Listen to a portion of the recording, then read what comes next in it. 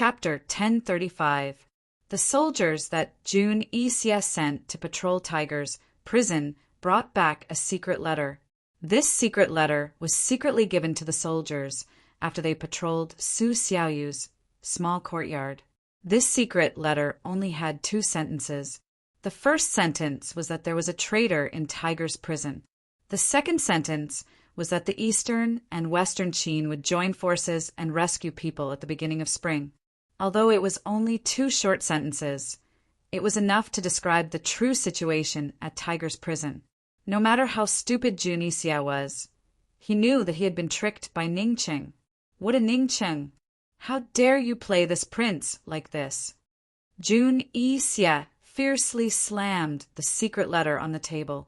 He used so much force that the wooden table cracked. The Eastern and Western Qin would join forces at the beginning of spring.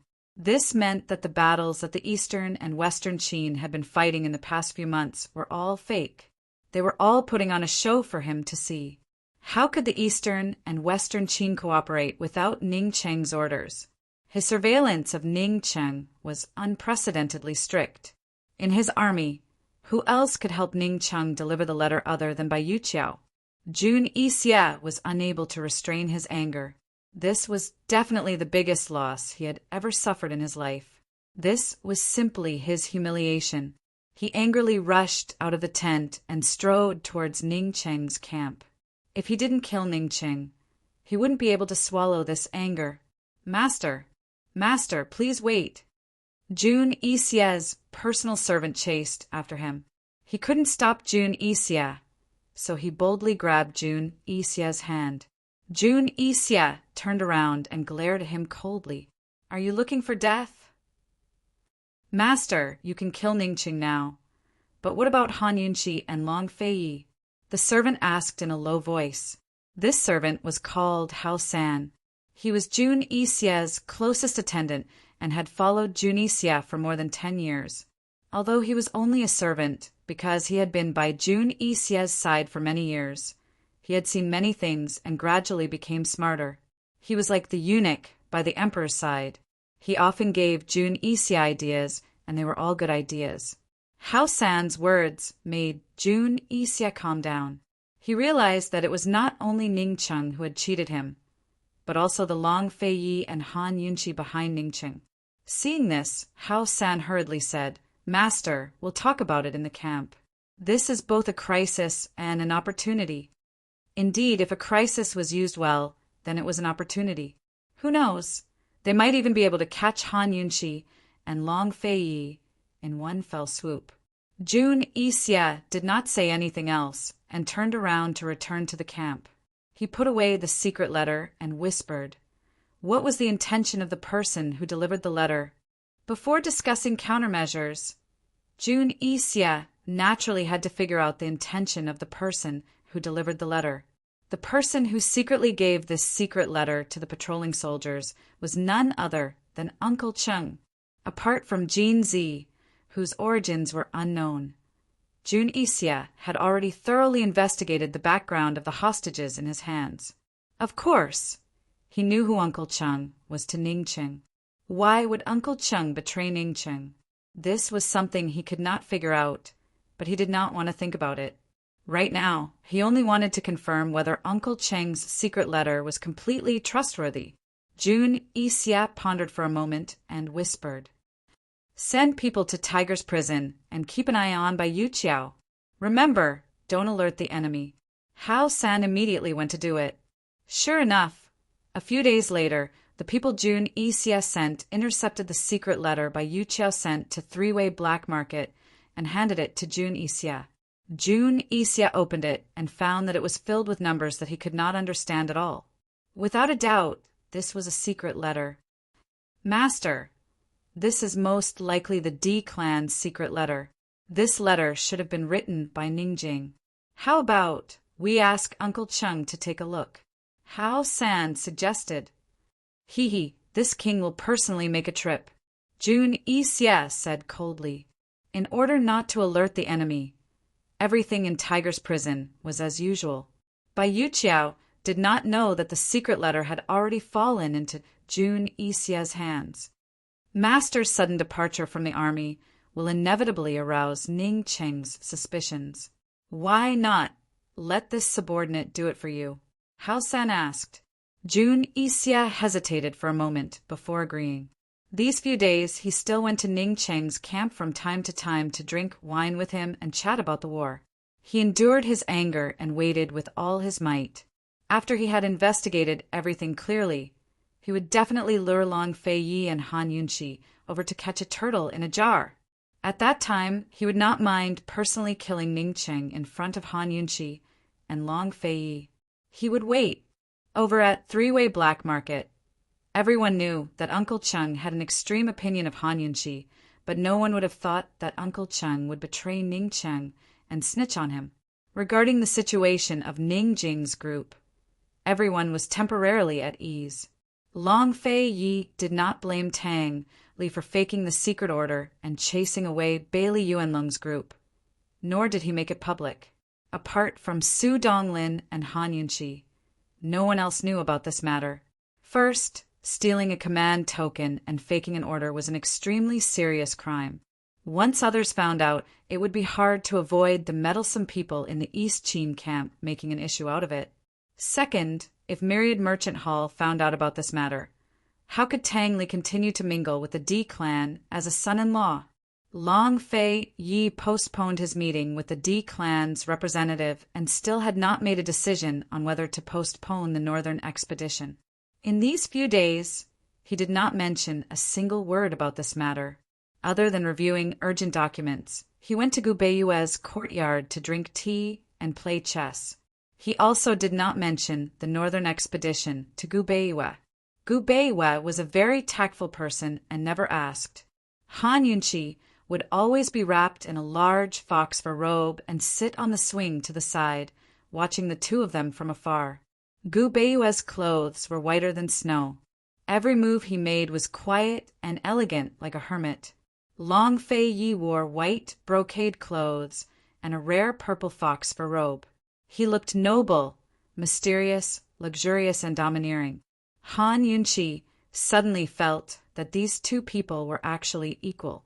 Although one was the master and the other was the servant, Gu Beiyue was enough to sit on equal footing with Long Feiyi. And Long Feiyi could also tolerate Gu Beiyue. It had to be known that with Gu Beiyue's talent and temperament, if he had the heart, he would definitely be able to obtain a piece of the world. Any superior would fear and be on guard against him. However, Long Feiyi did not guard against him at all. That day, after she quarreled with Long Feiyi for a bit, Long Feiyi returned to find her not long after. She actually did not sleep and sat there sulking. After Long Feiyi entered the room, he did not say anything and just sat at the tea table to make tea. She also did not take the initiative to argue with him. She sat far away from him in a daze and soon fell asleep. Later on, Tang Li's voice came from outside the door. It was the incident that happened that night. Since that day, she had not taken the initiative to pay attention to Long Feiyi. Long Feiyi also did not speak to her, but every night he would go to her room and sleep with her in his arms without making a sound. Many people were discussing whether or not Long Feiyi had postponed the meeting with the D clan representatives because Bailey Yuanlong and the others had not yet arrived. However, Han Yunqi, who knew the truth, was very clear that Long Feiyi had already made his decision long ago.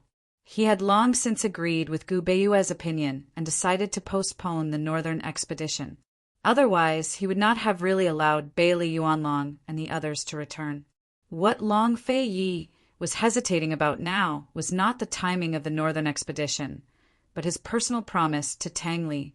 There was only right and wrong in an emperor's decisions. All cruelty was relative. However, in the end, there would still be people who would be treated cruelly, right? Long Feiyi was hesitating about personally treating Tang Li cruelly. Tang Li did not go anywhere. He had been obediently staying in East Origin Palace, waiting for his brother to personally come and settle this matter with him. Han Yunqi was also waiting. Han Yunqi was in a daze when she heard Gu Beiyue's laughter from the side. "Your Highness, thank you for letting me win." Han Yunchi turned around and saw that Gu Beiwa had won this round. In the past few days, Long Feiyi and Gu Beiwa had competed 5 times. Although Gu Beiwa had won this round, Long Feiyi was still slightly superior. It was still early. Han Yunchi thought that they would play another round. However, Long Feiyi stood up and bid farewell. Han Yunchi was slightly alarmed. She hurriedly stood up and watched Long Feiyi walk out the door. This guy left so early today. Could it be that he was going to find Tang Li? Han Yunchi watched silently. However, when Long Feiyi reached the door, he stopped and turned around to look at her. He stood there for a moment, then quickly walked towards Han Yunchi. He took her hand, and without saying anything, turned around and left. Han Yunchi followed him in a daze, but soon began to laugh soundlessly. A man of action. Even when quarreling, he was so action-oriented.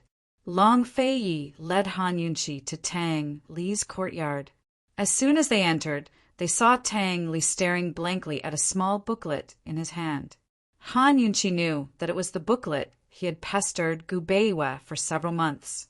It was a list of things to pay attention to when a woman gave birth and went through confinement. She had heard that he had returned to the Tang sect not long ago, not only to preside over the military opening ceremony, but also to personally prepare for Ning Cheng's delivery. Now, it seemed that his painstaking preparations were useless. Han Yunchi thought that she would be very free and easy, but when she reached the door, her heart could not help but twist. On the other hand, Long Fei did not hesitate and strode in. Tang Li came to his senses and hurriedly put away the booklet as if nothing had happened. He chuckled and said, "Brother, you wanted to have tea with me?" This kid still pretending? He had obviously been waiting all this time. Long Fei patted him on the shoulder and said, "Seriously, I came to tell you that the northern expedition has been postponed until early summer. You have to be prepared." Long Fei paused and immediately added, and Tang Li interrupted him. "Brother, don't worry. I won't go to Tiger's prison in secret. I promise I'll do what I say." Long Fei's hand froze, but he did not say anything. He just pulled Tang Li over and hugged him for a while before letting him go. Long Fei and Han Yunchi did not stay for long. Perhaps after they left, Tang Li would relax and not have to pretend so hard. On the way back, Long Fei walked very slowly. Han Yunchi finally spoke. She lamented, "Long Fei, when will the world be truly peaceful? When will there be no more wars? When will there be no more separation? When will there not be so many difficult choices?" Long Fei looked at the drifting snow in the sky. There was a hint of determination in his eyes as he said, "Soon, soon," after being depressed for so many days. He finally gave Tang Li closure. Long Fei's heavy heart also relaxed a lot. After instructing Su Donglin to reschedule the meeting with the D clan, he went to bed early. Long Fei had a bad habit. If he stayed up late, Han Yunchi could sleep first. However, if he went to bed early, Han Yunchi was not allowed to stay up late. Han Yunchi wanted to cultivate the poison storage space, but his arms were wrapped around her, so she had no choice but to lie in his arms. Knowing that he was tired, Han Yunchi did not dare to move. If she moved, he would definitely wake up. She was not sleepy, so when she was bored to death, she suddenly remembered something important. Chapter 1036. The matter that Han Yunchi thought of was really very big. It was so big that it was related to Long Fei's future. This matter was not anything else but the matter of having an heir. Her other hand secretly reached out of the quilt and carefully pressed her pulse to feel it. She had been secretly preparing.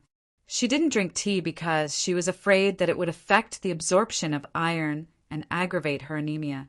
She had been so busy these days that her blood and qi were not very sufficient. These days, she had been busy with the northern expedition. She didn't notice that her good friend had delayed her visit until now. Could it be Han Yunchi felt uneasy and nervous as she checked her own pulse? who knew that her pulse would soon make her even more uneasy. She didn't feel the pregnancy pulse. In the early stages of pregnancy, not to mention the pulse, even the modern professional test paper might not be able to give the correct answer. Blood drawing and ultrasound examination were the most accurate. Therefore, Han Yunchi was not disappointed that she didn't feel the pregnancy pulse. She was even more uneasy and nervous. It was really impossible to predict the outcome of this kind of thing. She could only wait. Retracting her hand, Han Yunchi carefully turned over to face Long Fei Yi. Long Fei Yi only loosened his hand slightly and didn't let go. Han Yunchi was so close to him that her nose almost touched the tip of his nose.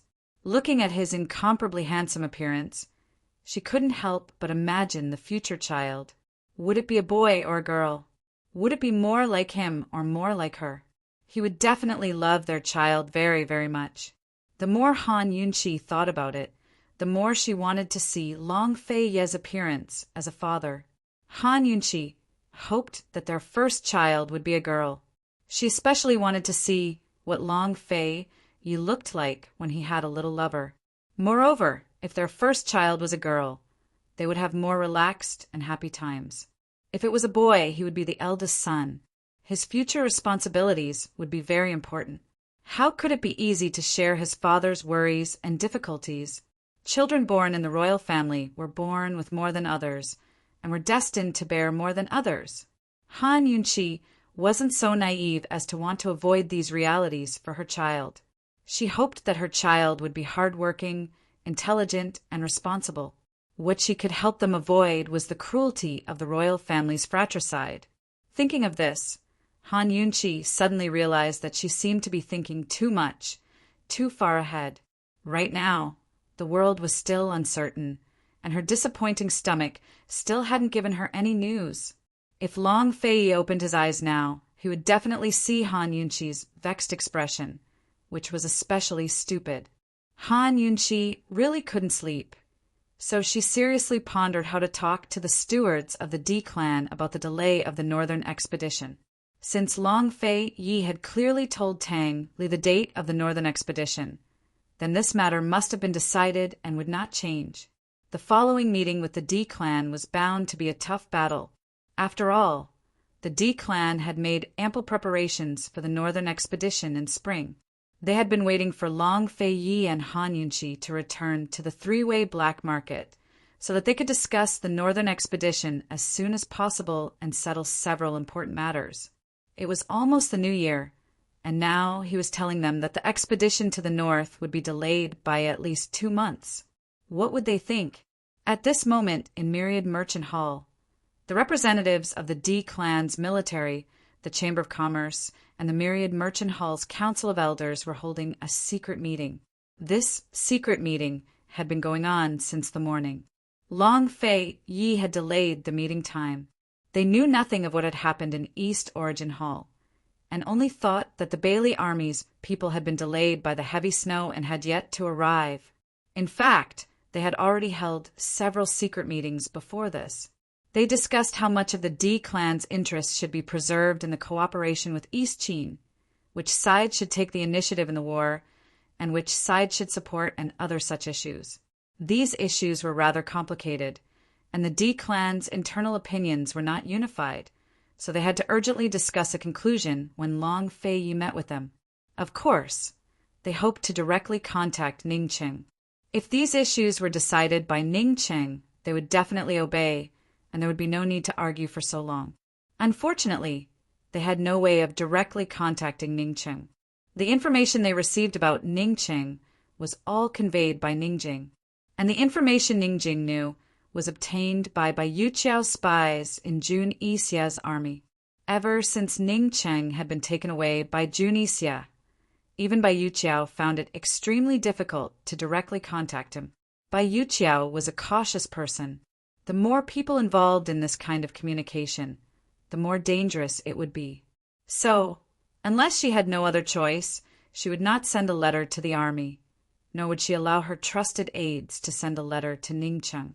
According to Bai Yuqiao's opinion, as long as Han Yunchi was around, the D clan had to listen to Han Yunshi. Ning Qing only needed to keep Jun Yixia in check. Many people in the D clan, especially the military, were wary of Ning Jing. After all, Ning Jing was a married daughter, and Ning Jing was also married to Tang Li. Thus, the military, the Chamber of Commerce, and the Elders Guild no longer asked Ning Jing about the northern expedition. They used the method of consultation and voting to decide. It was precisely because of this that there were very few secret letters sent from Myriad Merchant Hall to Tiger's Prison. Hao San stayed in Tiger's Prison for a few days and returned empty-handed. Uncle Chung was unable to decipher the intercepted letter. Ning Jing had used the D clan's special digital ciphertext. Other than Ning Chung, only Ning Chung could understand it. Hao San reported this to Jun Yixia. Jun Yixia was extremely disappointed. If he could not decipher the secret letter, there was no point in intercepting it in the future. If he suddenly intercepted these secret letters, he would alert the enemy. So, after some hesitation, he decided to let Bai Yuqiao continue to be the messenger. "Have you talked to that old Cheng?" Jun Yixia asked coldly. Bai Yuqiao's secret letter proved that Uncle Cheng was not lying. However, he could not figure out why Uncle Cheng would betray Ning Qing. "Master, he did not want to talk to me. He asked me to pass a message to you," Shui San replied truthfully. "Speak." Jun Yixia was curious. He begged Master to give the D clan another chance on account of his meritorious service in exposing them. "Persuade Ning Cheng to cooperate with us." He said that if Ning Cheng was willing, as long as he controlled Bai Yuqiao, he would not hesitate to deal with Han Yunshi and Long Feiyi, Shui San replied. Jun Yixia frowned at first, then laughed loudly. This prince is not a fool. Ning Cheng was already poisoned, yet he still dared to trick him. He clearly did not want his life anymore, so how could he still cooperate with him? "Master, should we strengthen Tiger's prison's defenses?" Shui San asked.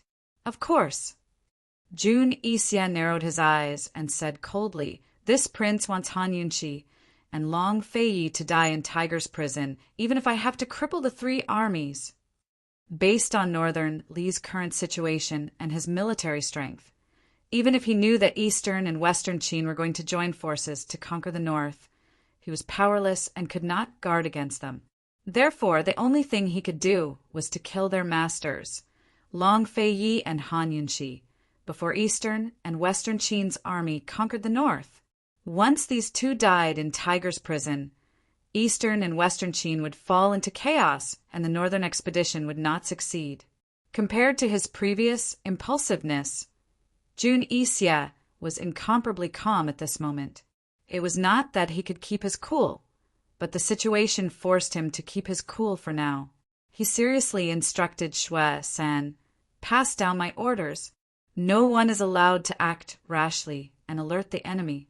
Also, send someone to keep an eye on that Uncle Chung." "Yes." Shui San accepted the order and left.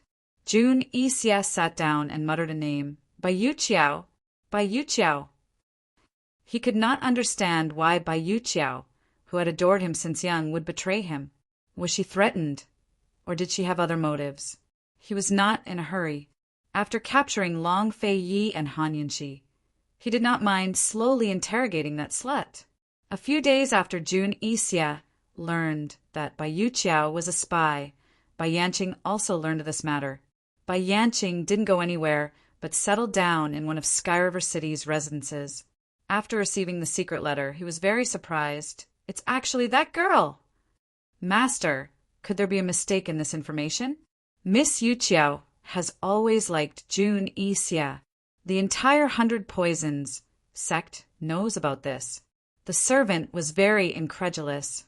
Strange, strange. With Bai Yanqing's understanding of that female disciple, he really could not figure out the reason. Investigate and find out the reason. There must be something fishy going on here. Bai Yuqiao was sitting alone on a tatami mat, slowly sipping plum wine from her pot.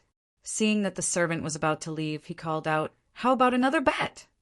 The servant was terrified. This servant does not dare, does not dare. If old man says you dare, then you dare. Let's make a bet. Can that brat Jun Yi Xia capture Han Yunshi and Long Fei Yi? Bai Yanqing asked. There were tiger beasts in Tiger's prison, and there were many traps. If Jun Yi Xia wanted to catch a turtle in a jar, there would definitely be an ambush. Jun Yi Xia still had a chance of winning. The servant spoke his thoughts, causing Bai Yanqing to laugh loudly. That old man is betting that Jun Yi Xia will lose. The servant did not understand and did not dare to ask further. He patted his horse for a while before retreating. This servant had followed Bai Yanqing for a long time, but until now he still could not figure out what his master wanted to do.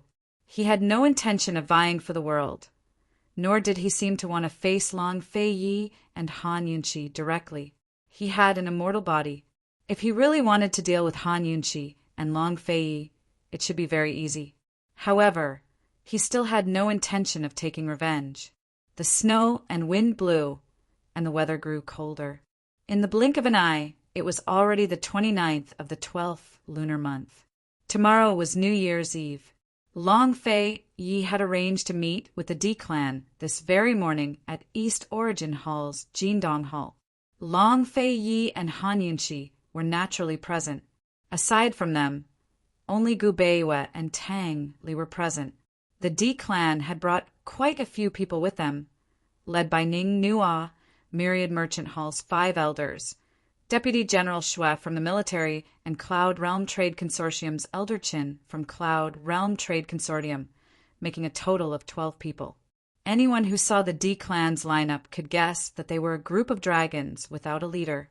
Moreover, they hadn't reached a consensus before coming here. Long Fei Yi had always hated crowds, so he creased his brows as soon as he saw Su Donglin bring the 12 people into the main hall. It had to be said that although he didn't want to see Ning Qing, he especially wished that Ning Qing was here. Gu had no interest in today's matters at first, but he had hurried over as soon as he heard that so many people had come. It was a rare chance to see Long Fei Yi quarrel with so many people, so how could he miss it? Yes, as long as Long Fei Ye's northern expedition was delayed, both sides would definitely start quarreling. Chapter 1037. The East Arrival Hall of East Origin Hall was very imposing. It was called a receiving hall, but it was more like a receiving hall. Currently, Long Fei Yi and Han Yunshi were seated high up on the golden-threaded cedar seats in the center, one on the left and one on the right. There was a tea table between them. Steam curled up from the tea, filling the air with its fragrance. The room was silent. On either side of the lofty, noble seat were 2 rows of seats. Only 2 people were seated on Long Fei Ye's side. One was Tang Li, while the other was Gu Beiwe. Meanwhile, over a dozen people sat on Han Yunshi's side, including Ning Nua, 5 elders of Myriad Merchant Hall, 3 elders of Cloud Realm Trade Consortium, and 3 deputy generals of the military. Everyone was seated. Before Long Fei, you could even order someone to serve tea. Ning Nua had the head elder beside him move aside and empty a spot. He teased Gu Beiwe, North Moon, sit here. His Beiwe made it sound like he was very familiar with the man. Although that was all Ning Nua said, everyone present was smart enough to know what he meant. Gu Beiwe was a member of the Shadow Clan, an important member of the Western Qin faction. How could he sit on Long Fei Ye's side? Gu Beiwe did not decline. He only smiled and stood up to walk over. Ning Cheng was satisfied. He stood up in a hurry to receive him. North Moon, the Shadow and D clans were close friends in the past. My brother and I have been searching for a descendant of the Shadow Clan all these years. I never thought you'd be one. Gu Beiwe did not answer. Instead, he modestly gestured for him to sit. Young Master Nua, please sit. Sit, sit. Ning Nua returned the gesture in a hurry. The 2 of them sat down at the same time. Ning Nua scooted over and whispered, North Moon, when I took you as a hostage back then, it really was... Gu Beiwe still did not answer. He only said indifferently, there's no need to mention the past. Today's matter is important. Such a sickly and weak person. Yet he was like an iron wall, invulnerable. Such an easygoing person, yet extremely difficult to get close to. Ning Nua's intimate, North Moon, did not close the distance between them. After Gu Beiwa left, only Tang Li was left on Long Fei Ye's side. Meanwhile, the seats on Han Yunqi's side were basically full, leaving only one seat. Although Ning Nua and Gu Beiwa didn't succeed, the elders and Deputy General Xue were still very proud. Today, they came with the intention of negotiating. Gu Beiwa's return made them feel that they had won a round before the negotiation even began. They had the advantage in numbers, so their momentum was enough to overwhelm Long Fei's side. Deputy General Xue was especially pleased. One had to know that most of the matters to be discussed today were military affairs. However, Long Fei Yi did not even glance at the D clan. He continued to read the urgent letter in his hand.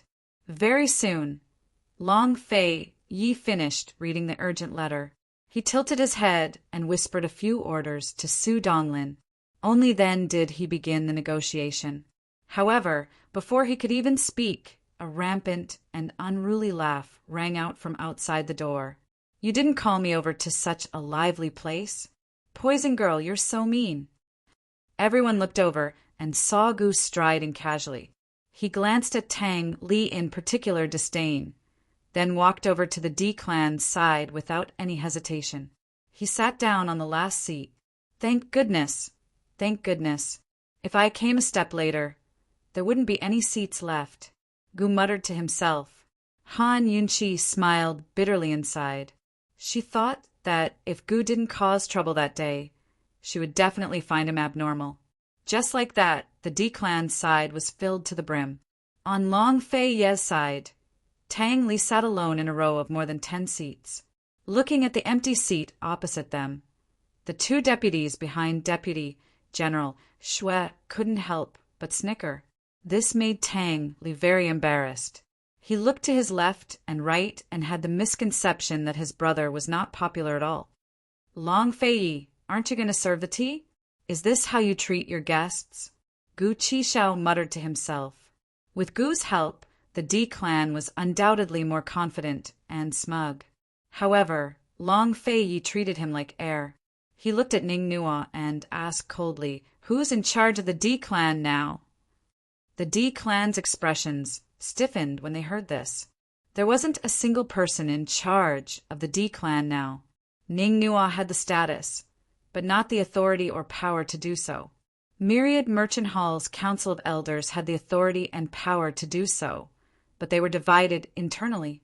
Cloud Realm Trade Consortium's elders and the military's deputy generals didn't have the authority, but the military was a direct participant in military affairs and had to participate in the discussions. The military was very unyielding and didn't fear Myriad Merchant Hall cutting their pay at a critical time like this. Thus, their differences with Myriad Merchant Hall weren't small either. Cloud Realm Trade Consortium, on the other hand, stood on the military side.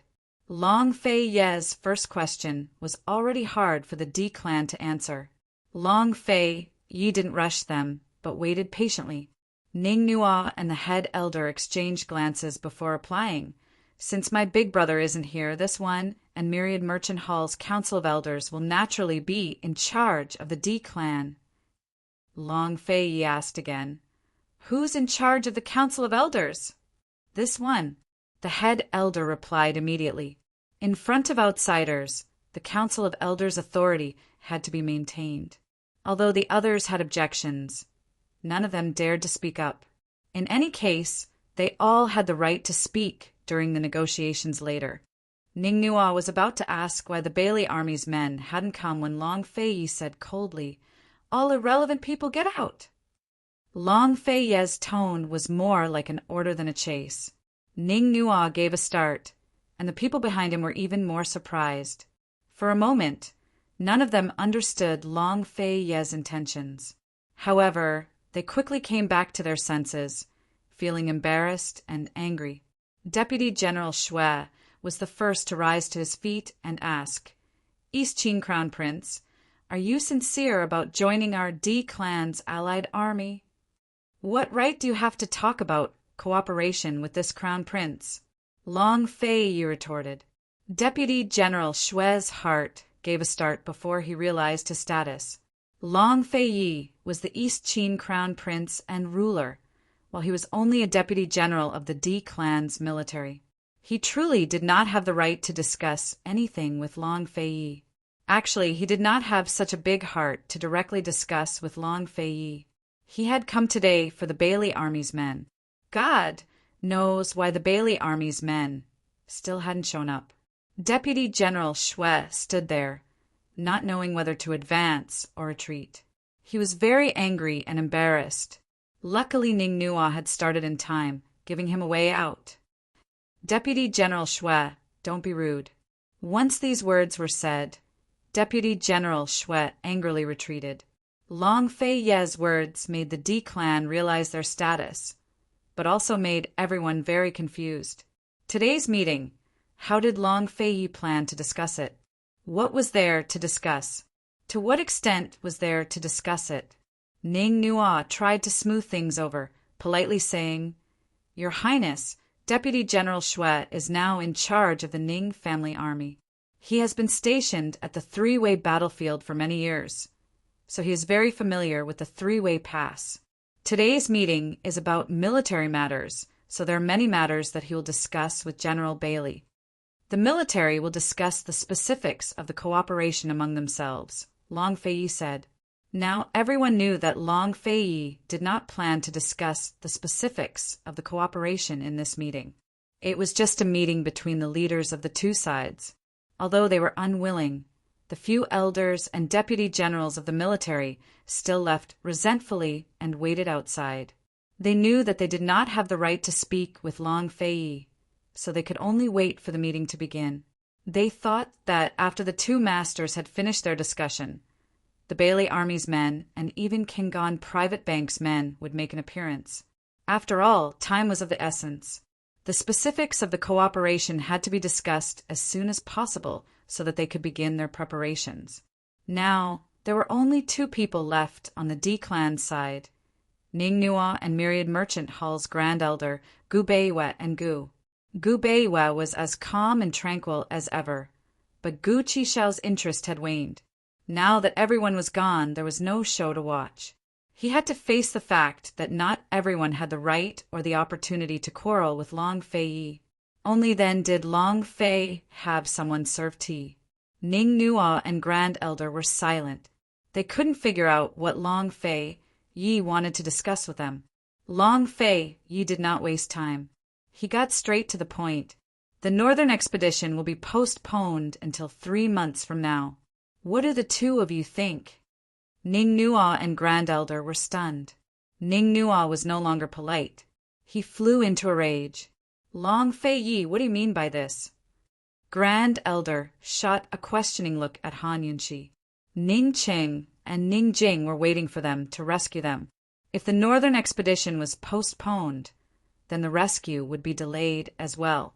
They had previously agreed to immediately rescue them and lead the northern expedition after spring.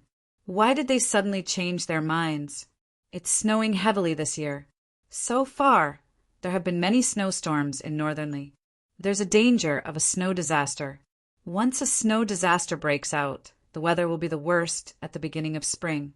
If we act rashly, we'll be trapped in Northernly. The variables will be unpredictable.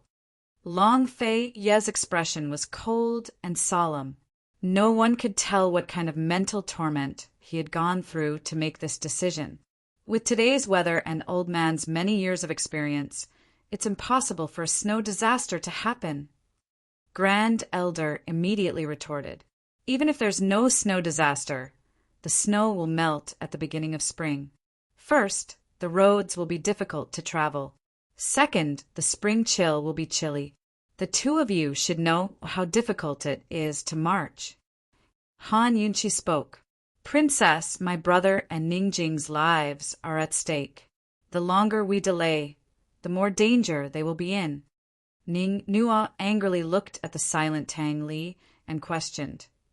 Tang Li, Even if you're not worried about my sister, aren't you worried about your own flesh and blood? Are you still a man? In fact, his brother and sister-in-law didn't allow him to come today. It was he who insisted on coming. He was very calm and said seriously, "The big picture is more important. I believe Ning Cheng and Jing.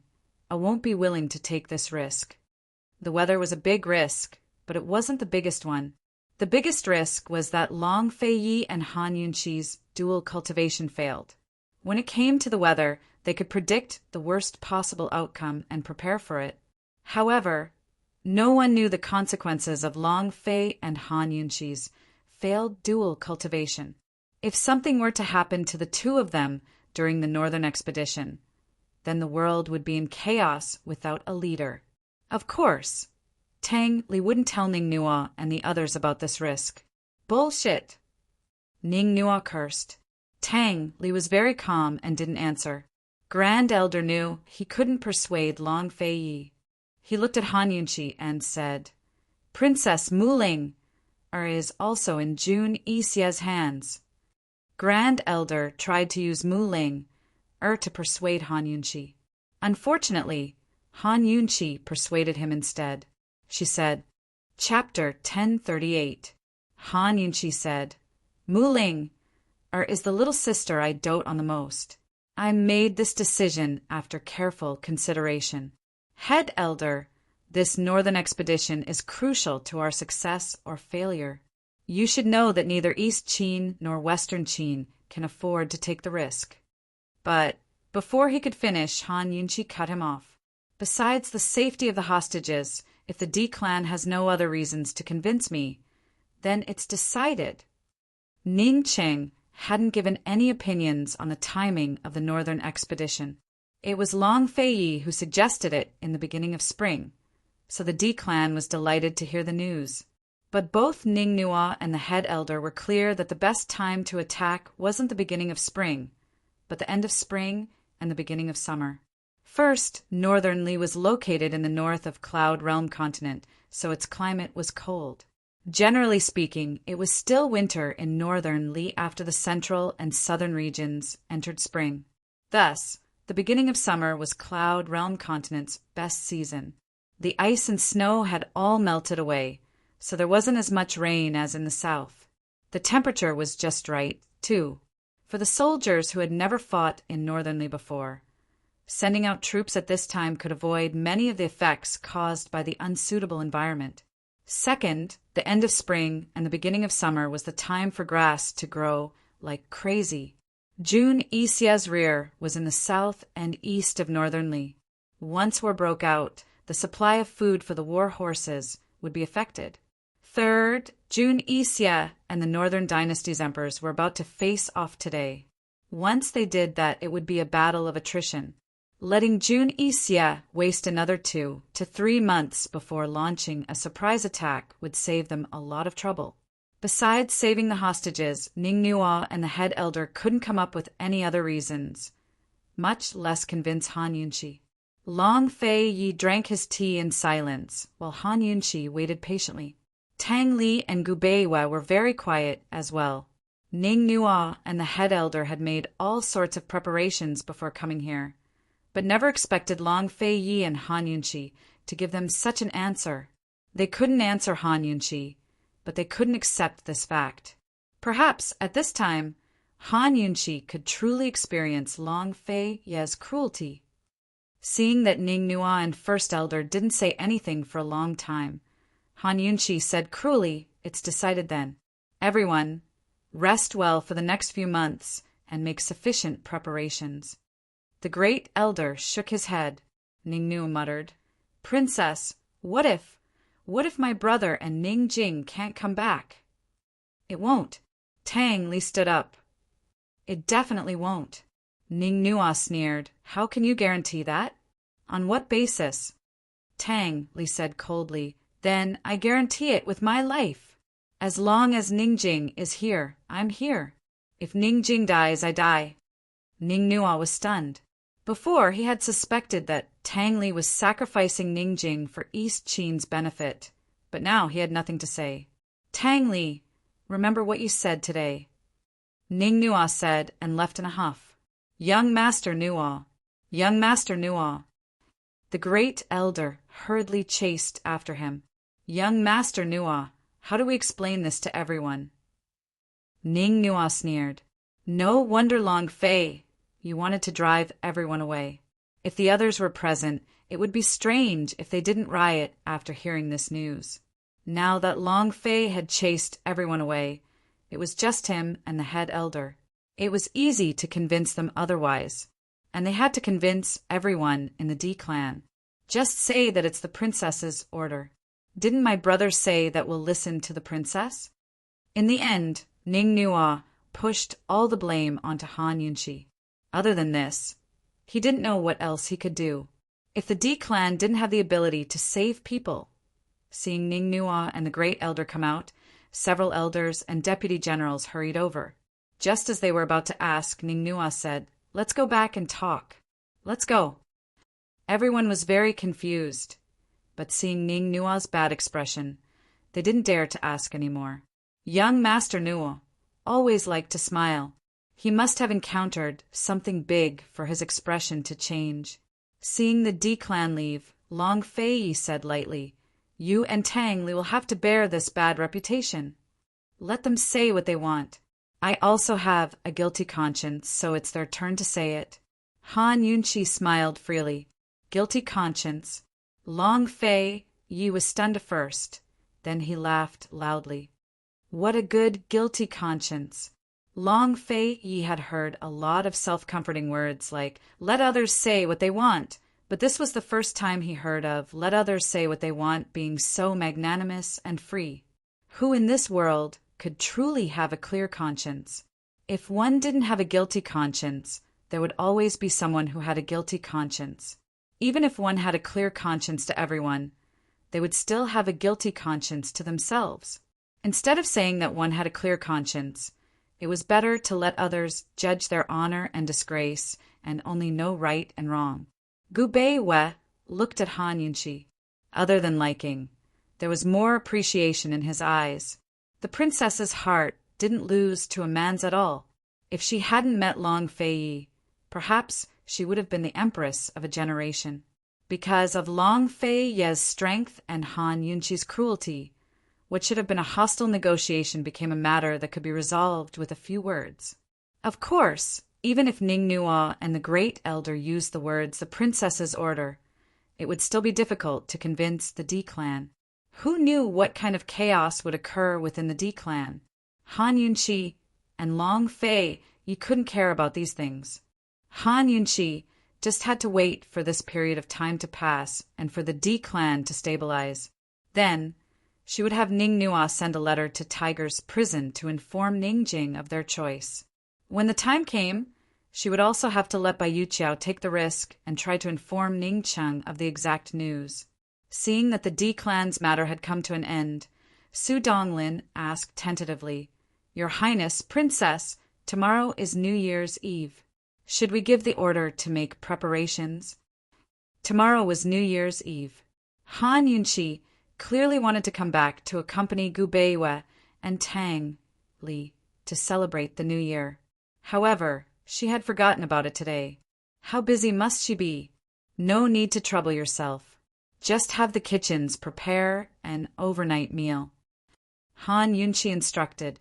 Tang Li wasn't in the mood to celebrate the New Year, so he needed someone to accompany him. Everyone gathered together to have a New Year's Eve dinner and chat. It was better than him missing his family on every festive day. Bailey Mingxiang listened silently from the side. That night, everyone was asleep, but she was busy alone in the kitchens. The next evening, Han Yunshi wanted to come to the kitchens to take a look at the dishes. Only then did she bump into Bailey Mingxiang and a few cooks discussing what soup to make. She didn't disturb anyone. She quietly stood to the side and watched. After a long while, she finally said, "Mingxiang." Bailey Mingxiang abruptly turned to look. She was very surprised. "Princess, don't hide in the kitchens tonight. Eat with everyone." Han Yunshi finished speaking and left. Bailey Mingxiang tightly pursed her lips. She didn't know what to do. Did this mean that the princess had forgiven her? Night fell. The purple Chi pavilion in the deepest part of East Origin Palace was brightly lit. Su Donglin had found a large round table from somewhere that could seat 7 or 8 people. Currently, the table was filled with delicacies and fine wine. Every dish looked, smelled, and tasted good enough to make anyone drool. Han Yunqi dragged Long Fei Yi to their seats early on. The two of them sat at the head of the table. Tang Li sat next to Long Fei Yi, followed by Gu Beiwe. Gu was going to snatch the seat next to Han Yunqi, but Han Yunqi dragged Bailey Mingxiang to it first. Gu had no choice but to sit next to Bailey Mingxiang. In the past, Long Fei would attend a banquet at the palace on New Year's Eve in Tianning's capital city. But ever since Tianning's internal strife, Long Fei and Han Yunqi had been spending New Year's alone. But aside from the trip to Jiangnan's Plum Blossom Sea, everything else had been rushed. This year's New Year's Eve dinner was different from the palace banquet. It was less restrained and more casual. Still, Long Fei Yi was as taciturn as ever. Besides picking up food for Han Yunqi, all he did was eat in silence. Everyone seemed to have considered Tang Li's feelings and was in no mood to celebrate. Even Gu was very quiet. After a while, Han Yunqi smiled and said, "Su Donglin, bring the things up." Everyone was wondering what Han Yunqi wanted to do when Su Donglin carried over a large copper tray filled with red packets. Han Yunqi and Su Donglin placed the items in the center of the tray and smiled. "Our money bags are giving everyone red packets. Come, come, come. Each person gets a packet. You're not allowed to snatch or take more. The banknotes inside are all different, so it depends on everyone's luck." As Han Yunqi spoke, she personally took a packet over. She held it in her hand and did not open it immediately. After Han Yunqi took it, she did not touch it. Everyone was waiting for Tang Li to take it. In terms of order, it was indeed Tang Li, the younger brother, who should take the red packet. Unfortunately, Tang Li just looked at it. He seemed to be in a daze and did not move. "Mingxiang, quick! Take the red packet first," Han Yunqi said. Bailey Mingxiang felt that it was inappropriate, but she knew that the princess would not let her go first for no reason. Thus, she stood up and carefully took a red packet. She bowed to Long Fei Yi and said, "Thank you, Your Highness, for your reward." After Bailey Mingxiang took the red packet, Gu Beiwe also took one and thanked Long Fei Yi. At this moment, everyone suddenly realized that there were still 4 red packets on the plate. Only Gu and Tang Li were left. Han Yunqi had already distributed the red packets for Su Donglin and the other servants on Long Fei Ye's behalf. Why were there 4 red packets? A complicated look flashed past Gu's eyes. In the end, he stood up and took one. He was quite gentlemanly. Although he did not bow to express his gratitude like Gu Beiwe and Bailey Mingxiang, he waved the red packet at Long Fei Yi and said, "Thank you." Now, there were only 3 red packets left on the plate. Everyone was puzzled. Han Yunqi reminded him, "Tang Li, your brother is giving out red packets." Tang Li smiled. Everyone could see that he was reluctant. He took one. Unexpectedly, Han Yunqi said, "You heartless thing. Don't you know how to get one for Ning Jing too? If I see her later, I'll complain." Tang Li was stunned for a moment. Then he smiled. This time he smiled a little helplessly, but he did not force it. He obediently took another red packet. However, Han Yunqi immediately scolded him again. "You're unteachable." Tang Li was stunned. He did not understand why his sister-in-law scolded him. Bailey Mingxiang smiled and said, "Princess, it's sect leader Tang's first time being a father. He's still not used to it. You can't blame him." Bailey Mingxiang had already said this, but Tang Li still did not understand. Long Fei Yi, who had been silent all this time, finally said, "It's for your child. Take it." Tang Li finally understood. his brother, and sister-in-law had not only prepared a red packet for the new year for Ningjing, but also for the child in her womb. Chapter 1039. Tang Li slapped his forehead and hurriedly took the last red packet. He bowed to Long Fei and said, "Brother, sister-in-law, I thank you on behalf of Ningjing and the child." "Sect Master Tang, this is for the child." Bailey Mingxiang stood up and handed over the red packet she had just received. This was the first time she had received a red packet from His Highness. Gu Beiwe also stood up and handed over the red packet. He smiled and said, "Sect Master Tang, this humble one will also present a gift to Buddha and help the child gain some wealth." Gu opened the red packet and glanced at the number. There was a hint of shock in his eyes, but he quickly handed over the red packet. "Tang Li, here you go. Later, let Ningjing give birth to a dozen for you. You'll be richer than your brother in no time." Tang Li could not help but laugh loudly. "That's a good idea. It's a good idea." The atmosphere of the night's dinner became lively because of the plate of red packets. Tang Li was no longer in a daze. He put away the red packet and stood up to raise his glass. "Brother, here's to you." Long Fei rarely drank. Tonight he made an exception and drank 3 large glasses of wine with Tang Li. Tang Li poured another glass to toast everyone, but Gu stopped him. "You're already a father.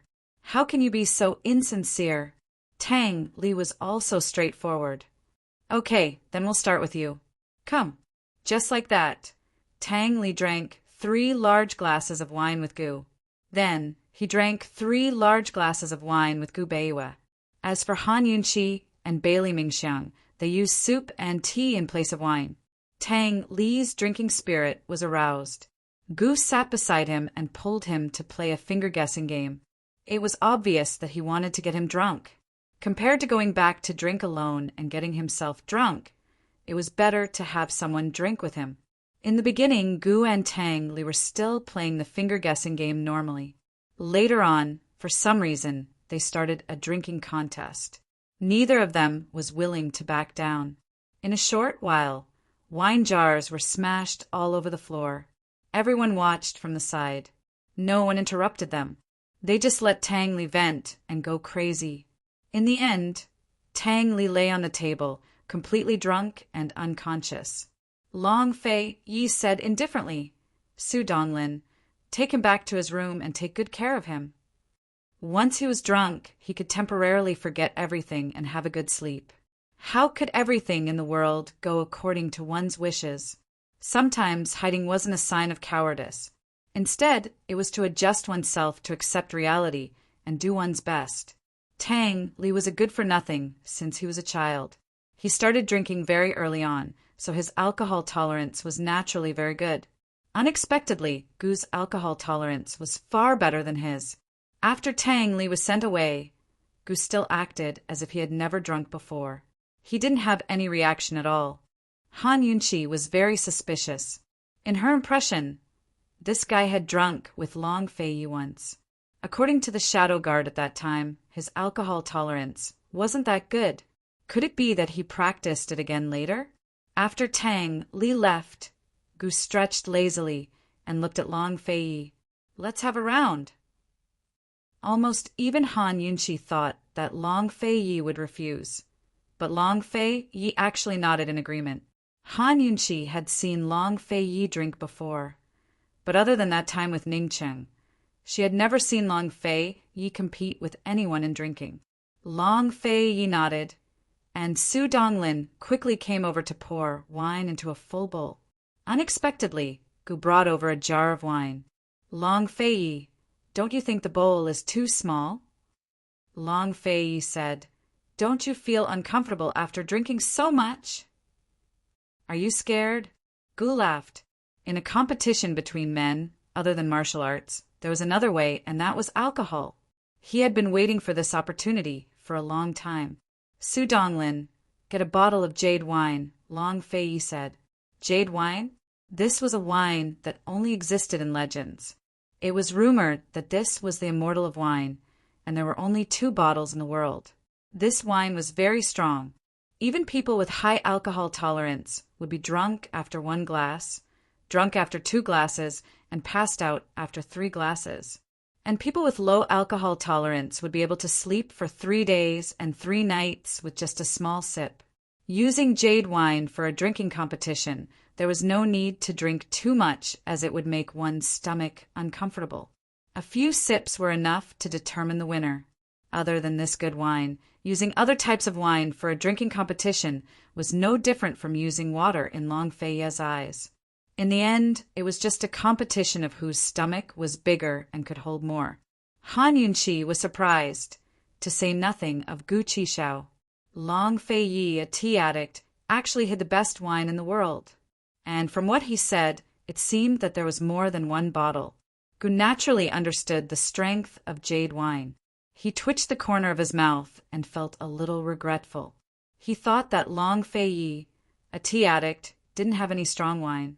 If he didn't have strong wine, he wouldn't be able to sleep no matter how much he drank. He calculated that even if he lost to Long Fei, it wouldn't be shameful. After all, he and Tang Li had already drunk so much. If he won against Long Fei, then tonight would be Long Fei's humiliation.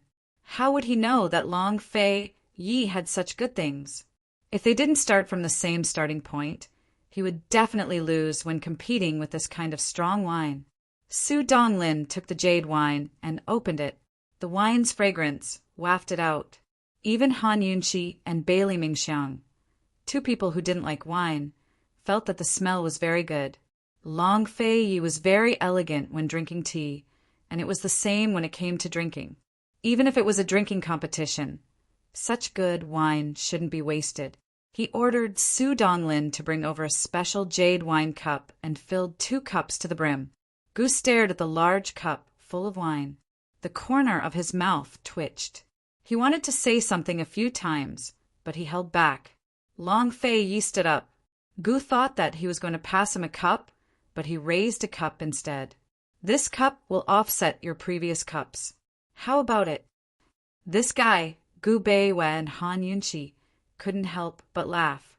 Long Fei's way of doing things showed that he was determined to win against Gu. Moreover, he wanted to win over him wholeheartedly without any excuses. What they drank today was 10-year-old new Hong. Although Gu drank more than 10 jars, it still couldn't compare to a cup of jade wine. Long Fei didn't take advantage of him in any way. Long Fei didn't care whether Gu agreed or not. He raised the wine cup, and without touching his lips, he poured the entire cup of wine into his mouth with a handsome and powerful movement. He drank it all cleanly. Everyone looked at him and waited for a moment, but he didn't react at all. If they hadn't seen him drink the large cup of jade wine with their own eyes, no one would have known that he drank. He put down the cup, and Su Donglin quickly filled the empty cup. Both cups were full, and there was no difference in the amount. Long Fei was still very fair. He coldly said to Gu, "Choose a cup." Gu Qishao's eyes darted back and forth before everyone's eyes. He raised his wine cup and said loudly, "Come, drink." Before he could drink, Long Fei raised his other cup and took a sip from the bottom of his shoulder. Even if Gu wanted to go back on his word, there was no room for regret. He threw caution to the wind and raised his cup to finish it. He drank so much just now, and he was really full. After drinking this cup of wine, he immediately burped. Everyone looked at him. He didn't seem to be affected, and he could still laugh. However, as he laughed, his eyes suddenly widened, and he fell head first onto the dining table. He fainted. Long Fei was expressionless. He ordered coldly, "Su Donglin, drag him away!" This New Year's Eve dinner was the most unforgettable meal in Tang Li's life, and it was also the most unforgettable meal in Gu's life. Gu slept for 3 days and 3 nights. When he woke up, he didn't mention a word about his loss. He told Gu Beiwei that he really wanted to get Ningqing out right now and let Ningqing fight with Long Fei. Just like that, the New Year passed. After all, no one was in the mood to celebrate, nor did they have the time. New Year's Eve at Tiger's prison was very boring as well. On New Year's Eve and the first day of the year, Mu Ling, or stayed in her room to keep Ning Jing company. Bai Yuqiao secretly hid outside the courtyard and accompanied Su Xiaoyu for an entire night. Before he left a red envelope on the wall. Uncle Cheng was the same as before, hiding in his room all day. Deacon Jean snuck into the back courtyard a few times, but didn't run into Mu Linger at all. In the end, he returned in disappointment. After the third day of the new year, there wasn't much of a New Year's mood. Yunqi and Long Fei Yi didn't relax because of the delay, but busied themselves with their own tasks. Long Fei Yi had to keep an eye on Northern Li's civil war and track down Bai Yanqing's whereabouts. He also had to keep an eye on that mysterious figure from the poison sect. Moreover, the Heaven and Earth Bank's year-end accounts had already been in his hands for a month, but he still hadn't had time to go through them all. Bai Yanqing still hadn't shown his face, much less made any movements. It'd be strange if there wasn't a ghost. The mysterious black-robed man from the poison sect hadn't shown up either. These were the two things that worried Long Fei Yi the most. As for Han Yunqi, she spent most of her time outside of cultivating the poison storage space with Gu Beiwei and Gu. She studied their ancient poison scriptures, pill manuals, and strange anecdotes in search of the earthly fire Kuin furnace. Tang Li was especially well-behaved and hung out with Gu Beiwei every day, reading the poison scriptures with him and occasionally asking for medical advice. Today, Han Yunqi and Long Fei Yi were chatting in their rooms when they heard a scream from outside. Tang Li. Long Fei Yi rose to his feet. That voice really was Tang Li's. What's wrong with him? Han Yunqi was also anxious. The two of them hurried over to the source of the sound and heard Tang Li shouting a few times along the way. Tang Li had been perfectly fine for the past few days. Just what had happened to him? Long Fei Yi and Han Yunqi's hearts were in their throats. But when they found Tang Li, they saw Tang Li hugging a thick poison scripture and jumping up and down while shouting. Gu and Gu Beiwei rushed over at the same time and were stunned by the scene. Tang Li, what are you doing? Long Fei Yi asked coldly. Although he doted on his younger brother, he rarely showed it. Tang Li turned around and laughed. Big bro, the earthly fire Kuin furnace. The earthly fire Kuin furnace. I found it. As soon as he said that, everyone was shocked. Gu was the first to rush over and snatch the poisoned scripture from Tang Li's hands. He looked at it carefully and was overjoyed. It's actually there. Where is it? Han Yunqi asked anxiously. Guess, Tang Li said with a smile. Han Yunqi could not guess it. She said anxiously, tell me quickly. Why would I look for it if I could guess it? Big bro, guess, Tang Li said again. Long Fei Yi did not have Han Yunqi's patience. He reached out and grabbed the poisoned scripture from Gu's hands. After reading the records on the middle page, Long Fei Yi and Han Yunqi were surprised. This location was 2MO. Actually, I fixed the wrong words. Chapter 1040. The place that Tang Li had found was none other than his hometown, the Tang sect. Han Yunqi and the others were very surprised by this location. Who would have thought that the thing that they had been searching for so long would actually be in their own territory? Tang Li, in particular, was overjoyed. As long as it was something that belonged to his family, then it would belong to his brother and sister-in-law. Rather than saying that it was a surprise, it would be better to say that it was a pleasant surprise. Han Yunqi had previously been rather worried that the earthly fire Kuin furnace would fall into the hands of a weirdo like the old man of alchemy, just like the celestial fire furnace. If they wanted to obtain it, they would have to go through a lot of trouble. If the earthly fire Kuin furnace was in the Tang sect, they would be able to find it even if they dug 3 feet into the ground, and no one would dare to stop them.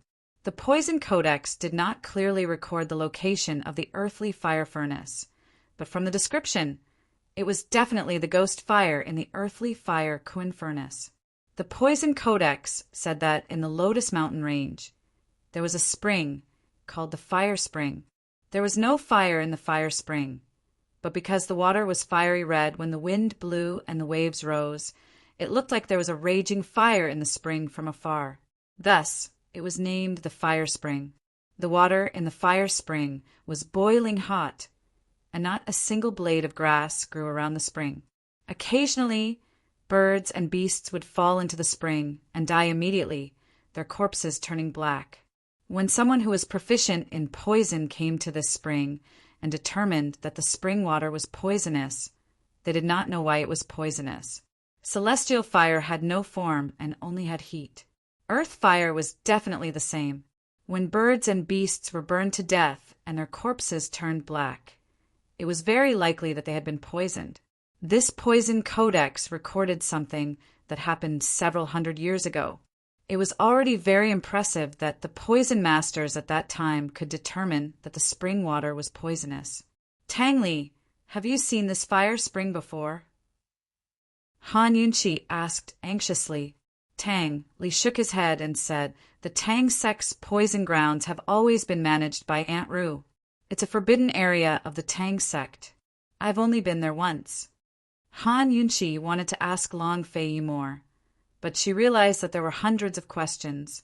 If Long Fei Yi and Tang Li knew about the existence of the fire spring, they would have thought of the earthly fire Qin furnace. Aunt Ru and the others did not know about the earth fire Qian furnace, so it was normal that they did not tell them. Han Yunqi didn't care how much Aunt Ru knew about the fire spring. Right now, they had to hurry over and find the fire of 10,000 poisons.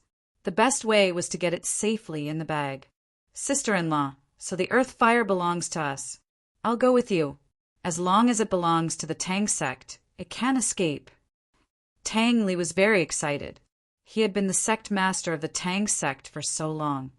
But this was the first time he had the boldness of a sect master. Good. Pack up. We'll set out tonight. Han Yunqi agreed immediately. Tang Li indeed needed to leave the three-way black market for a walk, so as to avoid being bored to death.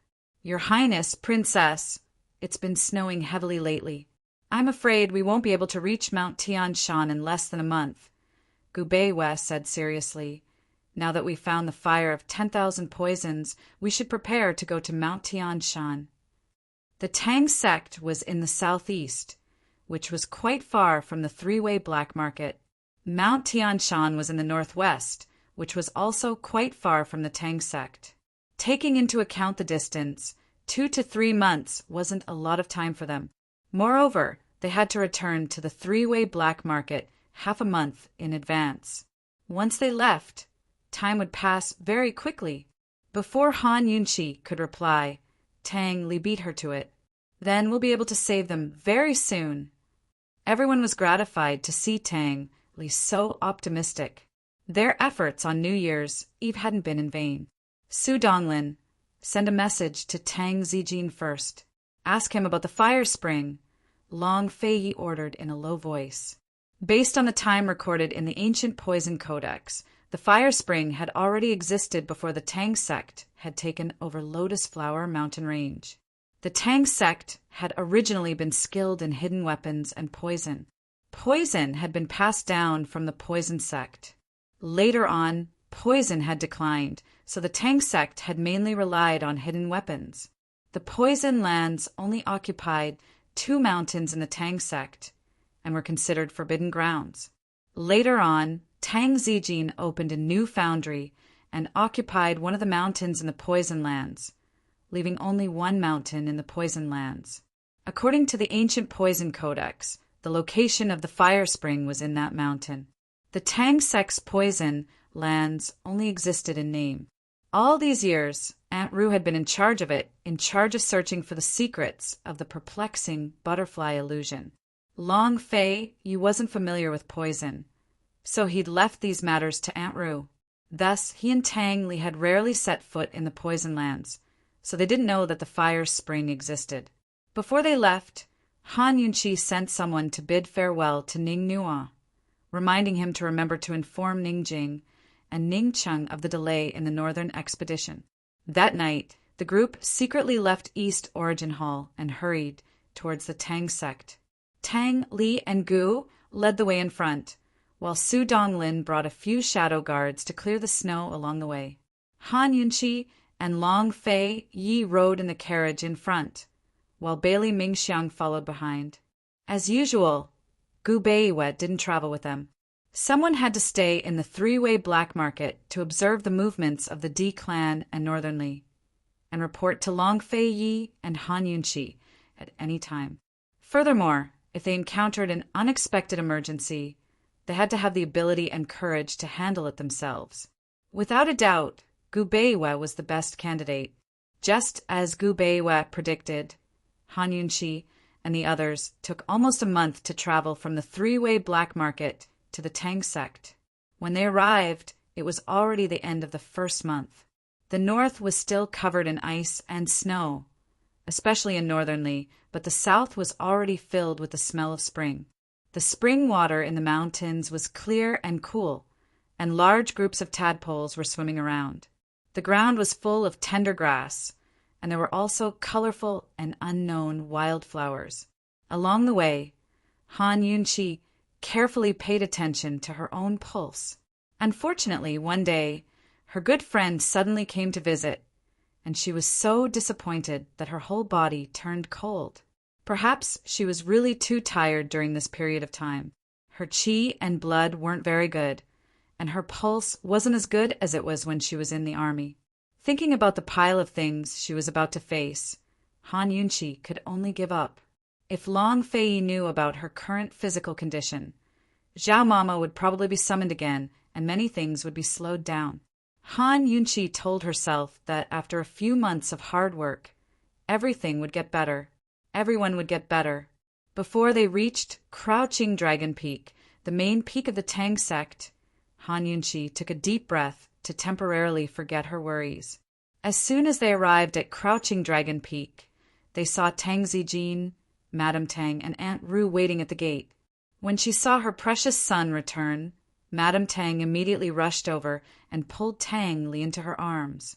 They all knew that the northern expedition had been delayed. Madame Tang didn't mention this sad matter.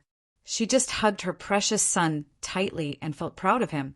Even Tang Zijin, who had always thought that Tang Li was a good-for-nothing, had a whole new level of respect for Tang Li this time. Of course, he wasn't as impudent as Madame Tang.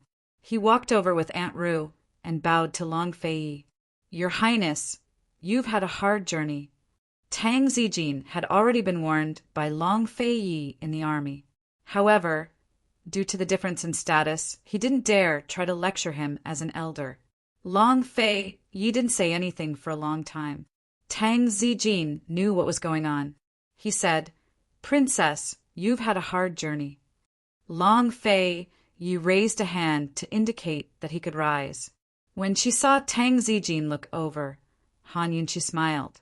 She was magnanimous and didn't deliberately make things difficult for him. Su Donglin had already told her everything that Tang Zijin and Aunt Ru had done behind her back. If she really held a grudge, Tang Zijin probably wouldn't even have had the chance to bow to her. Subduing a person was also a way to take revenge. After the misunderstanding between Eastern and Western Qin was resolved, Tang Zijin couldn't find fault with her status anymore.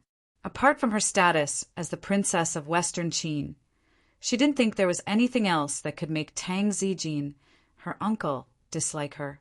Tang Zijin was indeed convinced. No matter how Eastern and Western Qin recovered in the future, whether they remained separate or merged as one, Han Yunqi's status would be very noble. She would either be the Empress of Western Qin or the Empress of the Great Qin Empire. In order to consolidate the Tang sect's future status, not only could the Tang sect not offend Han Yunqi, they also had to maintain a good relationship with her.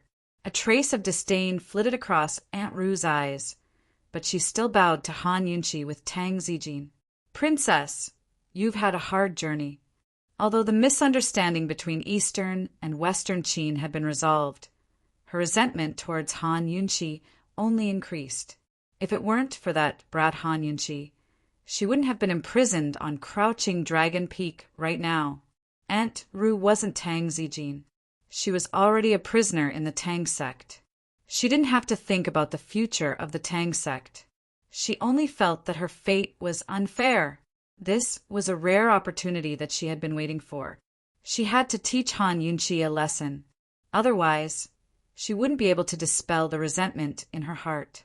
Long Fei Yi was about to speak, but Han Yunqi beat him to it. She said coldly to Aunt Ru, "There's no need to be so polite. You may rise." Han Yunqi cared about the big picture and gave face to Long Fei Yi and Tang Li. However, that didn't mean that she was easy to bully and didn't hold a grudge. She could maintain a good relationship with Tang Zijin. As for people like Aunt Ru, she said to herself, "Forget it." The fact that Aunt Ru had colluded with Duan Muyaobak then was enough to prove that she wasn't just stupid. She also didn't have a bottom line. If she wasn't imprisoned on Crouching Dragon Peak, who knew when she would bring disaster to the Tang sect? Aunt Ru raised her head and looked at Han Yunqi. Han Yunqi pretended not to see her. Long Fei Yi naturally wouldn't allow Aunt Ru to rise again. Thus, if Aunt Ru didn't accept Han Yunqi's command, she would have to continue curtsying. Hatred flashed across Aunt Ru's eyes, but she still smiled and stood up. "Thank you, Princess." "Your Highness, the poison grounds have always been under Aunt Ru's jurisdiction. This subordinate wasn't familiar with the area, so I took Aunt Ru away from Crouching Dragon Peak without permission." "I haven't redeemed myself yet," Tang Zijin said. "There's no need to be so formal here," Long Fei Yi said calmly. He turned to Madame Tang and asked, "Aunt, how have you been?" With Long Fei Ye's words, Tang Zijin relaxed. Under the current circumstances, he had to follow Long Fei Ye's wishes. Otherwise, the Bailey army's power would surpass the Tang clans in the future. "Very good. As for the two of you, you're always rushing about. Don't you know how to take care of your health?" Madame Tang pulled Han Yunqi over and studied her closely. Han Yunqi quickly diverted her attention by handing over a small brocade box. "Madame Tang, this is—" "What? Fei's already calling me aunt, but you're still not willing? It looks like I'll have to make up for it with a big bow," Madame Tang said unhappily. Han Yunqi smiled helplessly. She glanced at Long Fei Yi and changed her tune. Chapter 1041. "Aunt, this is something I found by chance a while ago. It's especially good for your skin, so I saved it for you." Han Yunqi not only called her aunt, but also gave her a present. Lady Tang liked her to begin with, so the value of the present was one thing. In the end, it still represented her sincerity. How could Lady Tang not dote on her even more? Lady Tang had always loved beauty and was good at maintaining her looks. She was especially obsessed with things like rouge and face powder. As soon as she opened the box, she was stunned by Han Yunqi's present. "Aya, isn't this congealed white jade dew? TSK, this is good stuff." Lady Tang was delighted. "It's good that Aunt likes it." Han Yunqi smiled. She had no intention of taking out a second present, so Aunt Ru could only watch from the sidelines, feeling very awkward. She had been in the Tang clan for so many years. Besides Tang Zijin, anyone who gave Lady Tang gifts would always prepare a gift for her. In the past, Tang Li and Fei had always done the same. As long as there was a present for Lady Tang, there would be one for her as well. But today, Han Yunqi had called Lady Tang aunt in front of her and given her a present. She had completely cast her as her own aunt to the side. In terms of blood relations, she was even closer to Long Fei Yi than Lady Tang. Currently, Bailey Mingxiang was standing on the sidelines, snickering. That box of congealed white jade dew was exactly what the princess had asked for from her at the foot of the mountain. The princess had always preferred to go barefaced, so she wasn't interested in such things. She had never understood what the princess wanted to do, but now she understood after seeing Aunt Ru's 7 parts embarrassed and 3 parts disappointed expression. How was the princess going to slap Aunt Ru's face with a present? She was clearly going to slap Aunt Ru's face and give her a present to make Lady Tang happy. The princess was getting worse and worse, but Bailey Mingxiang only admired and admired her more. She would never learn to love, hate, think, and act so boldly. Aunt Ru simply turned her head away and refused to look. However, No one paid any attention to her. If it was any other day, Tang Zijin would still care about her feelings. But now, Tang Zijin's thoughts were all on Mrs. Tang. Seeing Mrs. Tang happy made Tang Zijin's heart as sweet as honey. After a few simple pleasantries, it was time to get down to business. Tang Zijin had prepared a table full of food and wine to welcome them back, but Long Fei refused. After a simple meal, no one had time to rest. Long Fei, Yi had Aunt Ru lead the way into the Tang sect's poison grounds. Tang Zijin and Madame Tang didn't come. Aunt Ru was the only one leading them. Everyone wanted to see Fire Spring before nightfall, so Aunt Ru did not delay. While walking, she explained everything that Long Fei Yi and the others did not understand. Your Highness, Princess, back then, Consort one also suspected that the fire spring was poisonous, so she fed the fire of the fire spring to ferocious beasts and prisoners. All of them died on the spot, and their bodies turned black, Aunt Ru said seriously. Did she identify what kind of poison it was? Han Yunqi hurriedly asked. She was really afraid that Consort one had identified the poison of the fire spring. If that was the case, then the fire spring would not be the fire of 10,000 poisons. Aunt Ru shook her head, helplessly. No, back then, we invited a few poison masters over, but they couldn't find anything. Consort one named the fire spring as flame poison, but they never found an antidote. Later, Aunt Ru choked a little. Later, she was delayed by the perplexing butterfly illusion. Later, sigh, she didn't have the life to see the fire spring again. Aunt Ru's sudden choking sound caused the originally relaxed and happy atmosphere to suddenly become heavy. Long Fei Yi held Han Yunqi's hand tightly, but didn't say anything. Gu Qixiao and Tang Li walked behind her. Gu Qixiao hung onto the straw as if none of this had anything to do with him as he observed their surroundings, while Tang Li stared gloomily at Aunt Ru's back. Although Aunt Ru was uncharacteristically polite to his sister-in-law, his intuition told him that a dog couldn't change its habit of eating shit. She had no good intentions. Yunqi didn't say anything either. Tang Li had told her everything about Consort Wan, but Long Fei Yi didn't seem willing to let her know. Thus, she pretended not to know anything. Seeing that no one spoke, Aunt Ru said, Your Highness, it'll be esteemed Consort Wan's birthday soon. You should stay here for a few more days. The matter of dual cultivation had been kept a secret at Celestial Mountain. Besides Tang Li, no one else in the Tang clan knew about it, much less Aunt Ru. Long Fei Yi still didn't speak, making Tang Li furious. Aunt Ru clearly knew that Consort Wan's death was the saddest thing for Big Brother, so why was she bringing it up? Moreover, there was still Gu and Bailey Mingxiang. Tang Li was about to speak when Han Yunqi beat him to it. She changed the topic. It's been so many years. Has no one ever seen a real flame in Fire Spring? There had never been an open flame in Fire Spring, nor were there any large furnaces nearby. This was what Aunt Ru had said in their previous letters. Aunt Ru didn't answer Han Yunqi, but wanted to continue the topic of Consort Wan. She brought up Consort Wan because she hoped that Long Fei Yi wouldn't forget the sacrifices his imperial father and mother had made. Although the enmity between East and Western Qin was all a misunderstanding, Han Yunqi was still the princess of Western Qin. The Western Qin faction would definitely fight for power with East Qin. Long Fei Yi couldn't forget East Qin's interests for the sake of a woman. But when Aunt Ru turned around, she met Long Fei Yi's cold gaze. She was both angry and helpless, so she could only shut her mouth. Long Fei Yi said cold, I'm asking you a question. Han Yunqi sneered inwardly. People like Aunt Ru were simply courting death. Although Long Fei Yi's status was noble, he wasn't someone who disrespected his elders. For an elder like Aunt Ru, other than her age, which part of her was like an elder? Princess, if there really is earth fire there with your ability, finding it will only take a day or two. There's no need to worry, Aunt Ru replied.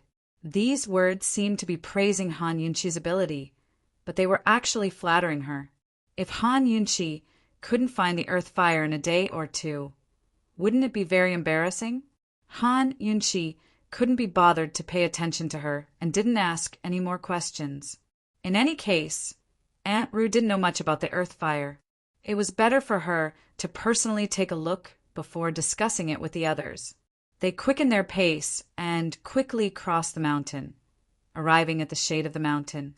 The fire spring was hidden in the valley behind the mountain. It was hidden very deeply. If they didn't take this mountain path, they definitely wouldn't be able to see it. After Han Yunqi and the others crossed the mountain, they walked towards the valley. Not long after, Gu shouted, "There!" Everyone looked down in the direction he was pointing and saw that the valley was covered in a fiery red color, as if it was on fire. Yes, it's there," Aunt Rue said with a smile. "It really looks like fire. So beautiful." Han Yunqi had already secretly activated the detoxification system. Unfortunately, the distance was too far, and she couldn't detect any poison. "Princess, do you see it? Fire spring is there. If we go down now, it will be dark soon. Why don't we come back tomorrow?" Aunt Rue suddenly wanted to back out. "No need. Let's go down and take a look first," Han Yunqi said indifferently. "That's true. Princess's poison skills are the best in the world. Who knows? Princess might be able to find the earth fire before the sky turns dark." Aunt Rue immediately took the opportunity to flatter Han Yunqi. Han Yunqi had seen too much flattery. She only felt that it was boring. She pretended not to hear and held Long Fei Ye's hand as she flew down. Gu, Tang Li, and the others followed closely behind. Aunt Rue's lips curled into a cold smile as she followed. Before Long Fei Yi and the others came, she had already searched this place many times.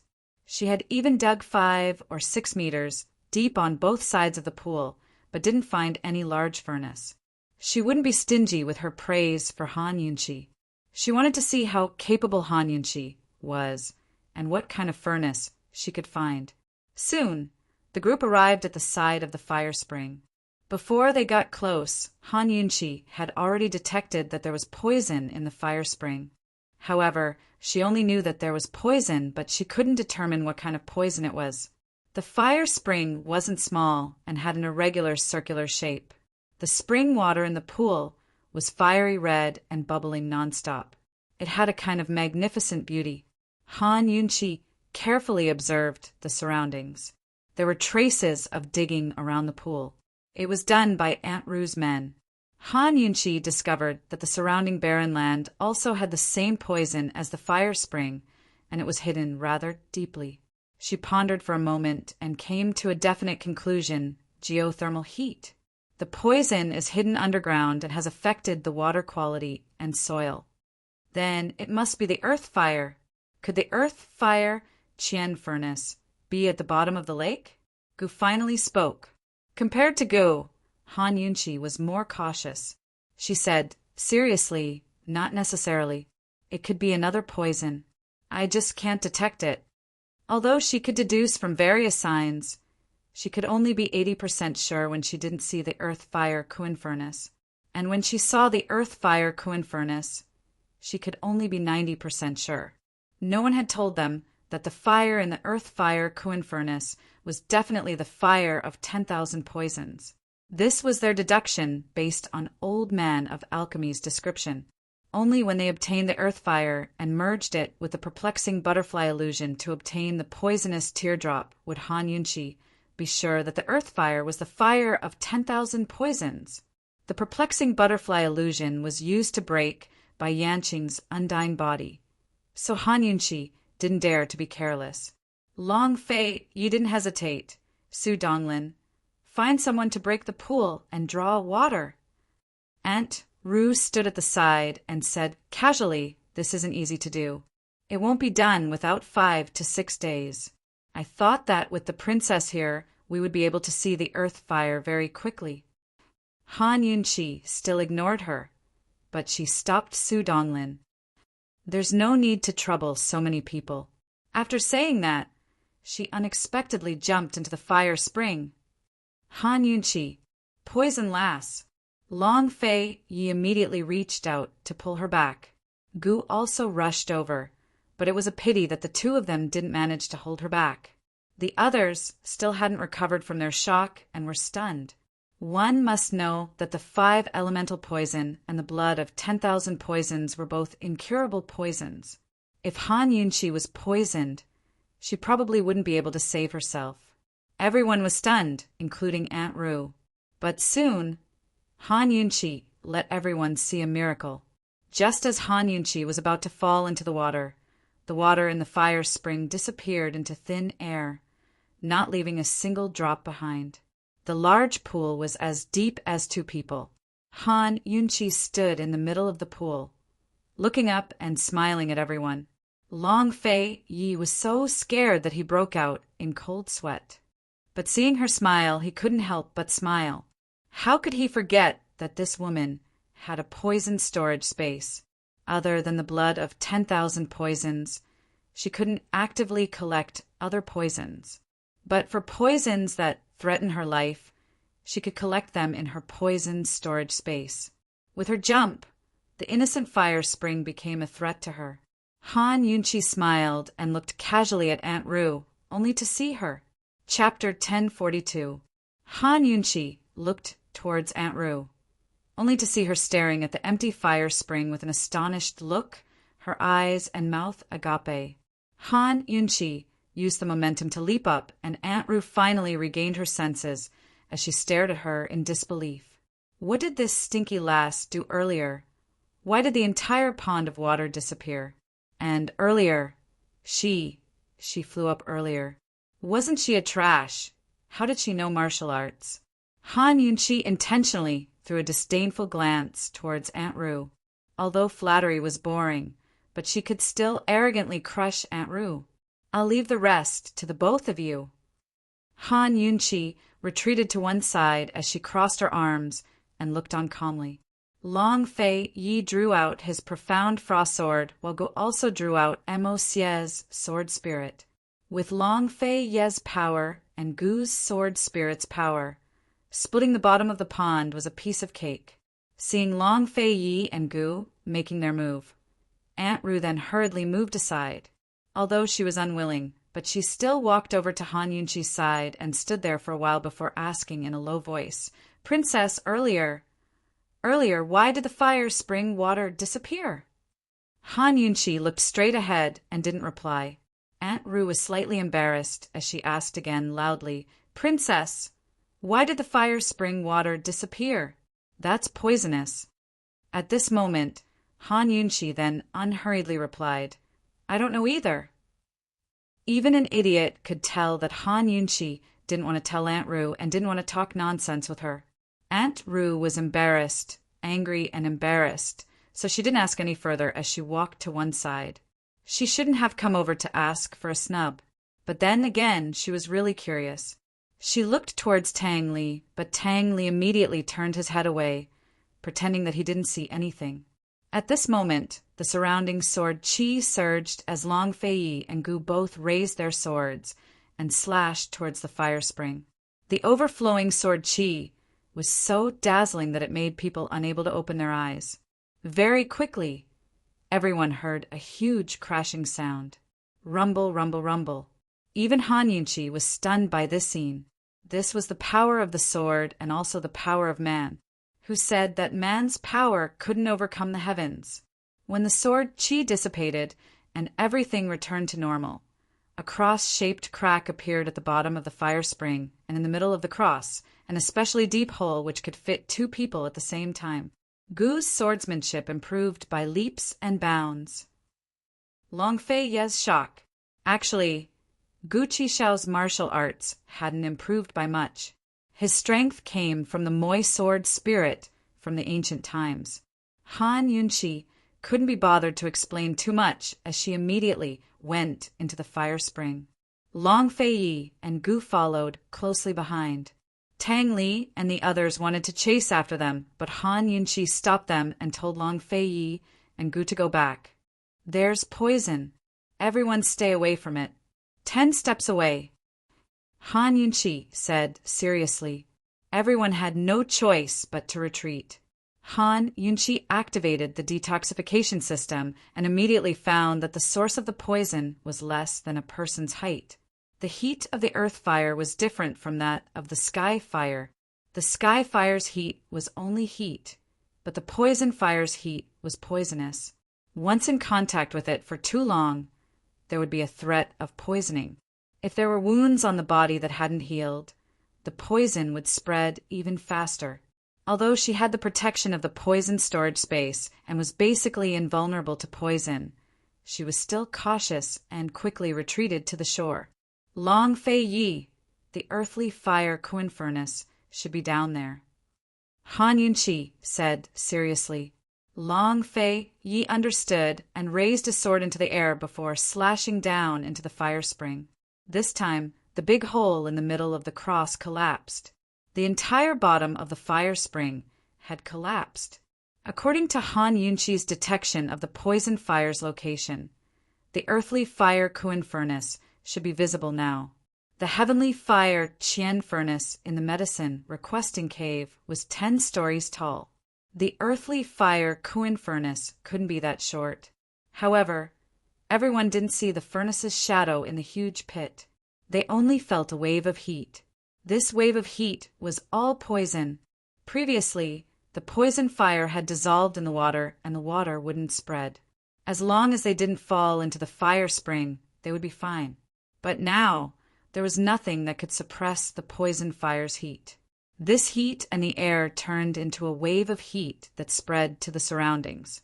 This wasn't just a wave of heat, it was poison gas. Sensing the poison approaching, Han Yunqi immediately ordered everyone to continue retreating. If this was any other territory, Long Fei, you would be worried about Han Yunqi. However, this was the Tang sect, so Long Fei, you didn't have to worry. Even if Aunt Ru still had enmity towards Han Yunqi, he could guarantee that she wouldn't dare to set up an ambush. Moreover, the current Han Yunqi was no longer the Duke of Qin's manor that didn't even know how to fight. She had the courage and ability to take charge. Long Fei Yi and everyone else retreated to the back. He leapt into the air and landed on a large tree. Gu immediately caught up and sat on a branch next to him. Perhaps it was because Long Fei had thoroughly defeated him on New Year's Eve that Gu Qishao was still in a daze. Or perhaps it was because the Tang clan was Long Fei's territory, but Gu Qishao hadn't said a word during this trip. The two of them were very quiet as they looked at the woman they both liked from afar. It was only because of Han Yunqi that they could find common ground. Very soon, Han Yunqi had a clear picture of the distribution of poisons in the pit. She increasingly felt that it was strange. The source of the poison she detected now was much deeper than before. This meant that as the ground sank, the source of the poison was sinking as well. How could this be? If the earthly fire Kun furnace was similar to the heavenly fire universe, the source of the poison shouldn't be so small, and it shouldn't sink with the ground. One had to know that this kind of furnace was extremely heavy, and it was as stable as Mount Tai when it was buried deep underground. It shouldn't be shaken by external forces. Han Yunqi wasn't afraid of poison, but she was most afraid of fire. She was especially careful as she endured the incoming heat wave and walked towards the deep hole in the center of the pit. The heat wave was surging out from this deep hole. Han Yunqi saw a very unexpected scene when she reached the entrance. There was nothing in the deep hole except for a very small furnace. If not for Han Yunqi's good eyesight, she might not have been able to see such a deep hole. This furnace didn't look like an alchemy furnace at all. Instead, it looked like a hand warmer used to warm one's hands in winter, or an incense burner placed on a tea table. The poisonous heat wave was being emitted from this small furnace. Therefore, it was the earthly fire Kun furnace. This was indeed a world of difference from the heavenly fire Qian furnace. Han Yunqi quickly jumped down and fished out the earthly fire Kun furnace. This furnace was very similar to the heavenly fire Qian furnace. It emitted heat waves, but the furnace itself wasn't hot at all. Moreover, there were no traces of fire. If not for Han Yunqi's ability to detect poison, she really wouldn't believe that this dusty little thing was the earthly fire Kuin furnace. She might even treat this little thing as an antique. Han Yunqi held the small furnace and waved at Long Fei Yi and the others, indicating that she had obtained the item. Long Fei Yi and Gu were very surprised when they saw the item in Han Yunqi's hands. That's the earthly fire Kuin furnace? How can it be compared to the heavenly fire Qian furnace? Gu asked in disbelief. Long Fei Yi turned around and glanced at him. He didn't say a word and immediately went down the tree. What are you looking at? Although Gu was unhappy, he still followed. At this moment, Han Yunqi had already placed the earthly fire Kuin furnace beside the ruins of the fire spring and walked towards Long Fei Yi and the others. This earthly fire Kuin furnace was an item that emitted poisonous heat waves, so she had to stay away from everyone. It's really that thing? Long Fei Yi asked. It can't be wrong. That's the earthly fire Kuin furnace. Han Yunqi was very sure. Then we'll have to ignite it. Long Fei Yi said seriously. What they wanted wasn't the furnace, but the poisonous earth fire, or it could be said that it was the will-o'-the-wisp. Han Yunqi nodded seriously. Without the will-o'-the-wisp, I can't be sure that it's the fire of 10,000 poisons. Poison, lass. Try the cultivation technique that old madman taught you. Heavenly fire and earthly fire must be connected. Gu said. Let's give it a try. Long Fei Yi agreed. Han Yunqi nodded and immediately turned back. She didn't know why, but she felt that things were going too smoothly, as if something was wrong. Han Yunqi walked to the side of the earthly fire Kuin furnace. Using the cultivation technique that Old Man of Alchemy taught her, she wanted to use the heat emitted by the earthly fire Kuin furnace to transform her cultivation into fire. Long Fei Yi and Gu watched nervously, waiting for the earthly fire to be summoned. However, Han Yunqi tried for a long time, but there wasn't even a shadow of fire under her palm. Everyone finally felt uneasy, realizing that things weren't that simple. Han Yunqi tried for a long time again, but she still didn't succeed. She didn't believe in heresy, so she used the power of the phoenix to guide the fire. Who knew that the result would be the same? Looks like we're in trouble, Gu muttered to himself. Brother, did we find the wrong furnace? How can that small furnace be the earthly fire Kuin furnace? Tang Li asked. Long Fei Yi didn't say anything, looking at Han Yunqi. Aunt Ru watched from the side. She didn't understand these things, so she was also full of doubts. Han Yunqi finally gave up. She walked towards everyone with a helpless expression. Looks like we still have to find a way to guide the fire. Su Donglin, write a letter to the medicinal hut. Long Fei Yi immediately instructed. Presumably, no one in this world was more familiar with the earthly fire Kuin furnace than the Old Man of Alchemy. A complicated look flashed past Gu's eyes. He seemed to want to say something, but in the end he didn't say anything. This was the Tang sect's territory, so they naturally wouldn't lose anything. Moreover, the earthly fire Kuin furnace wasn't something that just anyone could get close to. Han Yunqi left the earthly fire Kuin furnace where it was and went back with everyone. The Tang sect and the medicinal hut weren't too far apart. Han Yunqi and the others received a letter from the Old Man of Alchemy after a day and night. The contents of the letter gave everyone a shock. The Old Man of Alchemy said that there's only one way to guide the earthly fire, and that is to use heavenly lightning. As soon as Long Fei Yi finished speaking, Aunt Ru laughed. There's really heavenly lightning guiding the earthly fire? Aunt Ru quickly became embarrassed because no one laughed. Han Yunqi asked seriously, what's heavenly lightning? She wasn't naive enough to think that heavenly lightning was thunder from the sky. Long Fei Yi looked down and answered, heavenly fire guiding spring thunder. It's spring now. It looks like we came at the right time. Then we have to bring the earthly fire Kuin furnace to the medicinal hut? Tang Li asked. No, that thing is poisonous. We can't bring it out of the forest, Han Yunshi said seriously. We can only ask Pale Elder to send the heavenly fire to the Tang sect. As soon as she finished speaking, Aunt Ru suddenly laughed. Princess. Chapter 1043. While everyone was talking, Aunt Ru suddenly laughed and praised Han Yunshi again. She said, Princess, I didn't expect you to have the ability to invite the old man of alchemy over. As expected of a princess, you have a lot of face. Aunt Ru, I admire you. In my opinion, other than the princess, the old man of alchemy won't give face to anyone else in this world. Aunt Ru said and gave an exaggerated thumbs up. Amazing, amazing! Aunt Ru didn't know about the true friendship between Han Yunshi and the old man of alchemy, nor did she know what they went through in the medicine requesting cave. Aunt Ru was just taking the opportunity to praise Han Yunshi and put her on a pedestal, waiting for her to fall. The higher one was put on a pedestal, the harder it would be to fall, right?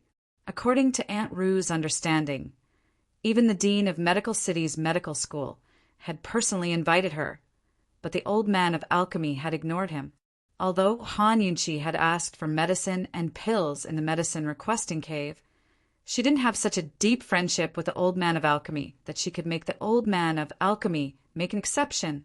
Aunt Ru said and smiled, looking at Han Yunshi, waiting for this brat to be humble and awkwardly explain to her. She couldn't do anything to this brat, but she wouldn't let go of this opportunity. This time, she had to suppress her arrogance. The people around them who knew the truth didn't say anything. Han Yunshi looked at Aunt Ru and sneered in her heart. It seemed that if she didn't completely crush Aunt Ru today, Aunt Ru would come to bother her in the future. Han Yunshi said coldly, Aunt Ru, what do you mean by that? Aunt Ru obviously knew that Han Yunshi could tell that she was up to no good. She played dumb and said innocently, Princess, I'm just praising you. I don't mean anything else. Please don't misunderstand. Han Yunshi said coldly, so you're saying that you looked down on this princess before? Aunt Ru, when did this princess offend you? Why do you look down on this princess? You said this princess is capable now. So does that mean this princess was not capable before? Aunt Ru smiled apologetically. No, I'm more capable now. If it weren't for the princess, who would be able to invite the old man of alchemy out? That's true. Han Yunshi graciously accepted Aunt Ru's praise. Without this princess, you wouldn't even be able to find the earth fire, not to mention inviting Dan Lao over. Aunt Ru, at least you know what's good for you. You know what this princess is capable of. Hearing this, Aunt Ru was dumbfounded. She almost didn't understand the meaning behind Han Yunshi's words. She had praised Han Yunshi so highly, but Han Yunshi did not give herself a way out. Instead, she was showing off. Was this stinky girl not afraid of falling to her death? Aunt Ru pursed her lips and said, Hee, then I'll wait for the princess to invite the old man of alchemy over. I've heard of the old man of alchemy for a long time, but I've never seen him in person. This time, it's all thanks to the princess's good fortune. I wonder when the princess will be able to invite the old man of alchemy over? Han Yunshi looked towards Long Fei. Just as she was about to speak, Long Fei said, The old man of alchemy has already set off with the heavenly fire. It will take him at least 7 days to travel from the medicinal hut to the Tang sect. Han Yunshi originally wanted to ask Long Fei to send someone to invite the old man of alchemy over. She didn't expect that the old man of alchemy would come before them. This wasn't for her face, but for Gu's. But against the irritating Aunt Ru, she could only borrow Gu Qixiao's face. She told Aunt Ru, Then you can wait a few days. Once you see the old man of alchemy, you'll have nothing to do with it. Han Yunshi was implying that after seeing the old man of alchemy, Aunt Ru should go back to guard the tomb. Aunt Ru had long been stupefied. She didn't expect Han Yunshi to have such skills. Just how did this stinky girl get on good terms with the old man of alchemy? How did she do it? She stared blankly at Han Yunshi and suddenly realized that the girl in front of her was no longer the same Han Yunshi who only knew poisons. She had a noble status, her martial arts were strong, and she had a wide network of connections. She no longer needed to hide under Faye's protection, but could stand on her own. In the past 2 years, Han Yunqi had grown so much. But what about her? For the past 2 years, she'd been trapped in the mountains guarding the tomb. Aside from obsessing over the enmity between Eastern and Western Qin, she'd done nothing else. She'd even forgotten about the perplexing butterfly illusion. She was still stupid enough to treat Han Yunqi as the useless Han clan daughter who only knew poisons. Aunt Ru finally realized how laughable and senseless she'd been. She also realized that she was lying to herself. No matter how unwilling she was, she had to face the truth. Han Yunqi was worthy of Fei. Fei had been right to choose Han Yunqi over Duanmu Yao. Aunt Ru didn't say anything else. She bowed to Long Fei Yi and left. After Aunt Ru left, Gu Qishao suddenly blurted out, "She's finally gone." So annoying. Tang Li felt a little awkward and pretended not to hear. Long Fei didn't say a word from start to finish. This was the Tang clan where his imperial father and mother were buried. Aunt Ru had the status of an elder, so it wasn't appropriate for him to say too much. Moreover, Han Yunqi's words and actions didn't disappoint him, much less make him lose face. For the next few days, they didn't see Aunt Ru at all. 5 days later, the old man of alchemy arrived at the Tang clan, a few days earlier than expected. As soon as the old man of alchemy arrived, Gu disappeared. Long Fei Yi and Han Yunqi both knew what was going on and pretended not to know anything. The old man of alchemy dressed up before going out. He didn't look as unkempt and dirty as he did in the alchemy furnace. Han Yunqi didn't know if it was because of his dressing up, but she noticed that the old man of alchemy's complexion was much better than before. He was full of energy, as if he had become a few years younger. Although there had been a lot of unhappiness between them, the old man of alchemy had come today. No matter who it was, he had the intention to help them. Long Fei Yi bowed to the old man of alchemy. "Old Dan, you've had a long journey. It must have been hard on you." The old man of alchemy seemed to be in a good mood. He chuckled. It wasn't hard at all. It's rare for the old man to come out. Just treat it as a spring outing. Han Yunqi's attention was focused on the small furnace in the old man of alchemy's hand. It was a small and exquisite copper furnace. It was very similar to a hand warmer, but it was completely sealed. She couldn't see what was inside. The old man of alchemy held it with both hands. He was very careful. When he saw Han Yunqi looking over, the old man of alchemy carefully opened the lid of the furnace. For a moment, flames rushed out, and so did the heat. The old man of alchemy hurriedly covered it and smiled. "I only brought a few flames. It should be enough." Han Yunqi was relieved. She directly took the old man of alchemy to the fire spring without alerting too many people. After all, the search for the fire of 10,000 poisons must be kept secret. The old man of alchemy didn't ask about Gu's whereabouts. It seemed that he had sincerely come to help them. Holding the small furnace, he lowered his head and silently followed Han Yunqi. Su Donglin had explained the situation of the earthly fire Kun furnace in his letter, but when the old man of alchemy saw it with his own eyes, he still found it very hard to believe. "How is this furnace used to refine pills?" the old man of alchemy asked, puzzled. Even he didn't understand, let alone Han Yunqi and Long Fei Yi. "Old man of alchemy, this furnace doesn't need to be used to refine pills. We only need the poisonous flames in the furnace," Han Yunqi said seriously. The earthly fire was very likely the fire of 10,000 poisons. As for why they were looking for the fire of 10,000 poisons, it wasn't convenient for them to reveal it. While Han Yunqi and the others were bitterly searching, Bai Yanqing was definitely looking for these things as well. Did Bai Yanqing know that Jun Yixia had used the poison pond to cultivate poison in Medicine City? With his ability, it wouldn't be difficult for him to determine that the pond water was the water of 10,000 poisons. Han Yunchi had too many doubts about Bai Yanqing.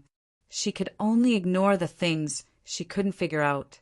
In any case, they had to get everything they could as quickly as possible. That was the way to go. Although he was a bit distressed about the earthly fire Kuan furnace. The old man of alchemy had come with the intention of helping, so he didn't ask too many questions. The old man of alchemy glanced at the earthly fire Kuan furnace from afar, then began to observe the weather. Spring thunder as a contract. Heavenly fire to attract heavenly thunder, and heavenly thunder to attract earthly fire. He muttered to himself, "We need to wait for a thunderstorm." Su Donglin, set up camp nearby and stand guard, Long Fei Yi ordered. It was currently spring, and the Tang sect was located in the south. It wasn't difficult to wait for a thunderstorm. Old Pill Master, is this earthly fire as vigorous as heavenly fire? Han Yunchi asked, puzzled. She had always been puzzled. If earthly fire was as vigorous as heavenly fire, how was she going to merge it with the perplexing butterfly illusion? There wasn't much perplexing butterfly illusion left. She still had to leave it for the poison beast blood and poison insect blood. The old man of alchemy stroked his beard and helplessly shook his head. This old man has only heard of heavenly thunder attracting earthly fire. As for how vigorous this fire is, this old man has never seen it for himself.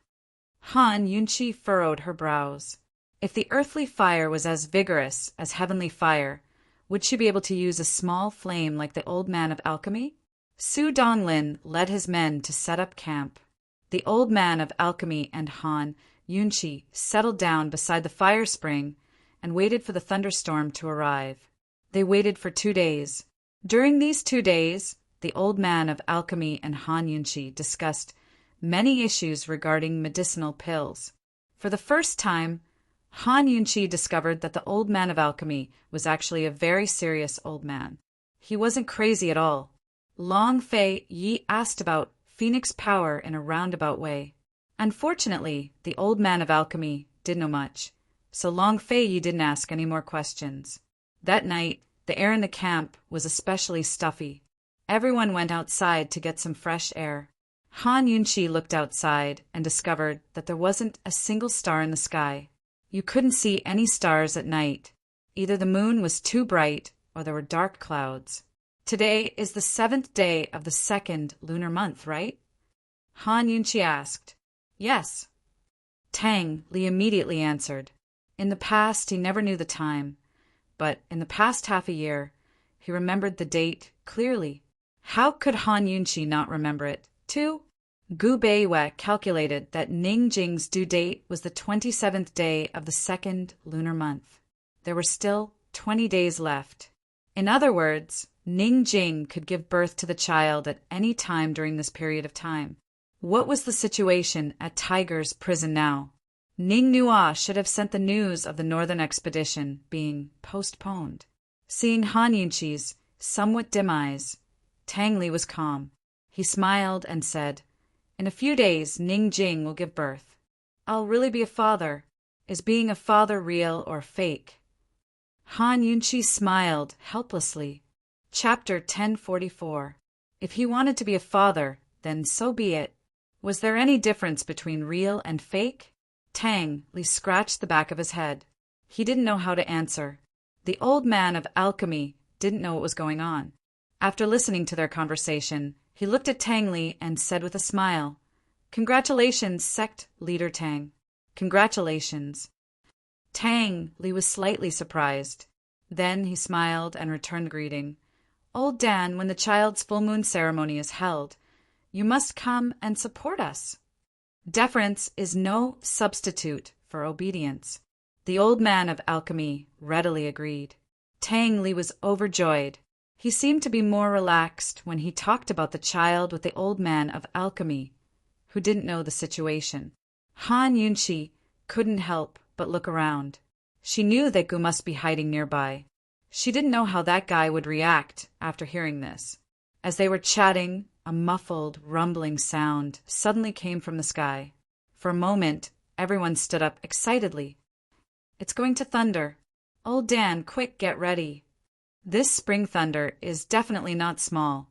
In just a few sentences, the rumbling sound of thunder became louder.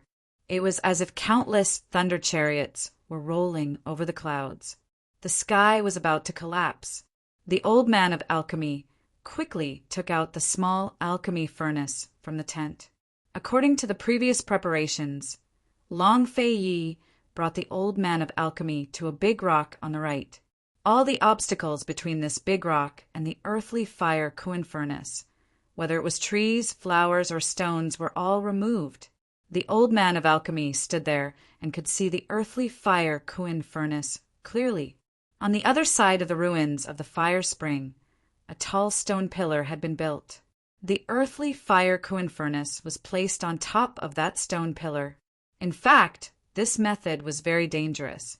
Because copper was conductive, there were a large number of freely moving electric ions. If it was placed so high in such an open space, it would be extremely easy to attract lightning strikes, and lightning strikes could easily cause fires. Obviously, the earthly fire Kuan furnace and the heavenly thunder that the old man of alchemy mentioned were things that Han Yunshi could not explain. She could only follow the old man of alchemy's actions. Han Yunshi was a little far from the stone pillar. She had to take care of her own safety. She didn't want to be struck to death by lightning, and she didn't want to give those who resented her a chance to laugh at her. Soon, the dull sound of thunder became loud and clear. Suddenly, there was a loud bang.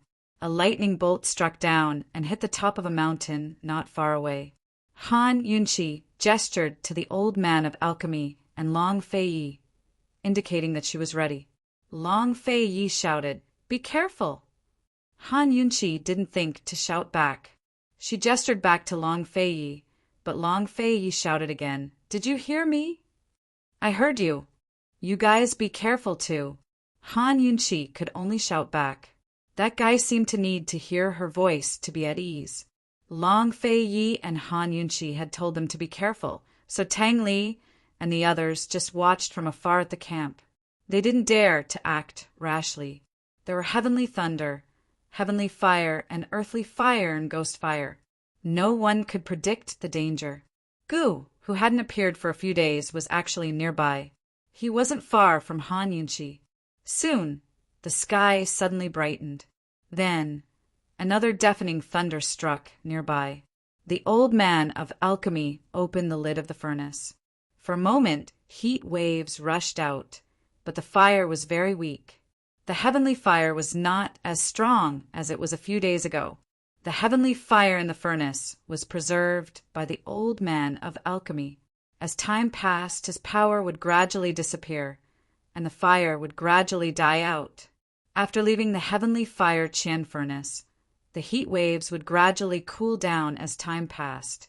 After the old man of alchemy put down the furnace, he immediately turned his power into fire. Long Fei Yi followed beside him. Long Fei Yi's power was much stronger than that of the old man of alchemy. Soon, the small flame in the furnace suddenly became strong. Gradually, the flame tongue stretched out of the furnace. "Old Dan, leave it to me. Just tell me what to do," Long Fei Yi said seriously. "Okay, just do as the old man says," the old man of alchemy said. Long Fei Yi said seriously. "Okay." The old man of alchemy observed the sky. Hearing the rumbling thunder, he quickly said, "Quick, it's above the earthly fire Kuan furnace. Summon the fire dragon and attack." Long Fei Yi immediately used the power of the lust bite, turning his power into fire. In an instant, a huge fire dragon flew out of the furnace and rushed into the sky. For a moment, the fire lit up the entire mountain forest. Under the illumination of the fire, the dark clouds in the sky looked especially terrifying. Everyone unconsciously looked up at the sky. The strength of the fire dragon's hand seemed to be insufficient. However, Long Fei Yi quickly used his power and fiercely pushed it. This time, the huge fire dragon surged into the clouds. Almost at the same time, the sky was suddenly filled with lightning and thunder rumbled. It seemed that all the lightning and thunder gathered in that area. Soon they saw that there was lightning in the fire. The purple light flickered in the raging fire. Looking up from afar, this scene was incomparably grand and majestic, shocking one's heart. This was the real, heavenly fire. It was like a stream of fire pouring down from the sky. Suddenly, the rumbling thunder became very close and very loud. It was as if all the thunder had gathered into one. Once it struck down, it would be enough to shatter the entire mountain. Everyone was shocked by this scene. "Your Highness, the heavenly thunder is about to come down. We can start now." The old man of alchemy said seriously, "Han Yunchi, back off." Long Fei Yi shouted again, who knew that as soon as his voice fell, a huge purple lightning flashed out of the fire dragon. Then there was a loud rumbling sound. The heavenly thunder was like fire and lightning, surging with power. It fell with an avalanche and hit the earthly fire Quinn furnace. Bang! Another earth-shaking sound. As soon as the sound fell, all the flames were extinguished.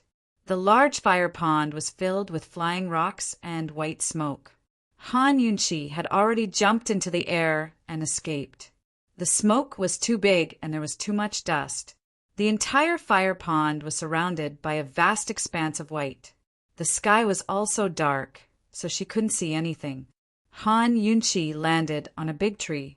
Although it wasn't far, it wasn't close either. She was about 200 to 300 meters away from the fire pond. Blocked by the smoke, Han Yunchi couldn't see Long Fei Yi and the others. She was about to fly over when the detoxification system suddenly issued a very urgent warning. The concentration of the earthly fire's poison was rapidly increasing. Moreover, it was spreading to the surroundings at lightning speed. Han Yunchi was startled. Soon, the big tree under her feet withered. The bull-sized trunk withered in an instant. As soon as Han Yunchi leapt into the air, the tree toppled over.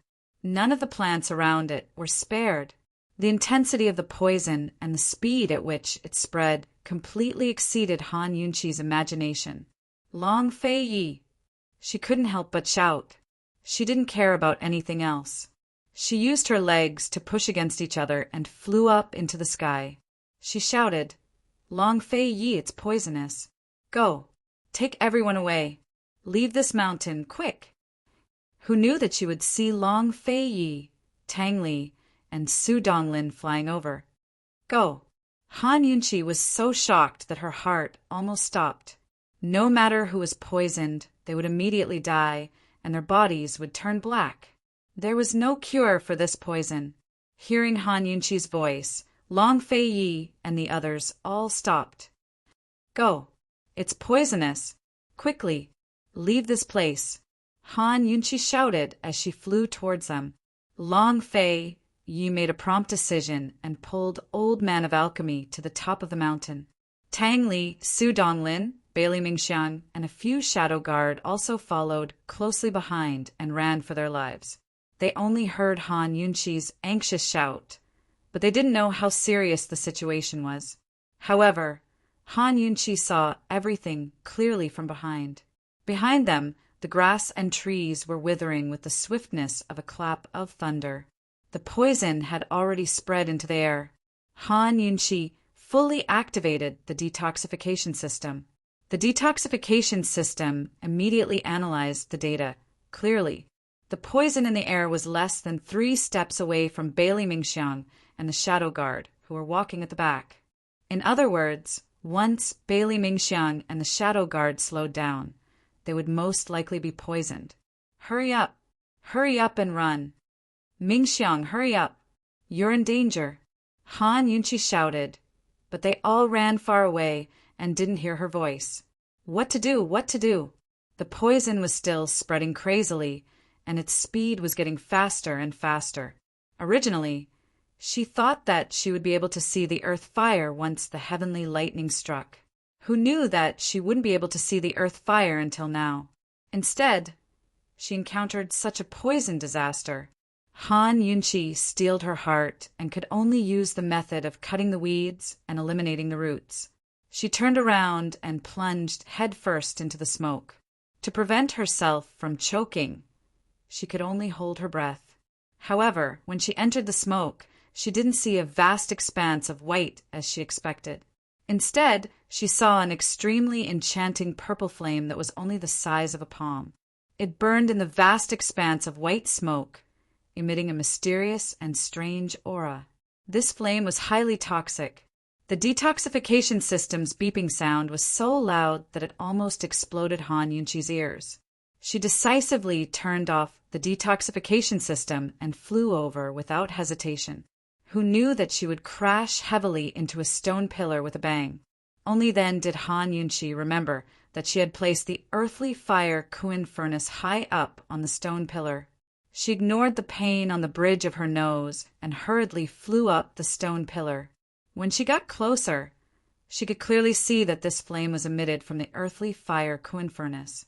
The earthly fire Kuin furnace had been ignited. Han Yunqi was worried about Long Fei and the rest.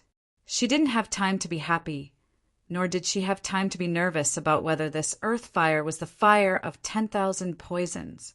She hurriedly opened the furnace lid, took out the perplexing butterfly illusion, and dripped a drop into the flame. Suddenly, the fire was extinguished. It was extinguished in an instant and disappeared. In the middle of the furnace, there was a fiery red, tear-shaped object, lying quietly. Its appearance was exactly the same as the poisonous teardrop that Han Yunqi had obtained previously. That's right. The earth fire was the fire of 10,000 poisons. Han Yunqi had obtained the 7th poisonous teardrop. Han Yunqi, who was so nervous that she was covered in sweat, finally relaxed. But the moment she relaxed, she inhaled the smoke and coughed violently. She hurriedly stored the poisonous teardrop into her poison storage space and activated the detoxification system. Only after confirming that the earthly fire Kuin furnace was no longer poisonous did she leave with peace of mind. Han Yunqi hurriedly escaped from the smoke and didn't notice that Gu had followed behind her and escaped from the side. She hurriedly went to find Long Fei and the rest. She looked around in a big circle, only to see that the surroundings were like a battlefield after a war. Everything was in ruins, but she didn't see the figures of Long Fei and the rest. Where are they? Han Yunqi's heart was in her mouth. She hurriedly went to the top of the mountain to look for them. Chapter 1045. Han Yunqi's heart was in her throat as she anxiously flew to the top of the mountain. Gu followed behind her silently. When Han Yunqi reached the top of the mountain, she saw Long Fei and the others standing on the edge of the cliff, not far away, staring at the white fog in the valley. Seeing that they were all fine, Han Yunqi finally breathed a sigh of relief, and her hanging heart finally settled down. She looked at Long Fei's back and laughed in her heart. Idiot, I'm already here and you still can't see me? Actually, Long Fei couldn't be blamed for this. Visibility was not good at night, and with the dark clouds, rumbling thunder, and heavy rain, it was hard to see clearly even if someone was right in front of them. Moreover, this mountain was very big. After Han Yunqi escaped from the fog, she forgot to look at the direction and hurriedly flew to the top of the mountain. The way she came up was completely opposite from the way Long Fei and the others looked. It was no wonder that Long Fei and the others couldn't see her. When Han Yunqi was looking at Long Fei, Gu was looking at Han Yunqi. He chased after her all the way and was currently invisible. He whispered dotingly, "Idiot, I'm here too, and you still don't know." Han Yunqi was about to call out to Long Fei, but she suddenly stopped. A sly look flashed past her eyes, and she quietly walked towards him. Perhaps the wind and thunder were too loud, or perhaps Long Fei was too focused on the white fog in the valley.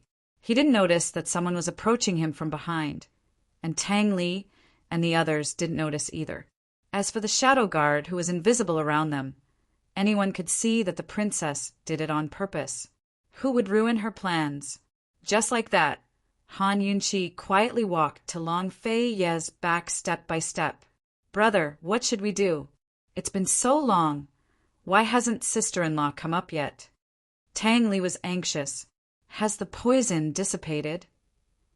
Old Man of Alchemy was also worried. Your Highness, why don't we send the poison guards down to look for her? Bailey Mingxiang also spoke up.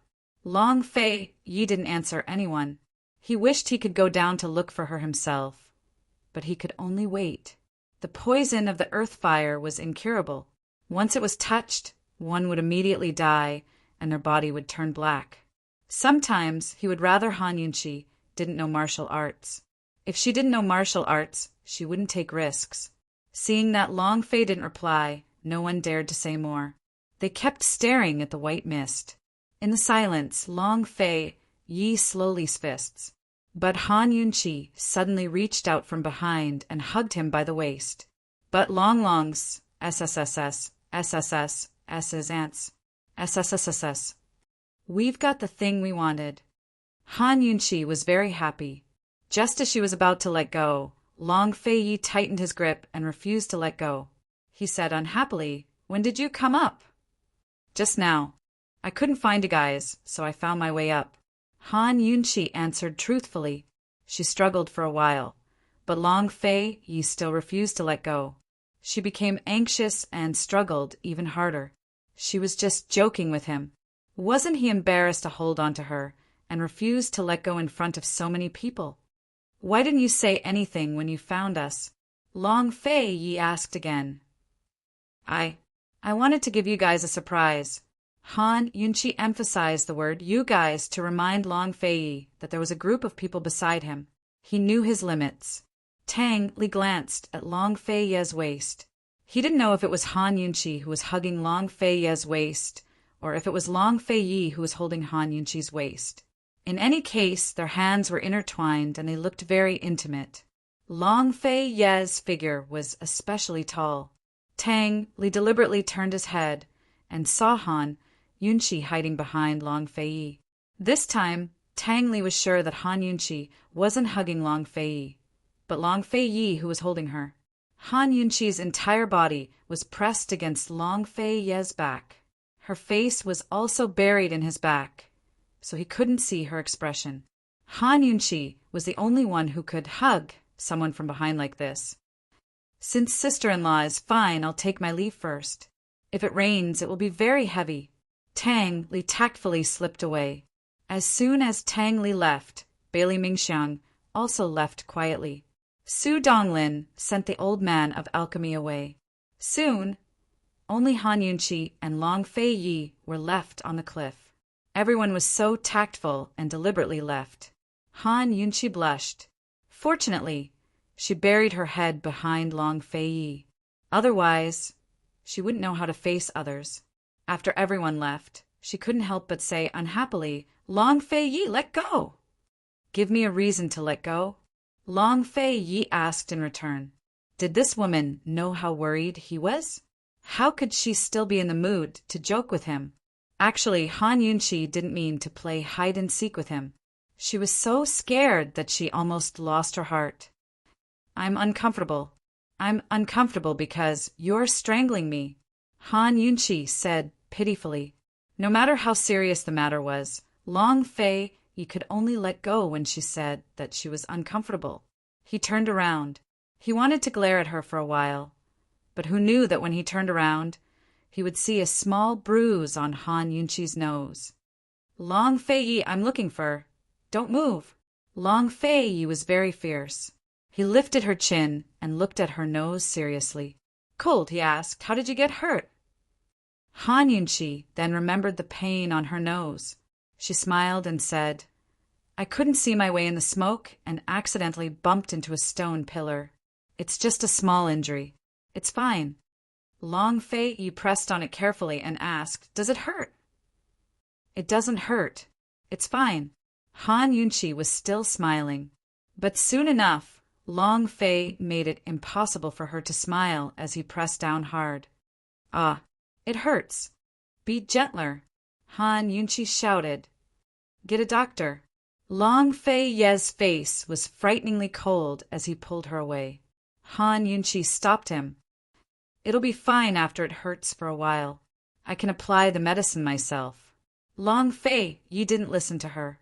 After going down the mountain to find a doctor, he would probably have to write a letter to Gu Beiwe and ask Gu Beiwe to prescribe medicine. If Gu Beiwe knew that he was using a sledgehammer to crack a nut, who knew how he would feel? Soon, Han Yunqi's words made Long Fei Yi stop abruptly.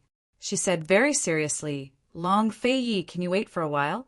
Let me hug you properly. I couldn't find you just now. Before Han Yunqi could finish her words, Long Fei Yi pulled her into a tight embrace. She wasn't the only one who panicked when she couldn't find him. He wanted to hug her even more. Tighter, Kay? Han Yunqi asked softly.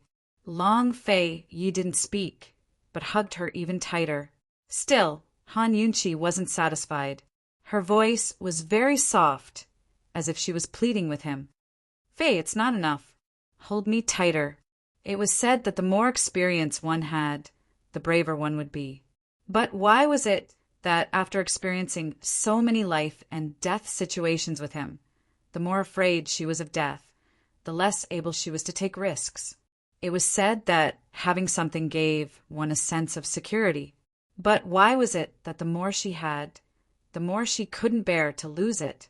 Sometimes she wanted to keep her distance from him, but when they were truly apart, her heart would fluster. As long as Han Yunqi had a request, Long Fei Yi would satisfy it no matter what it was. But right now, he was afraid that if he used too much strength, it would hurt her again. He simply pushed her aside and lowered his head to capture her lips. Kissing and sucking, he gradually deepened the kiss. She unconsciously wrapped her arms around his neck and gradually raised her head to meet his, giving and demanding. She allowed him to drive in and kiss him passionately. After the heavenly lightning struck, the sky was still filled with lightning. A bolt of lightning flashed across the horizon, illuminating the two of them kissing and hugging. Following that was a sudden clap of thunder. Large droplets of rain fell from the sky. But the two of them ignored everything and kissed passionately, enjoying each other and having each other. Who cared about thunder and rain when love was so strong? Han Yunqi was kissed until she was dizzy and dizzy. She only knew that Long Fei Yi had picked her up in his arms, but she had no idea how they got back to their quarters. Before she could share the joy of finding the fire of 10,000 poisons, Han Yunqi was thoroughly devoured by Long Fei Yi. Once the two of them had calmed down, he took her to the hot spring in the afternoon to drive away the cold. Han Yunqi lazily leaned against the side of the pool, wishing she could fall asleep right away.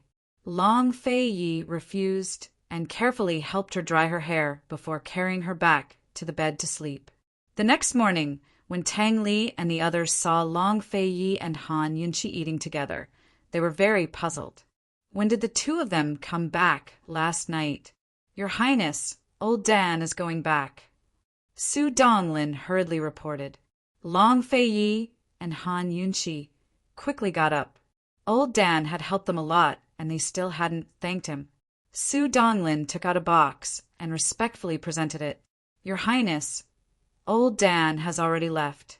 He's in a hurry to go back and refine pills, so there's no need to see him off. You can give this to Gu. Long Fei Yi took the box and wanted to open it, but he hesitated and didn't move. He didn't ask where Gu was and just carried it with him. He said, go to the Poison Lands and find the earthly fire Kuin furnace. Give it to old Dan as a thank you gift. Although the earthly fire Kuin furnace didn't have earthly fire, the furnace's material wasn't ordinary. It was much better than the other furnaces in old Dan's hands. Tang Li couldn't be bothered to pay attention to Gu's matters. He anxiously asked, Sister-in-law, can you let me take a look at the fire of 10,000 poisons? Han Yunqi took out the poisonous teardrop formed by the fire of 10,000 poisons. Everyone looked at it, but they couldn't figure out what it was. Sister-in-law, how do you use these poisonous teardrops? Tang Li still didn't understand. If the perplexing butterfly illusion and this guiding herb were the antidote to the poison Guman, could it be that Bai Yanqing had to eat all the poisonous teardrops? That wasn't realistic. Han Yunqi was also at a loss. She tried to mix all the poisonous teardrops together, but found that they weren't compatible. Before she obtained the last 2 poisonous teardrops, she didn't dare to try anything else. Han Yunqi carefully put away the fire of 10,000 poisons. Tang Li said, "Brother, sister-in-law, you have to hurry." It was already the 8th day of the 2nd lunar month. The snow on Heaven Mountain had already begun to melt. They could go up Heaven Mountain in less than a month. During this time, Tang Li had been silently calculating that it was time for him to return to the 3-way black market. Ning Jing's due date was very close. Even if he couldn't stay by her side, he could at least be closer to her. Han Yunqi naturally understood Tang Li's anxiousness. "Anne, we're leaving for Heaven Mountain today. You should hurry back too. Don't worry, we'll be back as soon as possible. Wait for our good news." Han Yunqi really hoped that she could give him more strength. Tang Li nodded seriously. "I already told my parents last night that I'll be leaving soon." Long Fei Yi didn't say anything. He placed his large hand on Tang Li's shoulder and patted it before letting go. "Wait for us to return." "Definitely." Tang Li was especially firm. Chapter 1046. After sending off Tang Li, Long Fei Yi and Han Yunqi set off. Logically speaking, they should be halfway to Sky Mountain by now. They would be able to reach Sky Mountain in half a month. However, their unexpected trip to the Tang sect had delayed them quite a bit. Their journey to Sky Mountain was delayed by half a month. The journey from the Tang sect to Sky Mountain usually took a month. It would be the beginning of March in a month. Not to mention what they would encounter on Sky Mountain. It would take a lot of time to reach the 3-way black market from Sky Mountain. Time was indeed very tight. Han Yunqi and the rest abandoned the carriage and rode off on horseback. They left the Tang sect in a cloud of dust. Han Yunqi and Long Fei Yi did not ask about Gu's whereabouts. This was because they were very sure that Gu was always there. He just did not come out. Finally, that night, when they were resting by the river, Gu suddenly appeared. His slender and good-looking hand reached out to Long Fei Yi. He was very blunt. "Give it to me." Last night, he had secretly followed Crazy all back and sat on his roof the whole night. This morning, he had secretly sent him all the way down the mountain before returning. He had seen Crazy all drag Su Donglin to give something to Long Fei Yi. Long Fei Yi did not say anything and handed the thing to him. Han Yunqi was a little curious. Gu did not hide and opened the box on the spot. He saw a copper coin lying quietly in the box, tied with a red string. Gu Qishao gave a start, but he quickly recovered with a chuckle. "It looks pretty good." Han Yunqi seemed to see a pattern on the copper coin. She craned her head to take a closer look. Seeing this, Gu handed the copper coin to her and said with a smile, "I'll give it to you if you like it. This is good stuff. There's only one of it in the world." Han Yunqi immediately retreated. No, the old man of alchemy's gift was given to him by the old man of alchemy. How could he give it away so casually? Gu was still smiling. "If you don't want it, I'll keep it. If you like it one day, you can take it and play with it." Han Yunqi rolled her eyes, too lazy to pay him any attention. Only then did Gu put away the copper coin. No one knew when he had put the copper coin back on his neck, but no one saw it. They rested for a while. Even though they were very tired, no one had the intention to rest. When they thought of Ning Jing and Mu Linger, no matter how tired they were, they had to hold on. Before leaving, Long Fei Yi said to Su Donglin, "Write a letter to Master and tell him that we will arrive in about 10 days. With their desperate speed, they would be able to reach their destination in about 10 days. Just who would get their hands on Long Fei's letter after it was sent out? At this moment, they were rushing towards Heaven Mountain as if their lives depended on it. Meanwhile, Bai Yanqing and Jun Yixia were waiting for them to go to Tiger's prison to rescue them. Jun Yixia had already deployed heavy defenses in Tiger's prison. There were 3 inner and 3 outer layers. making a total of 6 layers of defense. He vowed to keep Long Fei-yi and Han Yunqi alive in Tiger's prison. The correspondence between Myriad Merchant Hall and Baiyu had always been smooth. Therefore, Long Fei-yi and Han Yunqi knew nothing about it. As for Baiyu and the others, they were even more unaware of everything that Jun Ixia had done. As the expected date of delivery approached, Ning Jing's movements became more and more inconvenient. She could no longer hide her belly. She had not dared to go out for 5 whole days, afraid that she would encounter an accident.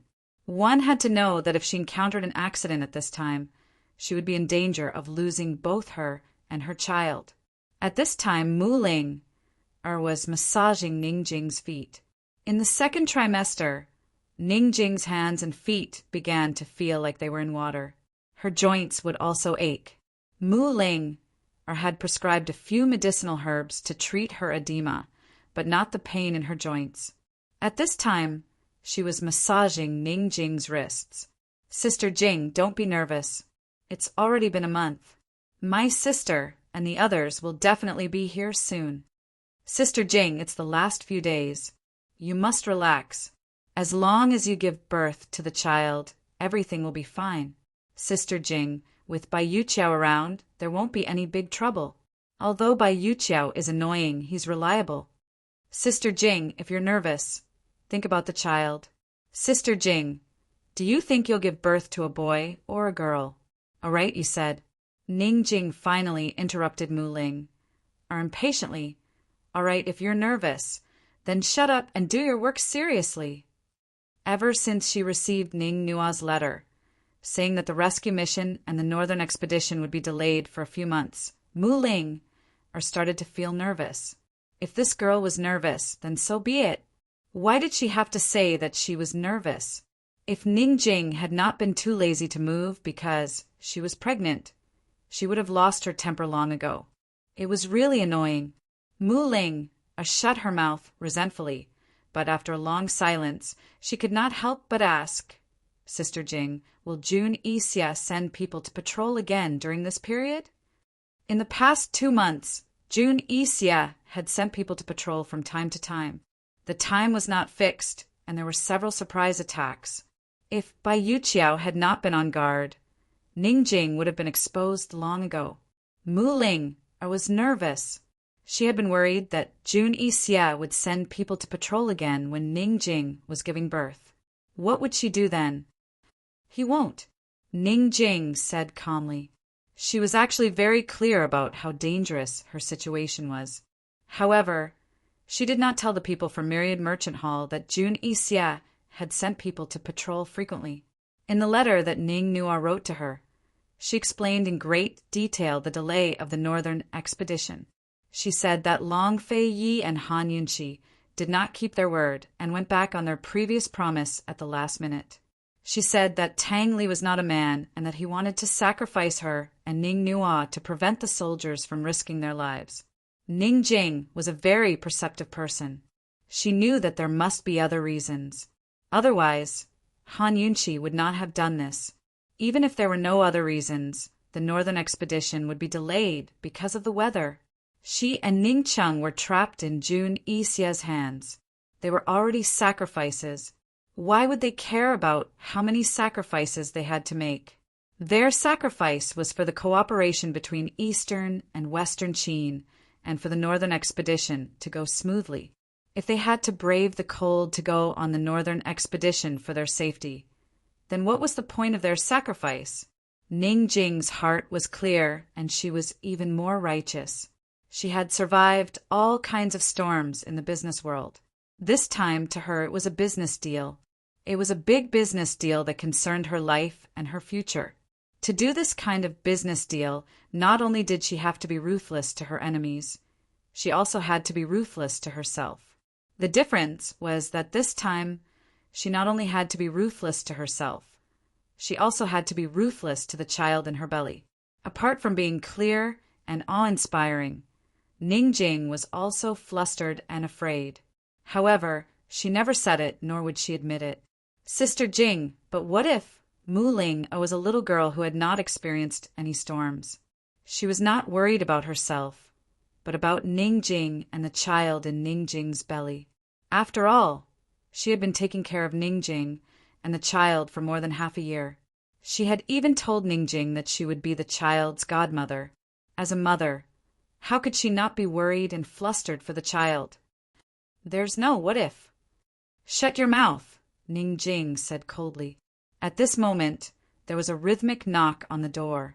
Ningjing and Muling immediately knew that it was Bai Yuqiao. Muling quickly went to open the door. It was indeed Bai Yuqiao. She had brought some medicinal herbs with her. A few days ago, Muling had prescribed some medicine that could induce labor. She was waiting for Ningjing to take it when her stomach was in labor. It could save her a lot of pain and shorten the labor process. Bai Yuqiao did not dare to let the maidservants in Tiger's prison prepare it, so she sent her trusted aide to buy it from the neighboring county. Miss Bai, is there any news from the battlefield? Ningjing was actually asking about Ningqing. The last battle ended a few days ago. The Northern Dynasty's emperors were defeated. The two armies stopped fighting and are in a stalemate. We can't find any news about Ningqing. Recently, Jun Yixia has been staying in the army. My people don't dare to act rashly, Bai Yuqiao answered honestly. It had been a month since she sent a message to Ningqing that the northern expedition had been delayed. Ningjing, your matter is more important. Don't worry about your brother. Bai Yuqiao said seriously. My senior brother sent 2 midwives over. Bai Yuqiao did not finish her sentence, but Ningjing immediately understood. The previous midwives were arranged by Bai Yuqiao. They lived in the same courtyard as them and were on standby at any time.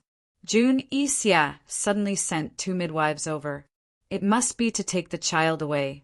Ningjing was stunned. She did not move and did not react for a long time. Not to mention that Jun Yixia would take the child away. The fact that she was pregnant would be exposed if the 2 midwives helped her give birth. Can't we reject it? Muling asked anxiously. Bai Yuqiao shook her head. She had already rejected it. She had used the excuse that the new midwives were not familiar with Muling Er's situation and had been rejected by Muling Er. However, Jun Yixia had ordered the 2 midwives to help Muling deliver the child. Bai Yuqiao did not dare to reject it again. Based on her understanding of her senior brother, he would definitely be suspicious if she rejected it again. Bai Yuqiao was not only here to deliver the medicine today, but also to discuss the matter with Ningjing and Muling Er. The 3 of them were silent. Although Bai Yuqiao was here to discuss it, she herself felt that this matter was unsolvable. In the end, Ningjing said calmly, let them come. It's just a matter of time. After she found out that the northern expedition had been delayed, she knew that she could not keep the child. If the child was born in Tiger's prison, whether it was hers or Muling Er's, it would be taken away eventually. No way. Muling was especially angry. Sister Jing, that's your child. Don't you feel sorry for him at all?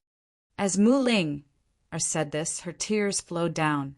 She could not bear to take care of him all these days, let alone Ningjing, his biological mother. A sense of bitterness welled up in her heart as tears welled up in her eyes. However, Ningjing remained strong and resolute. Miss Bai, let's discuss this. This way, we can prevent Jun Yixia from suspecting you. If her pregnancy was discovered, Bai Yuqiao would be in danger. And if Bai Yuqiao was in danger, the northern expedition would be in danger. When Ningjing said this, Bai Yuqiao finally regained her senses and realized this point. Bai Yuqiao panicked. Unexpectedly, Muling said seriously, I have an idea.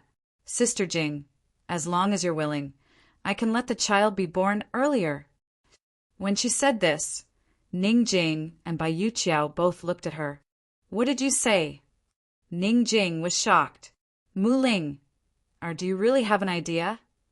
Muling said seriously, I have a prescription. As long as it's taken, the child will definitely be born within an hour. But will the child be safe? Ning Jing asked seriously. Both mother and child will not be in danger, but Mu Ling was very hesitant. If it was not a last resort, she would not say this idea. That medicine was forbidden by the Mu family. But what? Tell me quickly. Ning Jing was anxious. Chapter 1047. Looking at the anxious Ning Jing, Mu Ling had no choice but to be frank. Sister Jing, once you use that medicine, you won't be able to have any more children for the rest of your life. Hearing this, Bai Yuqiao was shocked. Is this medicine so vicious? Ning Jing was silent. Seeing this, Mu Ling said anxiously, Sister Jing, pretend I didn't say anything. We don't need that medicine anymore. Mu Ling wanted to slap herself. Even she felt that the medicine was vicious. However, Ning Jing was very calm. She asked, Miss Bai, how many days will it take for the midwife sent by Jun Yixia to arrive? She'll be here in 2 days, Bai Yuqiao answered truthfully. Okay. Ning Jing nodded and said, seriously, Ling, help me make the medicine. I'll use it tonight. No. Mu Ling refused immediately. Tears were flowing out of her eyes. Ning Jing pulled her over and carefully wiped her tears. Ling, be good. Mu Ling shook her head. Sister Jing, what will you do in the future? If you give birth to a girl, Tang Li's parents will chase you away. Tang Li was an only son. If Ning Jing gave birth to a girl, then there would be no one to inherit the position of the Tang sect master. Tang Li's parents and so many elders of the Tang sect would not allow such a thing to happen. When the time came, they would definitely make things difficult for Ning Jing and force Tang Li to marry again. Mu Ling thought so far ahead. Ning Jing burst out laughing. They wouldn't dare. Mu Linger didn't believe her. Ning Jing smiled and said, at worst, I'll just kidnap Tang Li. I don't care about the Tang sect anyway. Mu Linger burst into tears. Sister Jing, can you stop laughing? Stop joking around. How could she be so calm about such a huge matter? Ning Jing pulled Mu Linger's hands and said seriously, this is the only way. It doesn't matter if my pregnancy is exposed, but once Miss Bai is suspected, we will never be able to get out. The northern expedition would also be exposed. Mu Linger, now is not the time to throw a tantrum. You should be more sensible. Of course, Mu Linger was sensible. Otherwise, she wouldn't have been threatened by Deacon Jean like that. Be good. Go and write down the prescription. We don't have much time, Ning Jing urged. Mu Linger bit her lip and didn't move for a long time. Are you going or not? Ning Jing suddenly became fierce. Mu Linger jumped in shock as she stood up abruptly, tears streaming down her face. If Ning Jing really became fierce, she would be scared. Are you going to cry again? Ning Jing became even fiercer. I'll go. Mu Linger had no choice. She wiped her tears as she went to write down the prescription. Ning Jing exhaled before looking towards Bai Yuqiao. She then realized that Bai Yuqiao was staring at her in a daze. Miss Bai, I'll have to trouble you to ask the midwife to prepare, Ning Jing said indifferently. Bai Yuqiao furrowed her brows as her heart felt stifled. She felt that she had a lot of things to say, but looking at the calm and collected Ning Jing, she didn't know what to say. Finally, Bai Yuqiao said, Ning Jing, for the Tang clan to have a daughter-in-law like you is their blessing. If they dare to chase you away in the future, we don't need to care about them. Ning Jing gently stroked her bulging belly and smiled, but didn't say a word. Mu Linger quickly wrote down the prescription. The combination of herbs and quantities in the prescription were very strange, but the herbs used were very common. Tiger's Prison had already prepared some, and there were a few that could be picked from the herbs that Bai Yuqiao had brought over today. Mu Linger unwillingly handed the prescription over to Bai Yuqiao. You guys should also prepare. I'll go and get the herbs and arrange for the midwife to come over. Bai Yuqiao said seriously. Ning Jing nodded her head resolutely. Since she had already decided, then she had to hurry up and take action. After Bai Yuqiao left, Mu Linger was still standing there in a daze. Linger, go and prepare. Tonight, I'll hand my and our child's lives over to you, Ning Jing said. Only then did Mu Linger recover her wits and realize that there was nothing she could do to change the facts. Giving birth to a child was a big matter, and accidents were common. Moreover, Ning Jing had used special medicine. Ning Jing's words were purposely said for Mu Linger to hear. She wanted this lass to wake up and get her spirits up. All right, I'll go and prepare. Mu Linger hurriedly went out. When everyone had left, Ning Jing finally dropped all her pretenses. She had always been a resolute woman. Once she had decided on something, she would not be afraid or regret it. She just, Miss Tangley, you're really going to be a father, do you know that? Tangley, you're going to be a father. Don't be sloppy in the future. You have to be a good role model for your child, do you understand? Bai Yuqiao and Mu Linger needed to prepare a lot of things, and Ning Jing needed to be mentally prepared. 2 hours later, everything was ready. The midwife was waiting in the room. Mu Linger personally carried the medicinal soup and handed it to Ning Jing. Sister Jing, do you want to reconsider? Mu Linger could not help but ask. Ning Jing pretended not to hear and did not answer.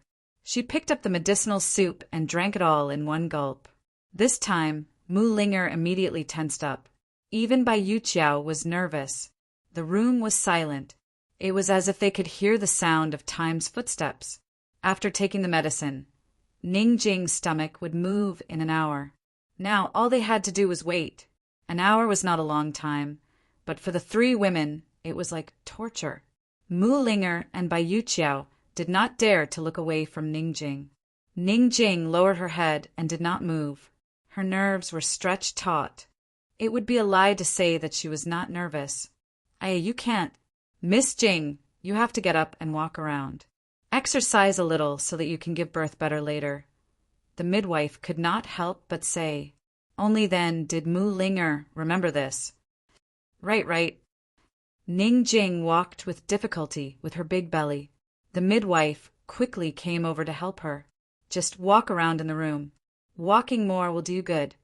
Mu Linger also came over to help her. Just like that, Ning Jing walked in circles in the limited space in the room. This was her first and last time giving birth in her life. This was something that she would never forget. She walked and walked. Suddenly, Ning Jing stopped in her tracks and exclaimed, "It hurts. It's starting to hurt." The faint pain was very familiar.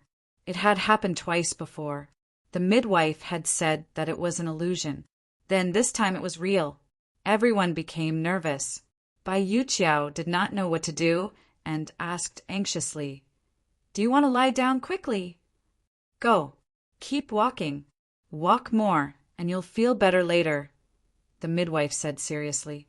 The 3 of them had never given birth before. Even though Mu Linger had some medical knowledge, what she read in medical books was not the same as what she saw in reality.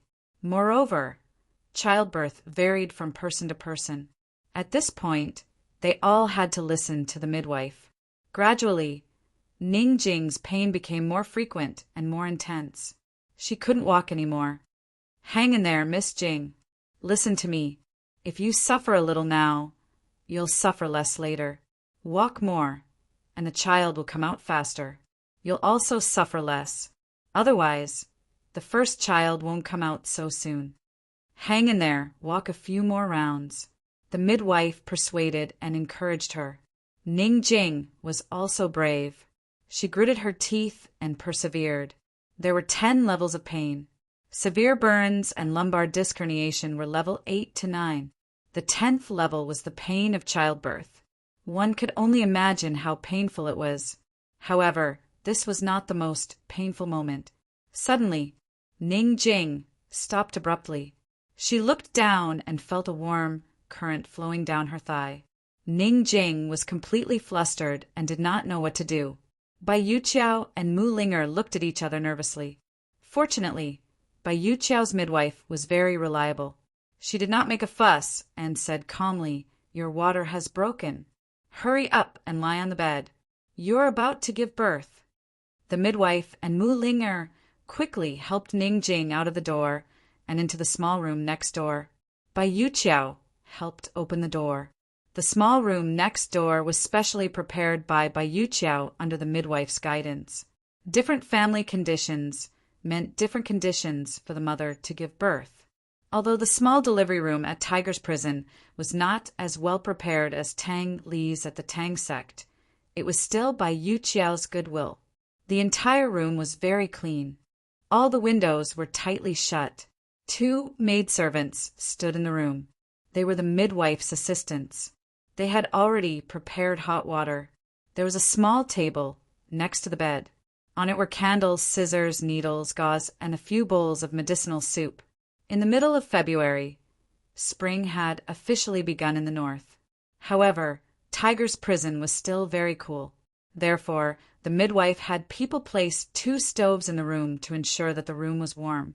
Ningjing was helped to lie on the bed. After her water broke, she was in waves of pain. If it were anyone else, they would have cried out in pain. However, she did not make a sound until now. Bai Yuqiao personally stood guard outside. She said to Ningjing, "Don't worry. Leave everything outside to me." "Okay," Ningjing answered with difficulty. Bai Yuqiao stood guard at the door for a while. Then, she heard Ningjing's cries of pain and the midwife's voice asking her to coordinate her breathing. Bai Yuqiao's heart clenched when she heard this. Looking at the maidservants going in and out to change the hot water, she almost went in to see what was going on. "Almost there. Almost there. I see the child's head. Put in more effort." Suddenly, the midwife's surprised voice was heard from inside the room. Bai Yuqiao then heaved a sigh of relief. In actual fact, she was only responsible for delivering the letter. Ningjing's life or death and the child's safety had nothing to do with her. She didn't know why, but her heart was heaving up and down along with those cries.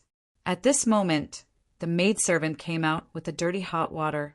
Bai Yuqiao hurriedly got up and was about to ask about the situation in the room when who knew that an attendant hurriedly ran over. "Young Miss Bai, bad news, bad news!" Bai Yuqiao was stunned, as she didn't dare to imagine what kind of bad news the attendant would bring over at this moment. One must know that unless it was an extremely urgent matter, the attendant was not allowed to come here. Bai Yuqiao was in a daze and didn't dare to ask. It was as if she didn't ask, there wouldn't be any bad news. Unfortunately, the attendant said anxiously, "Young Miss Bai, Duke Kong has sent people to patrol again, and they even brought 2 midwives. They should be in the front courtyard now." Bai Yuqiao was so shocked that her heart almost stopped beating. What should she do? The maidservant panicked, and the big basin of blood fell onto the ground, spilling all over the floor. Chapter 1048. What should she do? She had clearly investigated that the midwife would only arrive 2 days later. So why did she arrive with the patrolling soldiers? The patrolling soldiers couldn't enter the delivery room and wouldn't be able to see the truth. So she wasn't worried that the patrolling soldiers would attack. But once the midwife arrived, she would definitely have to go to the delivery room. At this juncture, how could it be hidden? Even if Ningjing could make it in time to give birth, without 1 or 2 days of rest and time to take medicine, the midwife would know that she had just given birth. Ever since they knew that Long Fei Yi and Han Yunxi would delay the rescue, Bai Yuqiao and Mu Ling had made various preparations. No matter how well Ningjing hid her big belly, after pregnancy, especially in the later stages, her physique and skin would change. These changes could be hidden from men, but it couldn't be hidden from experienced women, especially midwives. So half a month ago, Mu Ling had already concocted a miraculous medicine for Ningjing to take after giving birth, which could eliminate some of the physical reactions after pregnancy. Bai Yuqiao had been rejoicing that with Mu Ling, this pharmaceutical genius, everything would go smoothly, but who knew that something would happen at this juncture? Bai Yuqiao panicked. "Miss Bai, quickly think of a way. Otherwise, we'll lose our lives first," the attendant said anxiously. Bai Yuqiao's face turned pale, and she didn't make a sound for a long time. At this moment, Mu Ling-er, who had heard the commotion outside, opened the door and was about to ask what was going on. Bai Yuqiao didn't even think as she rushed over and pushed her into the room, saying coldly, "The midwife sent by June Isia has arrived. Don't tell Ningjing. Also, you must stay in the room and don't come out. Remember, no matter what happens, don't come out." Mu Ling-er was stunned as she stood inside the room, watching Ningjing fiercely slam the door, but she didn't react. By the time she reacted, there was no more movement outside the door. She hurriedly turned back to look at the bed and saw Ningjing biting on a towel with a pained expression. She was cooperating with the midwife's request and exerting force. What to do? What to do? What to do? Mu Ling-er was trembling. Other than standing in place, there was nothing she could do to help. At this moment, someone knocked on the door. Mu Ling-er was shocked. She was about to open her mouth when she suddenly stopped, not daring to make a sound. What if it was June Isia's men knocking on the door? She couldn't make a sound. She was giving birth now. Fortunately, a maid's voice came from outside the door. "Open the door quickly. Miss, Bai asked me to bring in some hot water and some clothes." Only then did Mu Ling-er dare to open the door. The maid was carrying a large bucket of hot water and a small bundle of clothes on her back. Mu Ling-er hurried to help. She made a prompt decision and hid behind the screen to change her clothes. Later, when Ningjing gave birth to the child, she would immediately lie on the bed and pretend that she had just given birth. After changing her clothes, Mu Ling-er suddenly thought of something. "Medicine! My medicine!" She hurriedly went to look for the maid. "Quick! Hurry and boil the 2 sets of medicine that I've instructed you to prepare. Move quickly." These 2 sets of medicine were prepared for herself and Ningjing. Ningjing needed to eliminate some of the body's reactions after giving birth. She needed to pretend that she was swollen, stretched bones, weak body, and other symptoms. The effect of the medicine was temporary and would at most last for a month. But this medicine was very harmful to the body. The effect on her was considered small, but the effect on Ningjing was huge. After all, Ningjing's body was very weak after giving birth. It was bad enough that she didn't take good care of herself, but she still had to go through so much trouble. This time round, Ningjing's sacrifice was simply too big. At this moment, there was no meaning in talking about sacrifice, because if the midwife were to discover the truth, everyone's sacrifice would be in vain. Mu Ling-er prepared everything and waited by the side of the bed. The midwife and Ningjing were unaware of what was happening outside. They were working hard together. "Miss Jing, quick! Use more strength and the child's head will come out soon. It's almost there. Miss Jing, use more strength, quick!" Once the child's head came out, it would be done. It was a pity that this last stage seemed to be a little difficult for Ningjing. She tried again and again, but always used the wrong part. Giving birth wasn't a matter of brute force. Mu Ling-er was burning with anxiety, and her heart was about to jump out of her chest. On one hand, she was worried about the situation outside. On the other hand, she was anxious about when the maid would finish boiling the medicine. On the other hand, she was worried about when Ningjing would give birth to the child. At this moment, the patrolling soldiers had already finished checking Uncle Cheng and Deacon Jean and were bringing the 2 midwives to the backyard. Bai Yuqiao was waiting in the backyard. She was waiting for the maid to report the situation in the delivery room while waiting for the patrolling soldiers and midwives to come over. She really hoped that the maid would bring her good news before the soldiers and midwives came over. Unfortunately, before the maid arrived, the soldiers and midwives arrived first. Upon hearing the sound of footsteps approaching, Bai Yuqiao immediately restrained all her anxiety and paced up and down in the yard. The moment the soldier saw her, the leader smiled and said, "Miss Bai, so you were hiding here." But very quickly, the group of people heard the commotion in the delivery room. "What's going on?" the soldier asked sternly. Bai Yuqiao's heart was about to stop. She forced herself to hold on and said unhappily, "Can't you tell? Mu Linger is giving birth." "Why is she giving birth now?" The soldier was very surprised. "You're asking me, but who am I supposed to ask? If the child is coming out, how can the timing be calculated so accurately?" As Bai Yuqiao said this, she sized up the two midwives beside the soldier. These two midwives were around 40 years old and were very quick-witted. One of them quickly said, "How can we be so sure about giving birth to a child?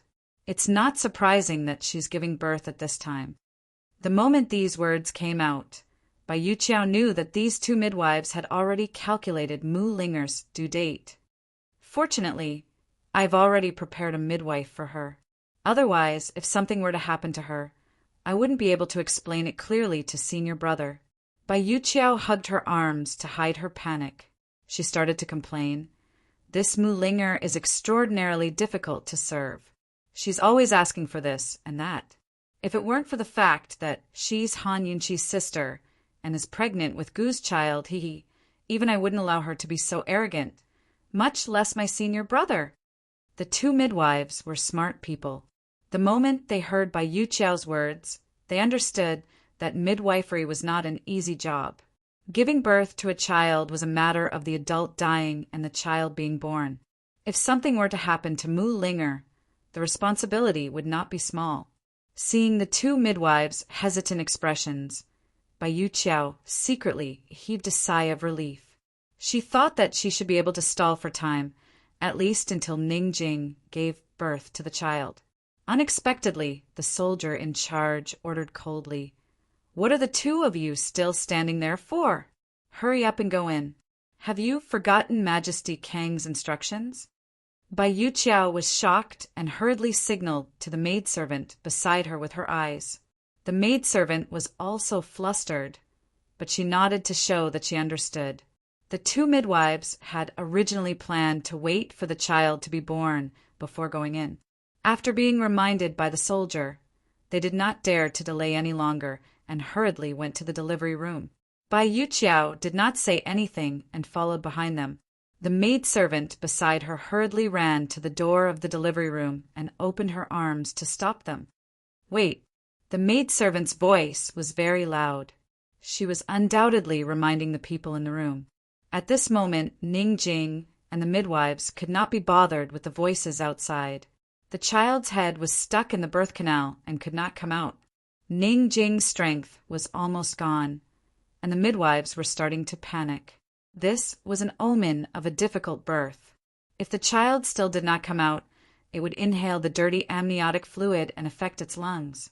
It might even suffocate to death. "Give me the scissors." The midwives made a prompt decision. Mu Linger was scared out of her wits. When she heard the voices outside, she was even more terrified.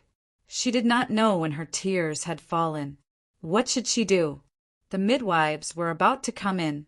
At the door, when the soldier saw the maidservant, he immediately looked at Bai Yuqiao and asked, "What's the meaning of this?" Bai Yuqiao immediately reprimanded the maidservant. "What are you doing? Are you looking for death?" The maidservant looked innocent. "Miss Bai, Master Soldier, Mu Linger said that other than Ningjing and the midwives, no one else is allowed to go in to take a look." The soldier laughed out loud. "Who does she think she is?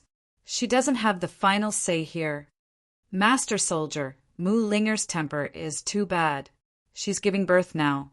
If she's disturbed and something happens to her, we won't be able to explain it to Majesty Kang." The maidservant advised earnestly, "Master Soldier, the child is about to be born. If you want the child, just wait here. Are you afraid that the child will grow wings and fly away?" The soldier looked at Bai Yuqiao again. Bai Yuqiao did not make a sound, as if it had nothing to do with her, who knew that the soldier would actually pull the maidservant away and kick the door open. Both Bai Yuqiao and the servant girl were flabbergasted, their mouths agape. In the room, besides Ningjing, who was biting the towel so hard that her face was contorted, the midwife had just put down the scissors. Her hands were covered in blood, but she could not care less. She pressed her wrist on Ningjing's stomach and said loudly, "Use more strength, quickly." Mu Linga looked at the screen in front of the door. Her legs went weak and she sat down. She was completely stunned. "It's over. It's all over. Go in." The soldier retreated to the side and avoided looking into the room. The two midwives hurried over, while Bai Yuqiao stared at them in a daze. She watched as they walked over the threshold, one in front of the other. "Awo! Awo!" Suddenly, the sound of tiger roars sounded from all around. It was deafening and soul-stirring. Everyone was surprised. The two midwives did not understand what was going on and stopped in their tracks. The soldier was shocked. "What's going on? Quickly go out and take a look." The tiger roar in Tiger's Den was always in the morning and evening. These few tiger roar sounds were too abnormal. Something must have happened. "The two of you look after the people inside. The rest of you follow me," the soldier said, and was about to go out. Who knew that a tiger would suddenly fly over from the side and pounce on one of the midwives, biting off her neck? "Ah, ah!" The other midwife stood on the spot and screamed. She wanted to run, but she was so scared that her legs seemed to be filled with lead. No matter what, she could not move. The tiger turned around and pounced over, biting off the midwife's neck cruelly. The surrounding people were shocked. Bai Yuqiao was also scared out of his wits. He immediately ran into the room and closed the door. The maidservant and a few soldiers all fled in all directions. Only one tiger and two corpses were left in the courtyard. What was going on? Chapter 1049. The courtyard was completely silent. Only one tiger and two corpses were left. The two midwives were not only bitten to death, they were also poisoned. The wounds on their necks quickly turned greenish-black. That tiger was very strange. It was extremely ferocious just now, but after biting two people, it actually became obedient. It lay at the door of the room and licked its huge claws. No one knew where the maidservants had run off to. The few soldiers were all hiding on the roof.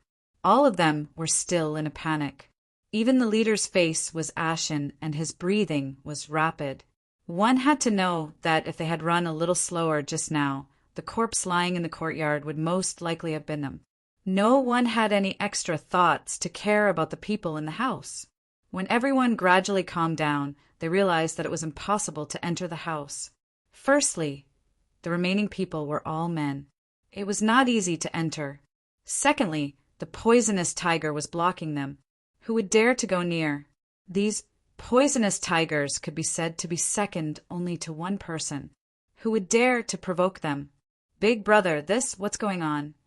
"Big brother, should we report to His Highness the Duke of Kong? This tiger wouldn't go crazy, right?" The leader was very puzzled. The tigers in Tiger's prison had long been tamed by His Highness the Duke of Kong. Even if His Highness the Duke of Kong was not here, they were still very intelligent. They would never attack their own people. Could it be that this tiger had really gone crazy? The leader could not figure it out either. He hurriedly said, "Quickly write a letter to His Highness the Duke of Kong." None of the soldiers under his command chased them down from the roof. In a fit of anger, he kicked one down. Of course, he kicked him in the other direction. The tiger blocked the door and did not leave. The soldiers could only wait on the roof. With such a big commotion in the backyard, it naturally alarmed everyone in Tiger's prison. Once they heard that a tiger in the backyard had gone out of control and killed two people, no one dared to go to the backyard. The guards even closed all the doors and windows in the courtyard. Many people climbed onto the walls and roofs to guard and watch. Uncle Cheng had also jumped onto the roof. He looked around and did not see Deacon Jean. He did not take it to heart. Instead, he anxiously looked towards the backyard, hoping to see clearly what had happened. The backyard became the focus of the entire tiger's prison. In a short while, the limited roofs and walls were all surrounded.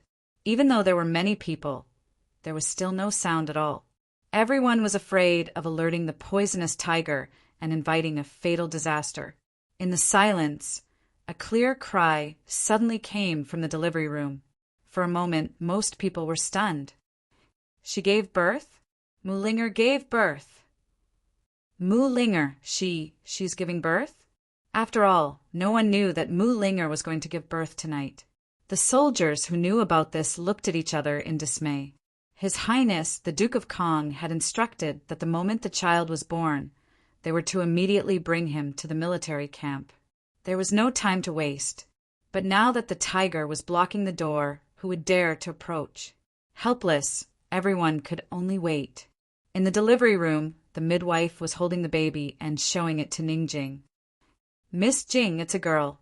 Ningjing was already exhausted, but she was not disappointed because it was her daughter. She smiled faintly and wanted to hug her daughter, but unfortunately, she did not have any strength. The midwife didn't dare to delay. She handed the child over to the maidservant and hurried to treat Ningjing's wound. Fortunately, the rest of the treatment went smoothly. Ningjing's bleeding stopped, and her wound was cleaned very cleanly. The maidservant cleaned the child and wrapped her in swaddling clothes before placing her beside Ningjing. The baby's hair was very black and long when she was born. Other than her slightly darker skin tone, her skin was very clean. Her little face was small, and her little hands were also small. No one dared to touch her for fear of hurting her. After crying, she slept very peacefully. Bai Yuqiao had already helped Mu Ling up. The two of them supported each other. Looking at the scene of mother and daughter leaning on each other on the bed, they couldn't help but tear up. She looks like Sister Jing. Her nose and mouth are alike, Mulinger said with a smile. She looks like Tang Li. Don't they say that daughters look like their fathers, while sons look like their mothers? Bai Yuqiao asked in confusion. The two of them came to the side of the bed and observed carefully. Ningjing and the midwife had fought a tough battle. The two of them still didn't know what had happened outside. Ningjing looked at her daughter in the crook of her arm and murmured, "You're finally here."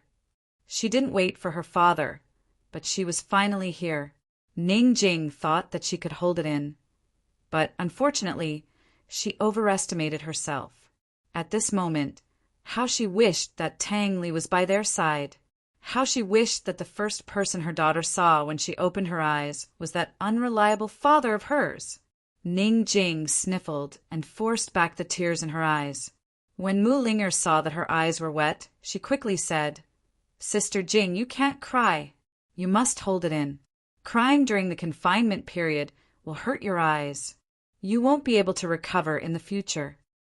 The midwife also quickly advised, "Miss Jing, no matter how big the problem is, you have to hold it in." Ningjing sniffled and laughed. "Why are you crying? I'm happy that I have a daughter. She'll definitely be like me in the future." She thought that since Tang Li wasn't coming, she would let her daughter order him around with her in the future. At this moment, Bai Yuqiao recovered from her joy and realized that there was something big outside the door. She quickly ran to the door and looked out through the gap. She saw the tiger and the corpse at the door, and then she saw that the surrounding rooftops were full of people. She was scared out of her wits. "What happened?" Ningjing asked. Bai Yuqiao quickly walked back and told everyone what had happened outside in a low voice. Ningjing's already pale face turned pale as she listened. She was terrified and unconsciously pulled the child into her arms. Hurry up," Bai Yuqiao urged. Once the tiger left, they would definitely send someone in to take the child. The midwife was already dead. Whether they came in or not, they had to act like it. Ningjing wanted to get off the bed, but everyone quickly stopped her. Mulinger said solemnly, "Sister Jing, you're not allowed to get off the bed. Your wound hasn't healed yet. You'll hurt your knee." Ningjing didn't argue. She was indeed very weak, and her wound was hurting too. Bai Yuqiao and the others worked together to carry Ningjing to the warm bed at the side. Mulinger lay on the bed and covered herself with a blanket. Of course, the child was still lying on the warm bed with Ningjing. "Medicine. Drink the medicine first." Mu Ling said anxiously.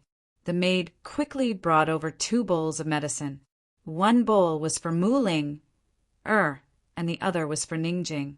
The midwife stopped Ningjing and said helplessly, Miss Jing, you must be hungry. Eat something to fill your empty stomach before drinking the medicine. They couldn't get out, and the people outside couldn't get in. Luckily, the midwife had ordered the maid to prepare a bowl of lean meat porridge and set it aside. Hearing the midwife's words, Ningjing finally felt hungry. She was indeed very hungry. She only felt that her entire stomach was empty. Sister Jing, I'll feed you. Mu Ling was anxious to get off the bed, but Bai Yuqiao glared at her.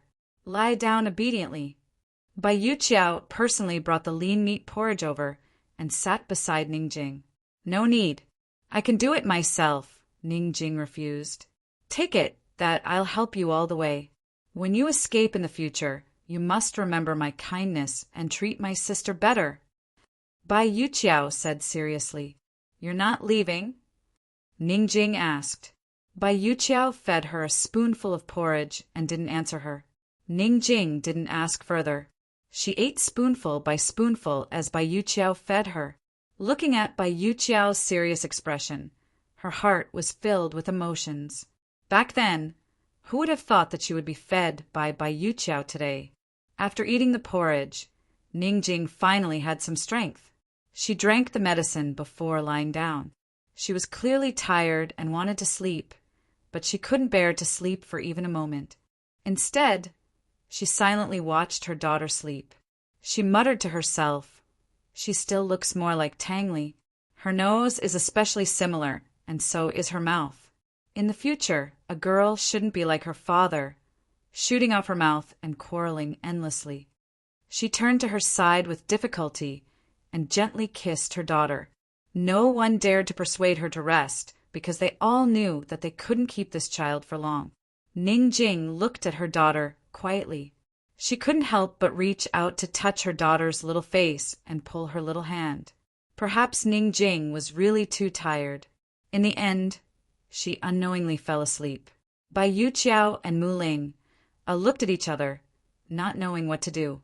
Not to mention Ningjing. Even they couldn't bear to part with this child. 2 hours later, Ningjing was still sleeping. However, the midwife insisted on waking her up. Miss Jing, feed the baby. If the midwife didn't explain, Ningjing, who was a first-time mother, wouldn't know. Under the midwife's guidance, Ningjing carried her daughter and fed her. She quickly got the hang of it.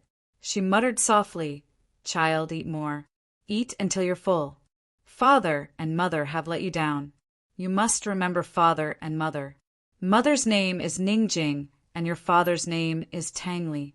You can blame us, but in the future, please don't deny us. Towards the end, Ningjing choked with sobs and couldn't continue. She raised her head and didn't let her tears fall. In front of her daughter, as a mother, how could she cry? Mu Ling, and the rest didn't dare to make a sound.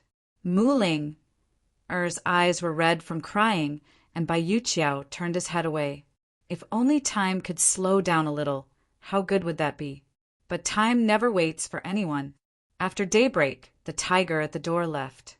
Seeing the tiger returning to the forest, the soldiers and guards then hurried over. After dealing with the corpse, the leader of the soldiers personally knocked on the door. Miss Bai, it's safe now. You can come out now. In the house, no one moved. Ningjing seemed as though she didn't hear the sound outside the door.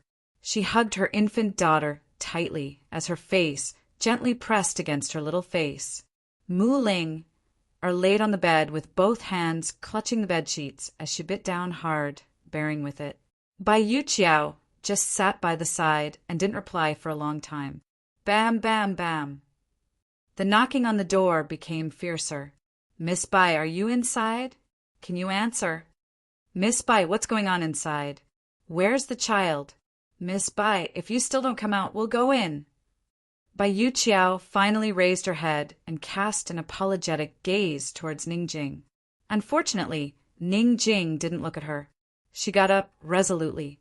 If she didn't go out, the soldiers would barge in and the situation would be even worse. She intentionally walked over to Ningjing's side and said softly, "Ningjing, I'm sorry, I can't help you." Saying that, she took big strides to open the door. "What are you mumbling about? Pregnant women need to rest, don't you understand?" She shouted at the soldiers in displeasure. The soldiers resentfully said, "Miss Bai, Duke Kong has ordered us to bring the child back. It's not convenient for the few of us men, so please carry the child out." Chapter 1050.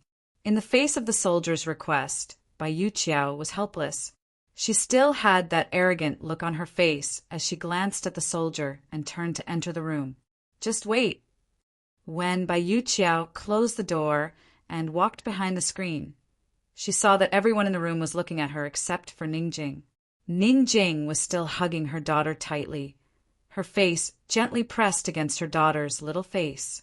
The mother and daughter were especially quiet, as if even the sky falling down would not disturb them. Mu Ling cried silently and shook her head at Bai Yuqiao.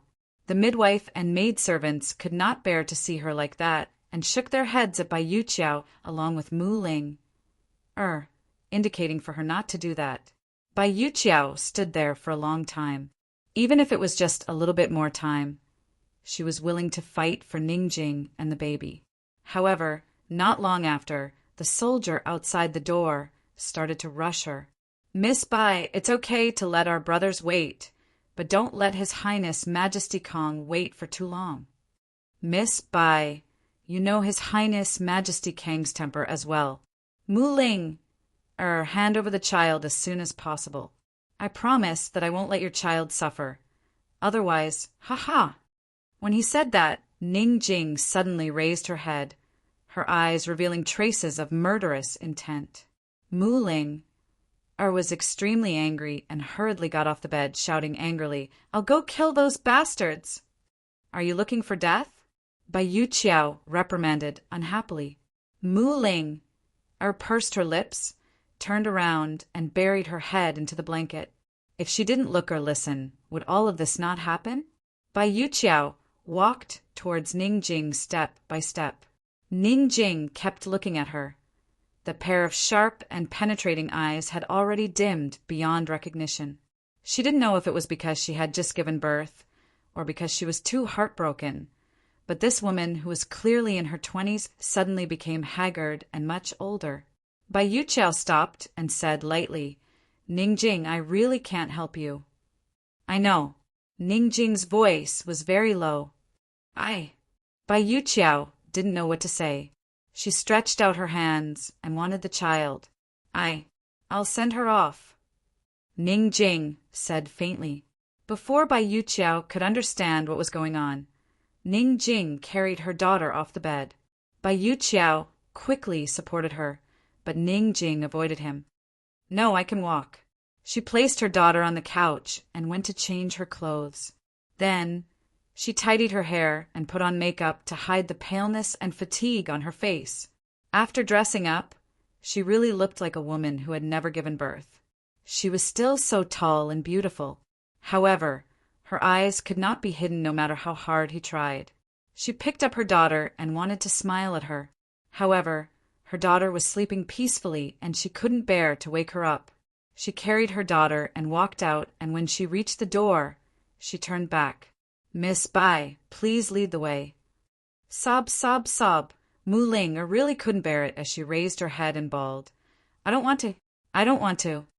Ningjing smiled faintly. This girl was crying at the right time. That's right, her daughter was about to be carried away, so she should be bawling. The soldiers outside the door had wanted to urge them, but when they heard Mu Ling's cries, they knew that the child had been carried away and didn't continue. Ningjing was already so strong, so what reason did they have to not be strong? Bai Yuqiao sniffled and adjusted his state of mind. He walked over to open the door and walked out first. Once the door was opened, Mu Ling's cries became even louder and filled the entire courtyard, adding a bit of desolation to this silent morning. When Bai Yuqiao walked out, the soldiers saw that her hands were empty and were immediately displeased. Miss by the child. Before he could finish a sentence, he saw Ningjing walking out with a baby in swaddling clothes. Bai Yuqiao glanced at the soldier and didn't say a word. Ningjing looked at the soldiers one by one, and her gaze finally fell on the leader. Coldly she said, "Soldier, this is Mu Ling and Gu's child. She's Han Yunqi and Long Fei Ye's nephew. You should know better than me what she means to His Highness the Duke of Kong." Of course. As the soldier spoke, he came forward to carry the child. However, Ningjing said, "Where's the wet nurse?" It would take a few days to reach the battlefield. The child had just been born. Without a wet nurse, what would she eat? "Miss Jing, don't worry. The wet nurse has been waiting outside for a long time. Miss Jing, we're more worried about this child than you are. Tell Mu Ling and not to worry." The soldier laughed. "Haha, she'd better take care of herself." The soldier took a step forward and stretched out his hands in front of Ningjing. Ningjing was so calm that it made one's heart ache. Those who didn't know would really not be able to tell that the child was hers. "I'll pass on the message." She didn't hesitate and handed the child over. Once the child landed in the soldier's hands, she immediately turned around. She was clearly calm and composed just a moment ago, high and mighty, but the moment she turned around, she silently broke down and tears streamed down her face. She wanted so badly to turn around and look at her daughter again, just once. However, she could not do it. She couldn't do it. She couldn't stop herself from crying and shedding tears. "Daughter, I'm sorry. Mother still isn't strong enough and still can't hold on." Ningjing couldn't and didn't dare to stay for long. She strode through the door. Who knew that at this moment a tiger roar would suddenly resound through the entire courtyard? With last night's experience, everyone was shocked. Ningjing suddenly turned around, only to see a big tiger suddenly fly down from the roof and pounce towards the soldier and her daughter. "No!" Ningjing screamed and pounced over like a madwoman. However, it was too late. The big tiger directly pounced on the soldier, and the swaddled child was thrown out. For a moment, no one could react, except for Ningjing. She pushed off the ground and immediately flew up, but she didn't catch the child. The child was suddenly caught by a man in black, who flew out.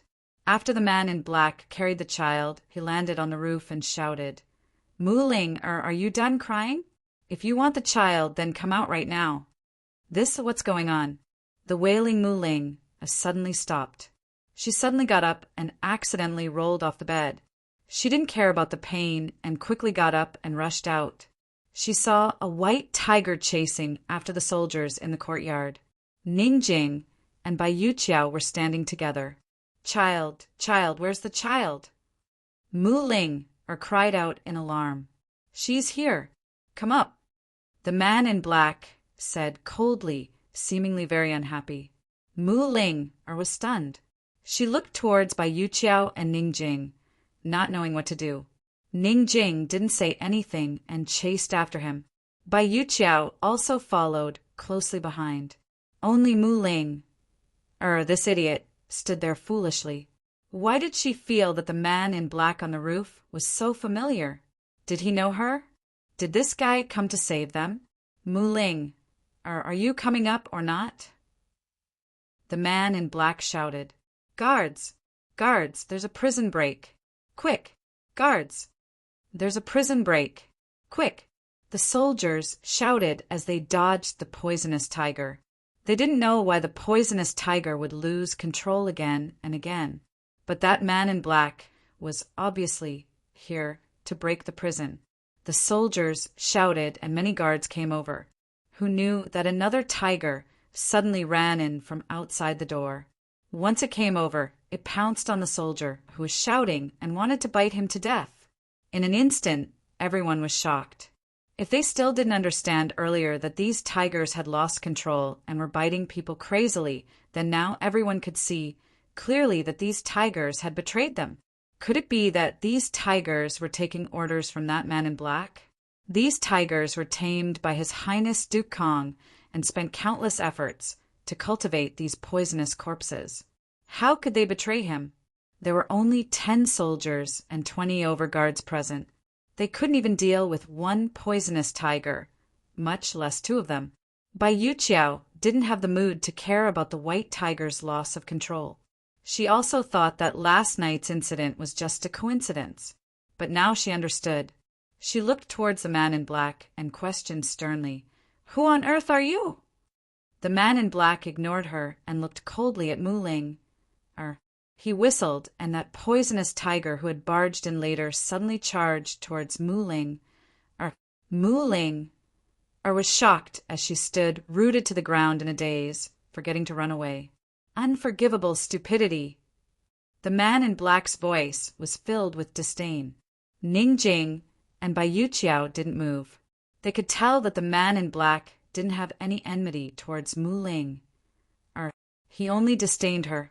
Indeed, the poisonous tiger bumped into Mu Ling and pushed Mu Ling up. After pushing her onto his back, he immediately turned around and pounced onto the roof.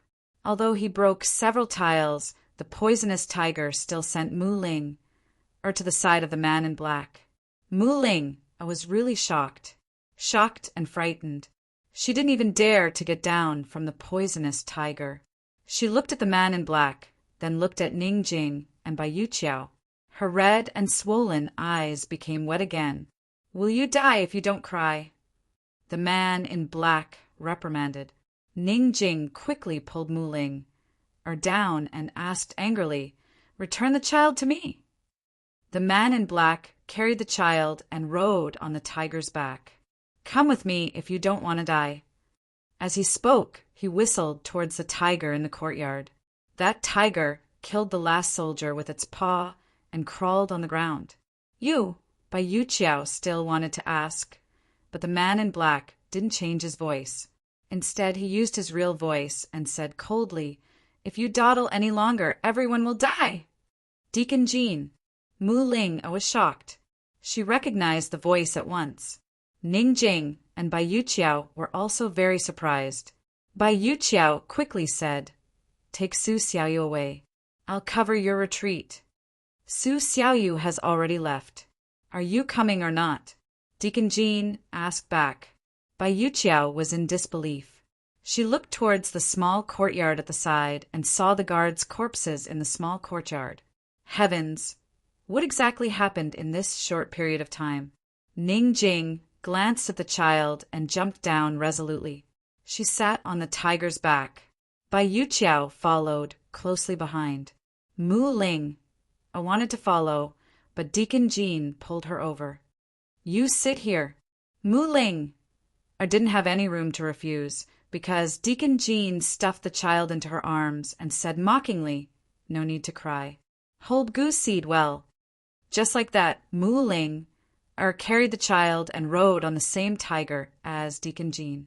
Ningjing and Bai Yuqiao rode on another tiger and escaped from the large courtyard. As soon as they left, they saw corpses everywhere outside. Blood flowed like a river. A tiger was sitting under a big tree at the side, waiting to open a path for them. Mu Ling and the others were really stunned. For a moment, they didn't have time to ask Deacon Jean what was going on. Just as they were about to follow the tiger into the dense forest, a group of archers arrived. "Quick, shoot the arrows. Those poisonous tigers have betrayed us. Quick!" The guard who ran to report the news shouted anxiously. In an instant, several arrows flew over. Chapter 1051. Arrows were shot everywhere as the 2 tigers brought Deacon Jean and the rest into the forest. As soon as they entered the woods, Mulinger and the rest caught a whiff of the thick scent of blood before they'd even gotten far. It seemed that this forest had just experienced a bloody massacre. The forest was too dense, and the early morning sun was not strong enough to shine through the dense forest. Mu Ling and the rest could not see anything clearly. They did not have time to ask, as the archers behind them chased closely. There were also great movements in the dense forest on both sides. It seemed that there were pursuers coming from both sides. From time to time, sharp arrows were shot from behind, and several times they narrowly passed by them. Fortunately, The tigers were leading them so that they could concentrate on avoiding the attacks from behind. Otherwise, the consequences would be unimaginable. One must know that no matter if it was Deacon Jean or Mu Ling, and the rest of the women, their martial arts were ordinary. The group of people quickly left the dense forest, and suddenly there was an open space in front of them. However, Mu Ling, and the rest were shocked by everything in front of them. The open space in front of them was simply a purgatory on earth. Corpses were lying on the ground, and blood flowed like a river. There were at least 100 corpses. It was easy to determine that these people were all Jun Yixie's subordinates, just by looking at their clothes. There were more than 100 corpses, and all of them were badly mutilated. There was not a single intact corpse. Moreover, all of the wounds had turned black, and the bloodstains were all black. God knows if they were poisoned to death or bitten and dismembered by the tigers. Mu Ling, and Ningjing were disgusted and wanted to vomit several times.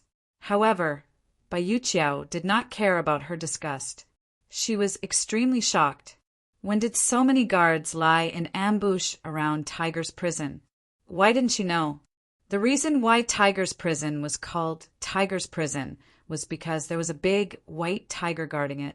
With the big white tiger around, other defenses were superfluous, unless Jun Yixie not only had to guard against them escaping, he also had to guard against a strong enemy coming to rescue them.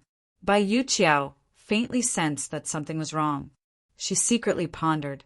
At this time, the archer behind him had been dealt with by Poison Tiger. 2 poison tigers caught up from behind and stood beside Deacon Jean. In this way, including the tiger leading the way, there were 5 of them. Deacon Jean did not ask them to stop, but they all stopped and looked to the right, as if they had discovered something.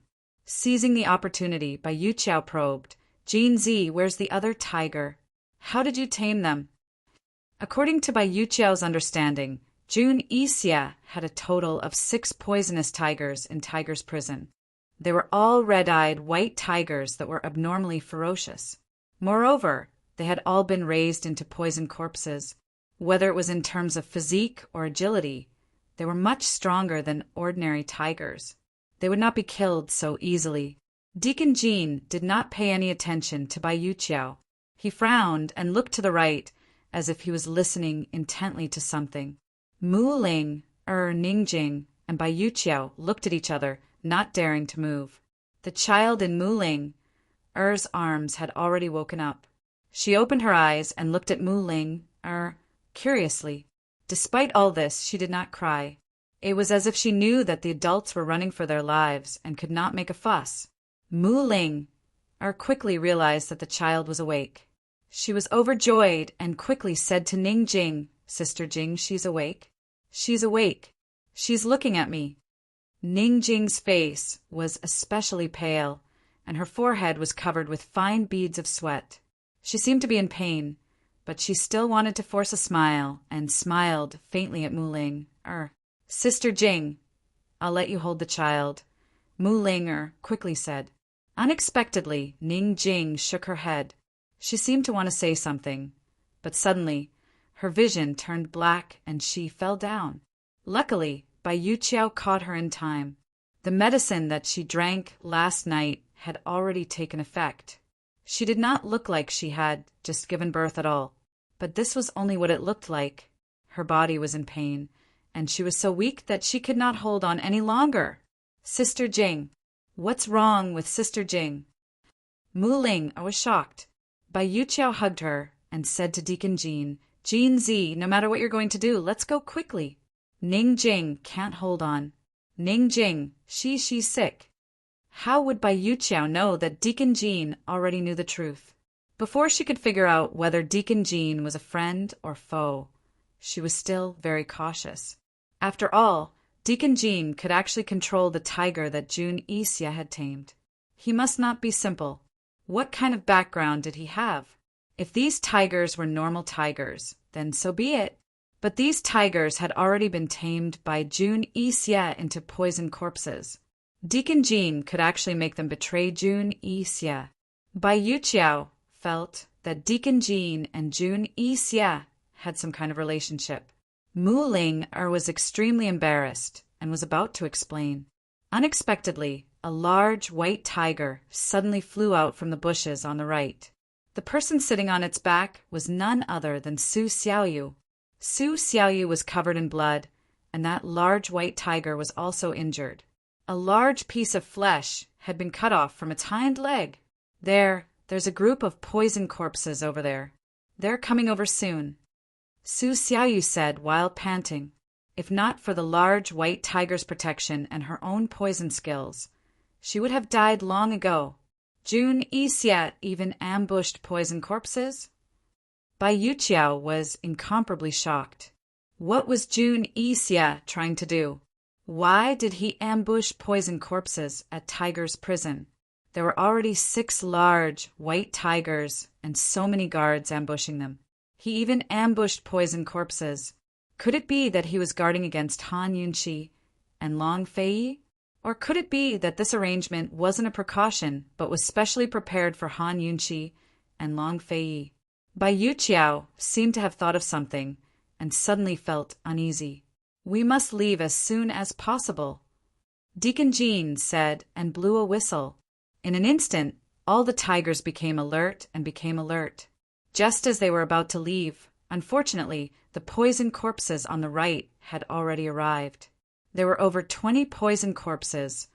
All of them had ashen faces and were expressionless like death soldiers. They came over and surrounded them from the right. At the same time, a group of sword-wielding guards appeared from the left. It was a pincer attack from the left and right. Fortunately, the group of archers at the back had already been dealt with by the large white tigers. But just as they were about to escape, a group of archers suddenly walked out from the forest in front of them. There were 2 rows of over 20 people, all of them with their bows drawn and ready to shoot. They were surrounded from the left, right and front, leaving only the back to escape. But the back was the road back to Tiger's prison. There was no escape route. Who are you? The leader of the archers asked angrily. Duke Kong had ordered for 3 inner and 3 outer layers of defense to be deployed around Tiger's prison. Who knew that the 3 outer layers of defense would suddenly be ambushed by the tiger horde? The tiger horde was a large, wild tiger from the forest, and not domesticated. The sudden attack caused the 3 outer layers of defense to suffer heavy losses. Who knew that the 3 inner layers of defense would be ambushed by 2 large white tigers? At first, they didn't know what was going on and only thought that these large white tigers had lost control. So other than running away, they didn't dare to resist at all for fear of injuring these large white tigers. It must be known that these 6 large white tigers were Duke Kang's prized treasures. Even Duke Kang's favorite, Hao San, didn't dare to mistreat these large white tigers, much less injure them. So, in just a short while, the 3 inner layers of defense of Tiger's prison suffered even more losses than the 3 outer layers. There were originally 300 archers, but now there were only 20 or so left. Until just now, they had been running away and hadn't taken the initiative to attack. It was only after hearing the report from the people who escaped from Tiger's prison that they found out the truth. Deacon Jean wasn't a person who liked to talk. He ignored the archers and tightly held onto Mu Ling's waist with one hand and patted the large white tiger with the other. Suddenly, he charged towards the sword-wielding guards on the left. The moment he charged over the tiger carrying Ningjing, Bai Yuqiao and Su Xiaoyu immediately followed suit. The archers immediately released their arrows, and the poison corpses also attacked. The tiger, leading the way, pounced on the archers, while the remaining 2 pounced on the poison corpses. For a moment, arrows flew everywhere, and a fight broke out. Deacon Jean protected Mu Ling, as they fled while fighting with the sword-wielding guards. Bai Yuqiao protected Ningjing and was unarmed. All she could do was dodge. Su Xiaoyu was behind her and shouted at her, "Use poison, idiot!" This time, Bai Yuqiao remembered that she could use poison. She didn't bring any weapons with her, but she did bring a lot of poison. No matter what, she was still Bai Yanqing's disciple and had learned poison since she was young. Poison was useless against the corpses, but it was much more effective against the sword-wielding guards. Bai Yuqiao protected Ningjing and leaned back, dodging the swords that swept towards them. She casually waved her hand and shot out 2 poison needles. They didn't hit the guards' vital points, but they hit their hands. However, it was enough to numb the guards' hands and make them unable to wield their swords. The guards on the other side wanted to attack, but the white tiger pounced over and trampled them under its feet. The big white tiger's sharp claws viciously slapped the guard's heart, causing him to spit out blood and die. Careful! Su Xiaoyu suddenly jumped up from the tiger's back and kicked away the arrow that was flying towards Bai Yuqiao. Thanks, Bai Yuqiao said loudly. Su Xiaoyu ignored her and continued to dodge the arrows. Deacon Jean had already brought Mu Ling, and escaped far away. However, Bai Yuqiao and Su Xiaoyu were pincered by the sword-wielding guards and archers. A few poison corpses avoided the poison tigers and attacked them. Su Xiaoyu, I'll cover you. Hurry and run, Bai Yuqiao said loudly. Su Xiaoyu looked at her suspiciously. She wanted to ask but decided against it. She said, "Look after Ningjing. I don't need you to cover me." At this time, a sharp arrow flew over from behind and snapped on Bai Yuqiao's shoulder. Bai Yuqiao pulled it out without hesitation and said coldly, "It's poisonous." She quickly realized that she couldn't cure the poison and immediately switched to her other hand to hug Ningjing.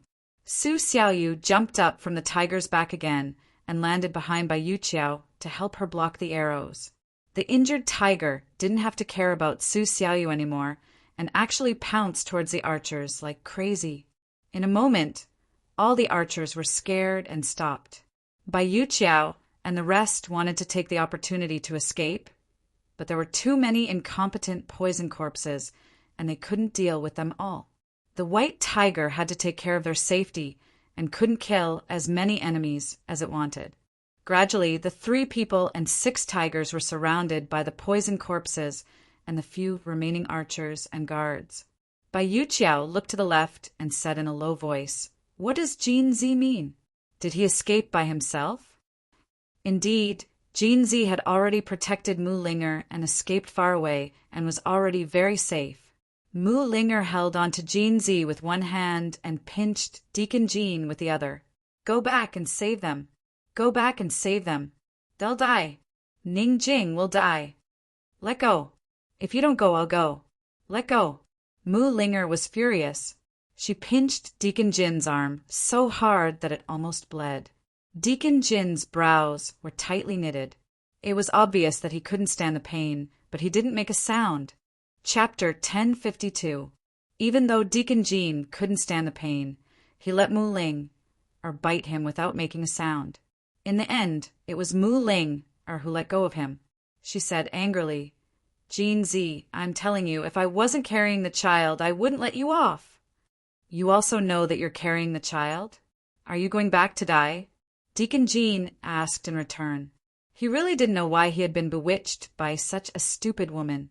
Instead of rejoicing that she was able to bring the child out of danger, she wanted to go back to save them. Did she not understand the meaning of "do what you can't do"?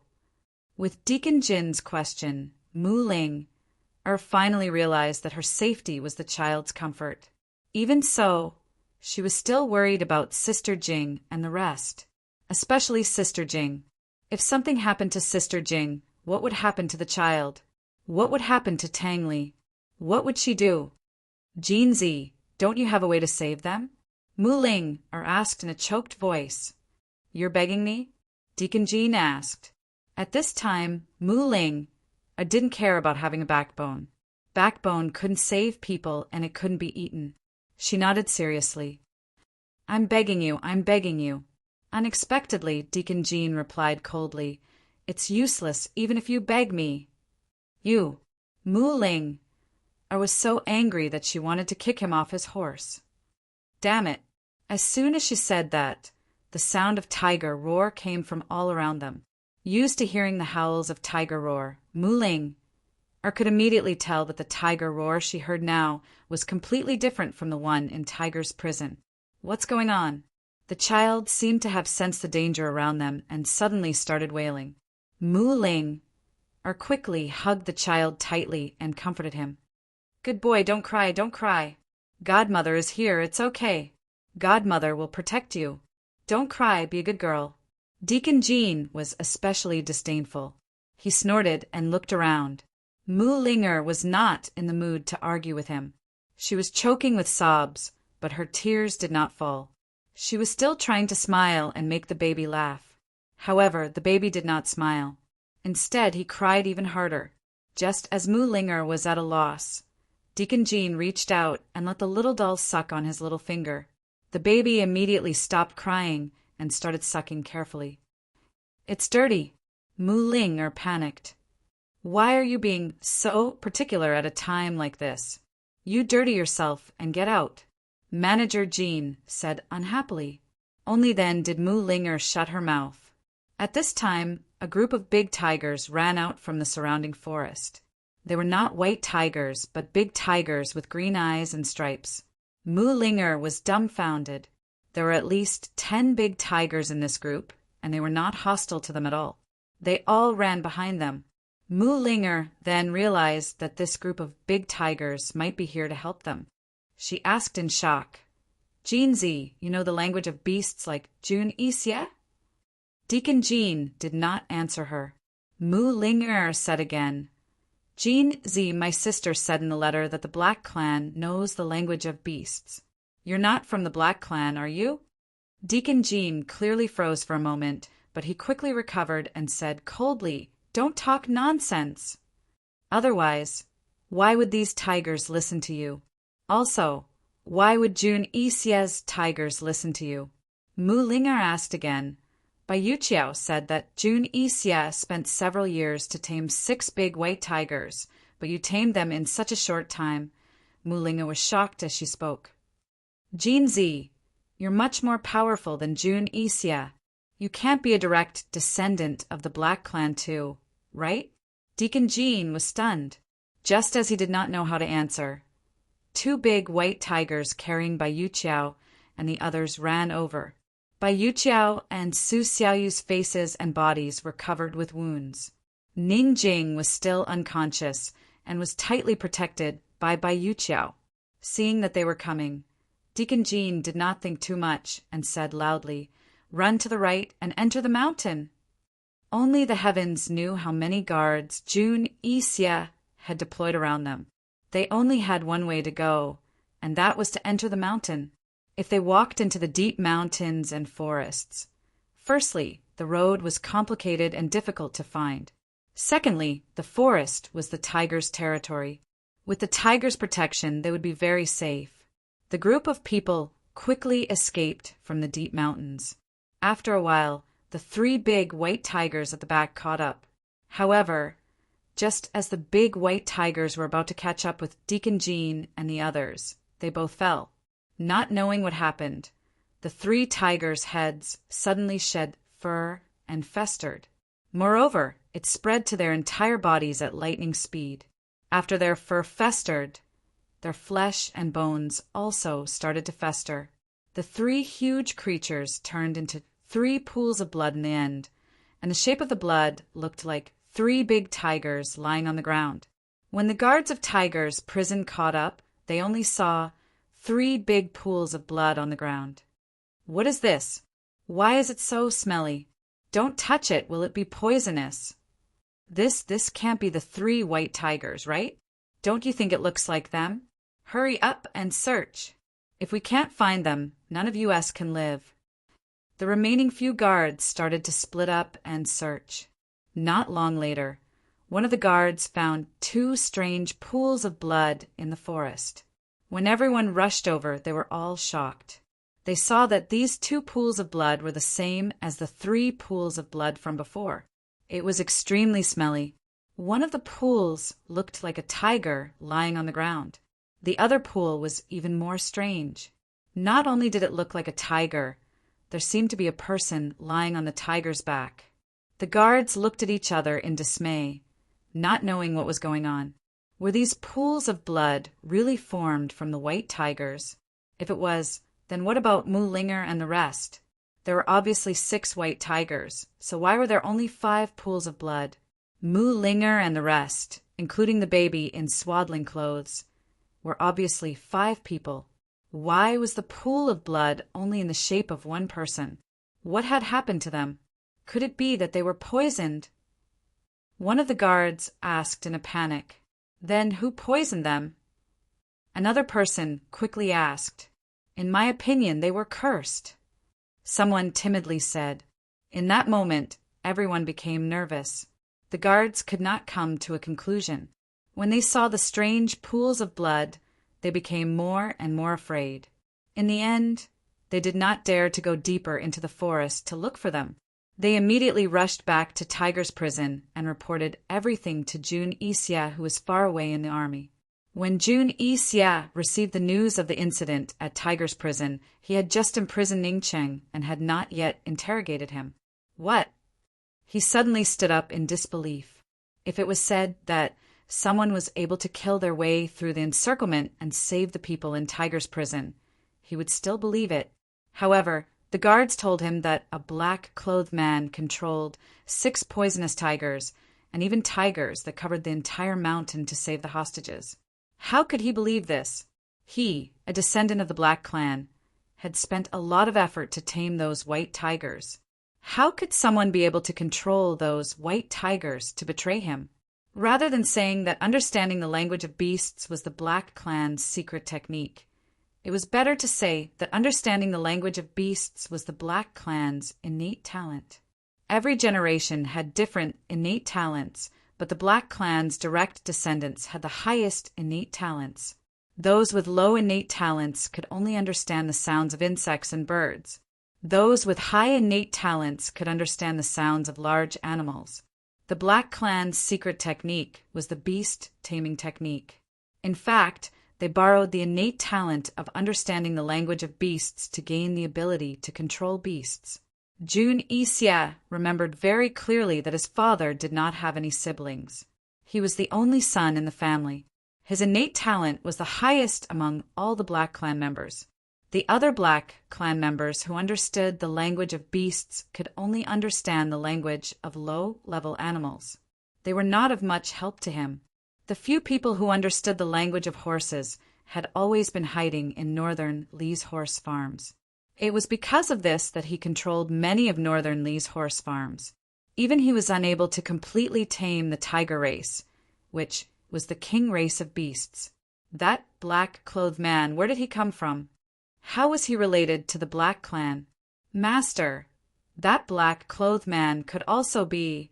Before Hao San could finish his words, Jun Yixia stopped him. He firmly denied it. There is no such possibility. He naturally knew what Hao San wanted to say. What Hao San wanted to say was, could that black-clothed man also be a direct descendant of the Black Clan? He did not think that there was such a possibility. Even if there was, he would definitely not admit it. He was the one with the most noble bloodline in the Black Clan. He was the one with the highest innate talent. Facing his furious master, Hao San did not dare to say anything else. Go and prepare.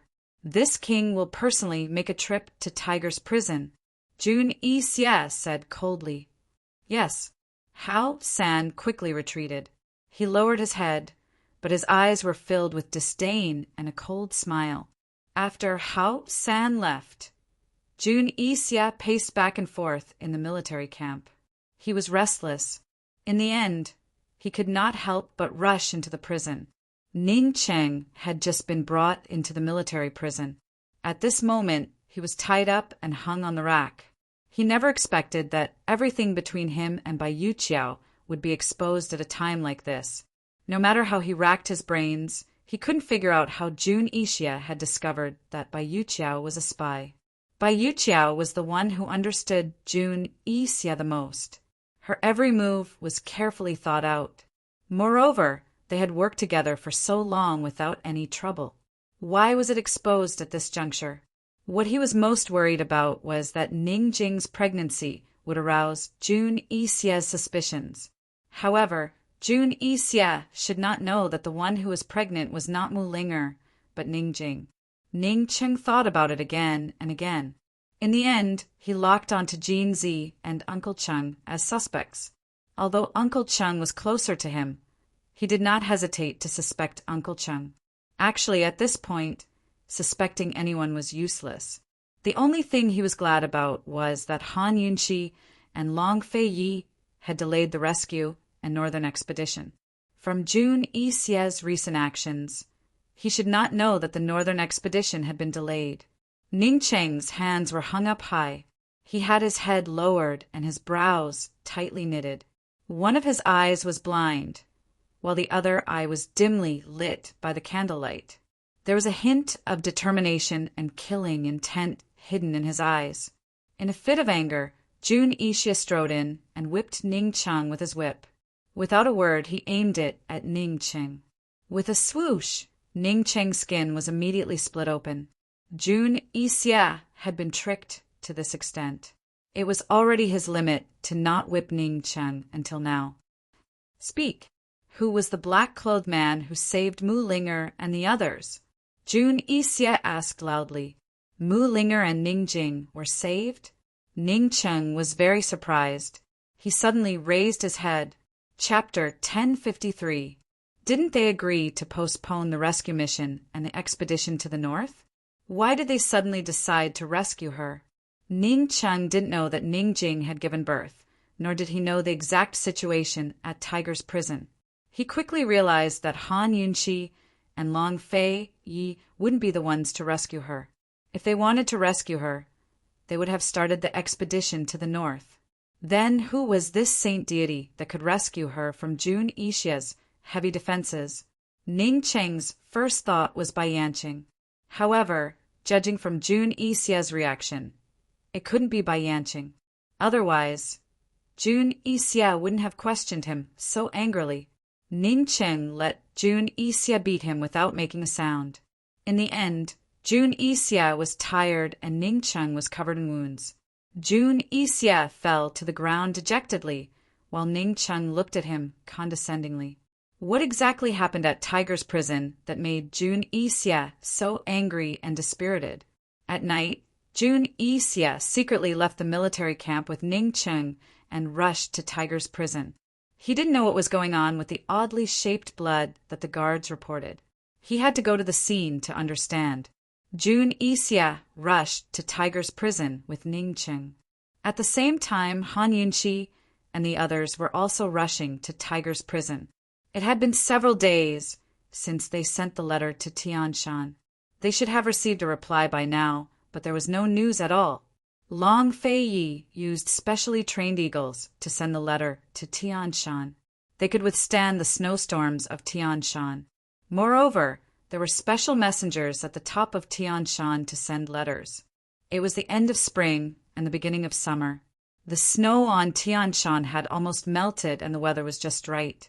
It was easy for people to go up and down Tian Shan, let alone eagles. Long Fei Yi knew that something must have happened to Sky Mountain. Therefore, in the past few days, they had not rested at all. They had been traveling day and night. It must be the evil sword sect.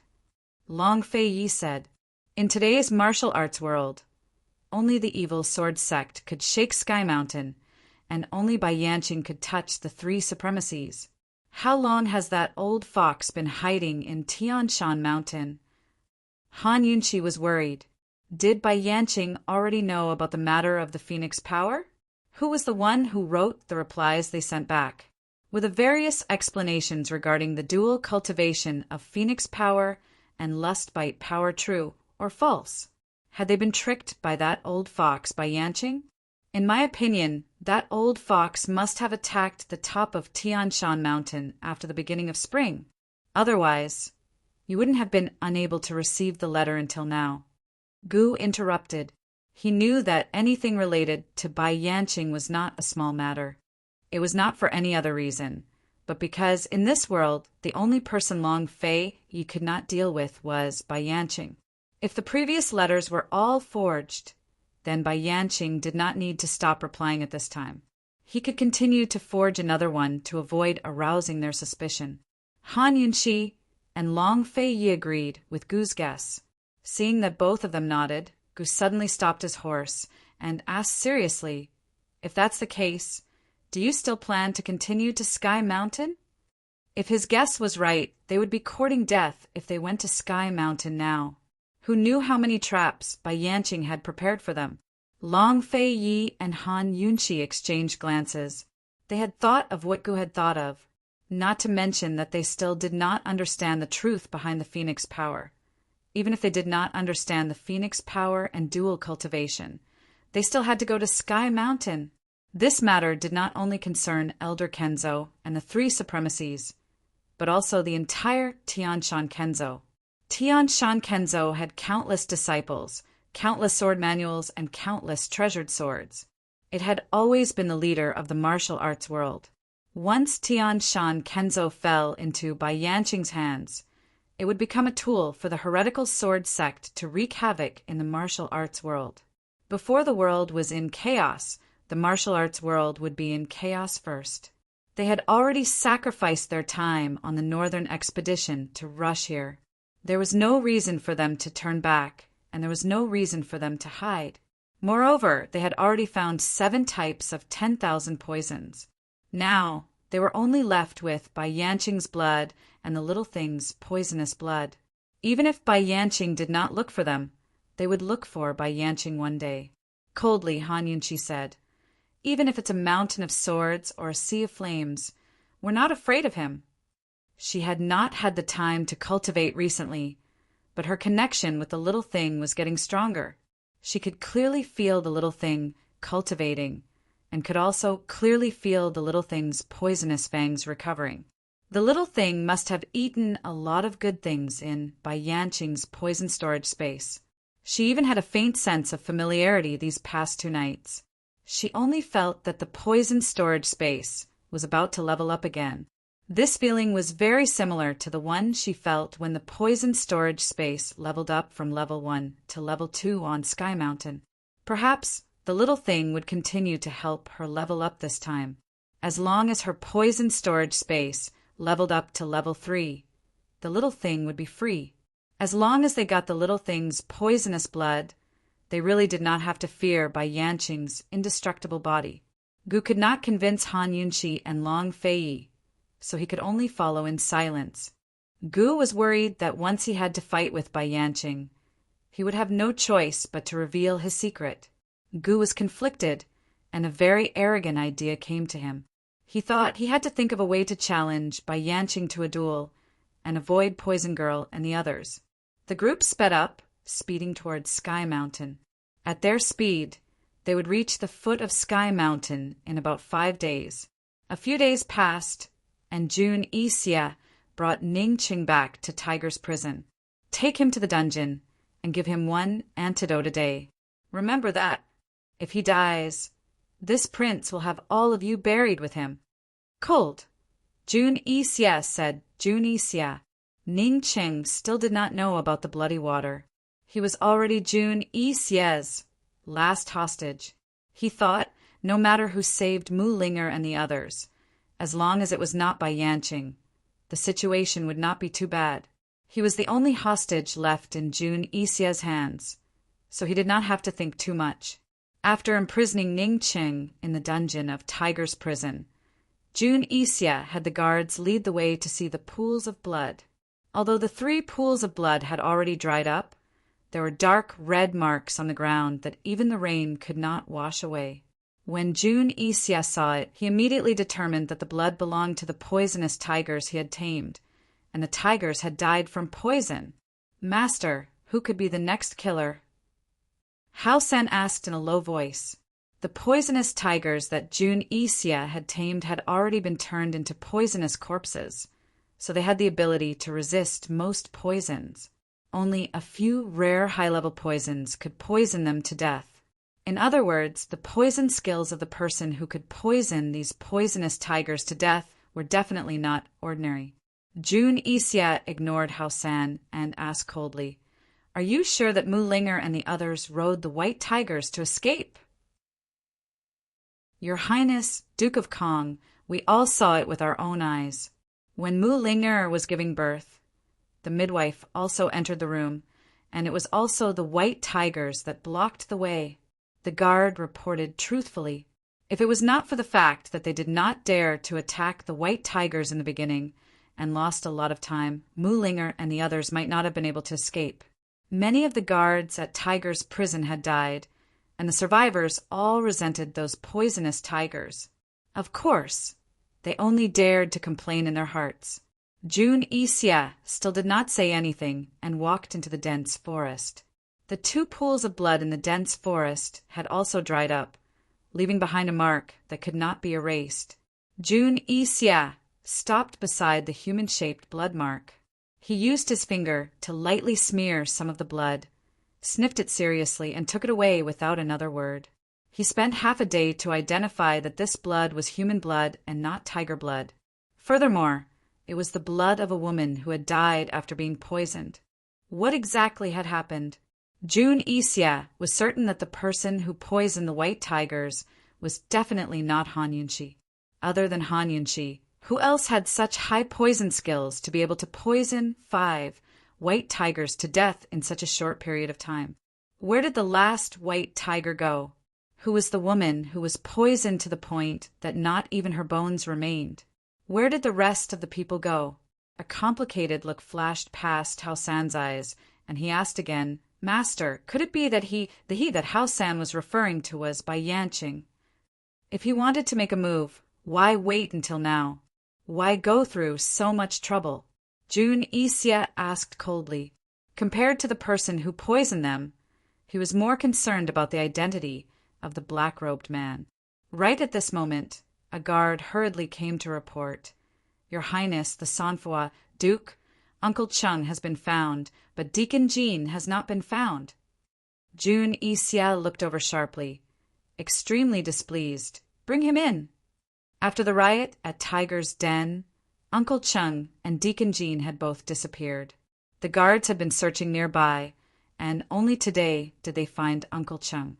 Tiger's Den was surrounded by dense forests, and they had set up many ambushes. Even if Uncle Chung escaped from Tiger's Den, he might not be able to walk out of this forest. Jun Yixia had always thought that the black-robed man was an intruder, and had never understood that the black-robed man was Deacon Jean. As soon as Uncle Chung was brought over, before he could even open his mouth to beg for mercy, Jun Yixia viciously stepped over him, directly stomping him to the ground. "Where's Jean Z?" "I don't know. I haven't seen him since that night. Your Highness, the Sanfrois Duke, on account of my meritorious service in reporting the news, please spare me," Uncle Chung hurriedly pleaded. Not only was he pleading, but he was also reminding Jun Yixia that he was an elder of the D clan and could provide a lot of information about the D clan, so he could not be killed. Jun Yixia was naturally aware of this, or else he would not have kept Uncle Chung alive until now. "What exactly is Jean Z's background?" Jun Yixia questioned. By now he was more or less suspicious. Nothing much. He was just a slave that the Winter Crow tribe bought from the three-way black market, and Master Ning bought him. Uncle Chung answered truthfully. Jun Yixia had naturally investigated this matter. Could he have been the one to save her? Jun Yixia asked directly. Uncle Chung immediately denied it. "Your Highness, the Sanfrois Duke, if Jean Z could save someone, he would have done so long ago. Why wait until now?" These words were indeed reasonable. Jun Yixia became irritated. He released his foot from Uncle Cheng's back, and Uncle Chung heaved a sigh of relief. Just as he was about to get up, Jun Yixia suddenly kicked him viciously in the face, sending him flying. "Men, take him to the dungeon. Tell Ning Cheng that he was the one who betrayed the D clan." Jun Yixia said coldly. He could not kill Ning Cheng now, but he could slowly torture Ning Cheng. "Tonight, I will let Ning Cheng have a taste of being betrayed by his loyal servant." Chapter 1054. The guards escorted Uncle Chung to the entrance of the dungeon. Jun Yixia also followed. He suddenly regretted it. He let the guards leave and let Uncle Chung go in by himself. Instead of telling Ning Ching that Uncle Ching is a traitor, it's better to let Uncle Chung continue to deceive him. Perhaps this show will be more exciting. Go in by yourself. This prince can't control your life and death. Ning Ching can. Jun Isya said as he kicked Uncle Ching in. Uncle Chung didn't understand Jun Isya's meaning. After he fell to the ground, he quickly got up and carefully walked in. Jun Isya had actually been following behind him. He was hiding in the shadows, quietly waiting to watch the show. After passing through the long entrance passage, there was a narrow space. The dungeon was very small. If there was a rack, a prisoner, and 2 or 3 more people came in, it would be full. Back then, Jun Isya had considered that Mu Ling was going to give birth and Su Xiaoyu was going to recuperate, so he didn't lock them in the dungeon. Now that he thought about it, he really trusted Bai Yuqiao too much. Otherwise, he wouldn't have let so many hostages escape without leaving a single one. With hostages in hand, even if Long Fei Yi and Han Yunqi went north, he wouldn't be afraid. Now, he only has Ning Ching in his hands. If he wants to resist the pressure from the south, he still has to start with the D clan. As soon as Uncle Ching came in, Ning Ching knew. However, he kept his head down, pretending not to see anything, and didn't say a word. A trace of timidity flitted through Uncle Cheng's eyes. He carefully leaned against the wall, not daring to move or make a sound. His shoulder was almost broken by Jun Yi, and his chin was already swollen. However, these physical pains were far less painful than the pain in his heart. Looking at Master Ning like this, looking at Ning Cheng, whom he had watched grow up, he felt nothing but heartache. As the head of the D clan, the head of the Ning family army, and the head of the Myriad Merchant Palace, he had military power and financial power. He should have been high-spirited, able to call the wind and summon the rain, dominating a region. But now he was reduced to such a sorry state, one-eyed, banished, and dejected. Where did the once inviolable and arrogant Ning Ching go? Uncle Cheng's eyes were wet. He hoped that Master Ning would look up at him, but he was also afraid that Master Ning would know about his betrayal. He admitted that he had selfish motives for defecting. If Mu Linger and Ning Jing were rescued, even if Ning Jing didn't pursue the matter, Mu Linger would never forgive him. But the real reason for his betrayal was to destroy the cooperation between the D clan and East Qin. They had been loyal to the D clan for 2 generations. They had witnessed how much the D clan had sacrificed for revenge and the recovery of Western Qin. He couldn't accept the alliance between the D clan and East Qin. The D clan and East Qin's cooperation didn't count as cooperation at all. Simply put, the D clan was being used by East Qin. The D clan brothers were simply fighting for East Qin and Long Fei Ye's power. Han Yunqi had no intentions of reviving her country. After the northern expedition destroyed northern Li, Long Fei Yi would definitely swallow up Western Zhou and Tian and to unite Cloud Realm continent. By then, Long Fei Yi would only revive the East Qin Empire, while Han Yunqi, the Western Qin princess, would become East Qin's empress. The D clan would become the East Qin slaves. How could he swallow this anger? He would rather be the head of a chicken than the tail of a phoenix. With Ning Cheng's abilities and the D clan strength, it wouldn't be difficult for them to gain a foothold in Cloud Realm continent by borrowing the name of Western Qin's imperial court. Even if Ning Cheng divided Tianning into his own territory and amassed a large army, Long Fei Yi wouldn't be able to do anything to the D clan for the sake of Han Yunqi's face. Why was Ning Cheng so stupid as to charge into the enemy lines for Long Fei's sake? It was a strenuous and thankless task. Only by destroying the cooperation between East Qin and the D clan could Ning Cheng be forced to a dead end. Either he died, or he sincerely cooperated with Jun Isya to gain a foothold for himself and the D clan. Uncle Cheng had been cooped up in his room while he was locked up in Tiger's prison to think and hesitate over these matters. He was certain that Jun Isya had reached a dead end under the current circumstances, especially with all the hostages gone. Jun Isya had nowhere else to go. Jun Isya had no choice but to cooperate with the D clan. Otherwise, once Long Fei and Han Yunqi sent their troops north, everything he had painstakingly built up in northern Li would be swept clean. In other words, the current situation was Jun Yixia begging Ningcheng, not Ningcheng begging Jun Yixia.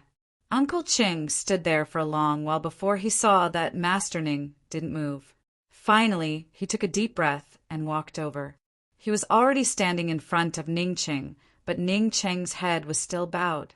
Anyone who didn't know better might think he was unconscious. Master Ning, Uncle Qing spoke in a low voice. He had planned to first analyze the current situation in Tiger's prison with Ningcheng, as well as the situation between the D clan and Jun Yixia.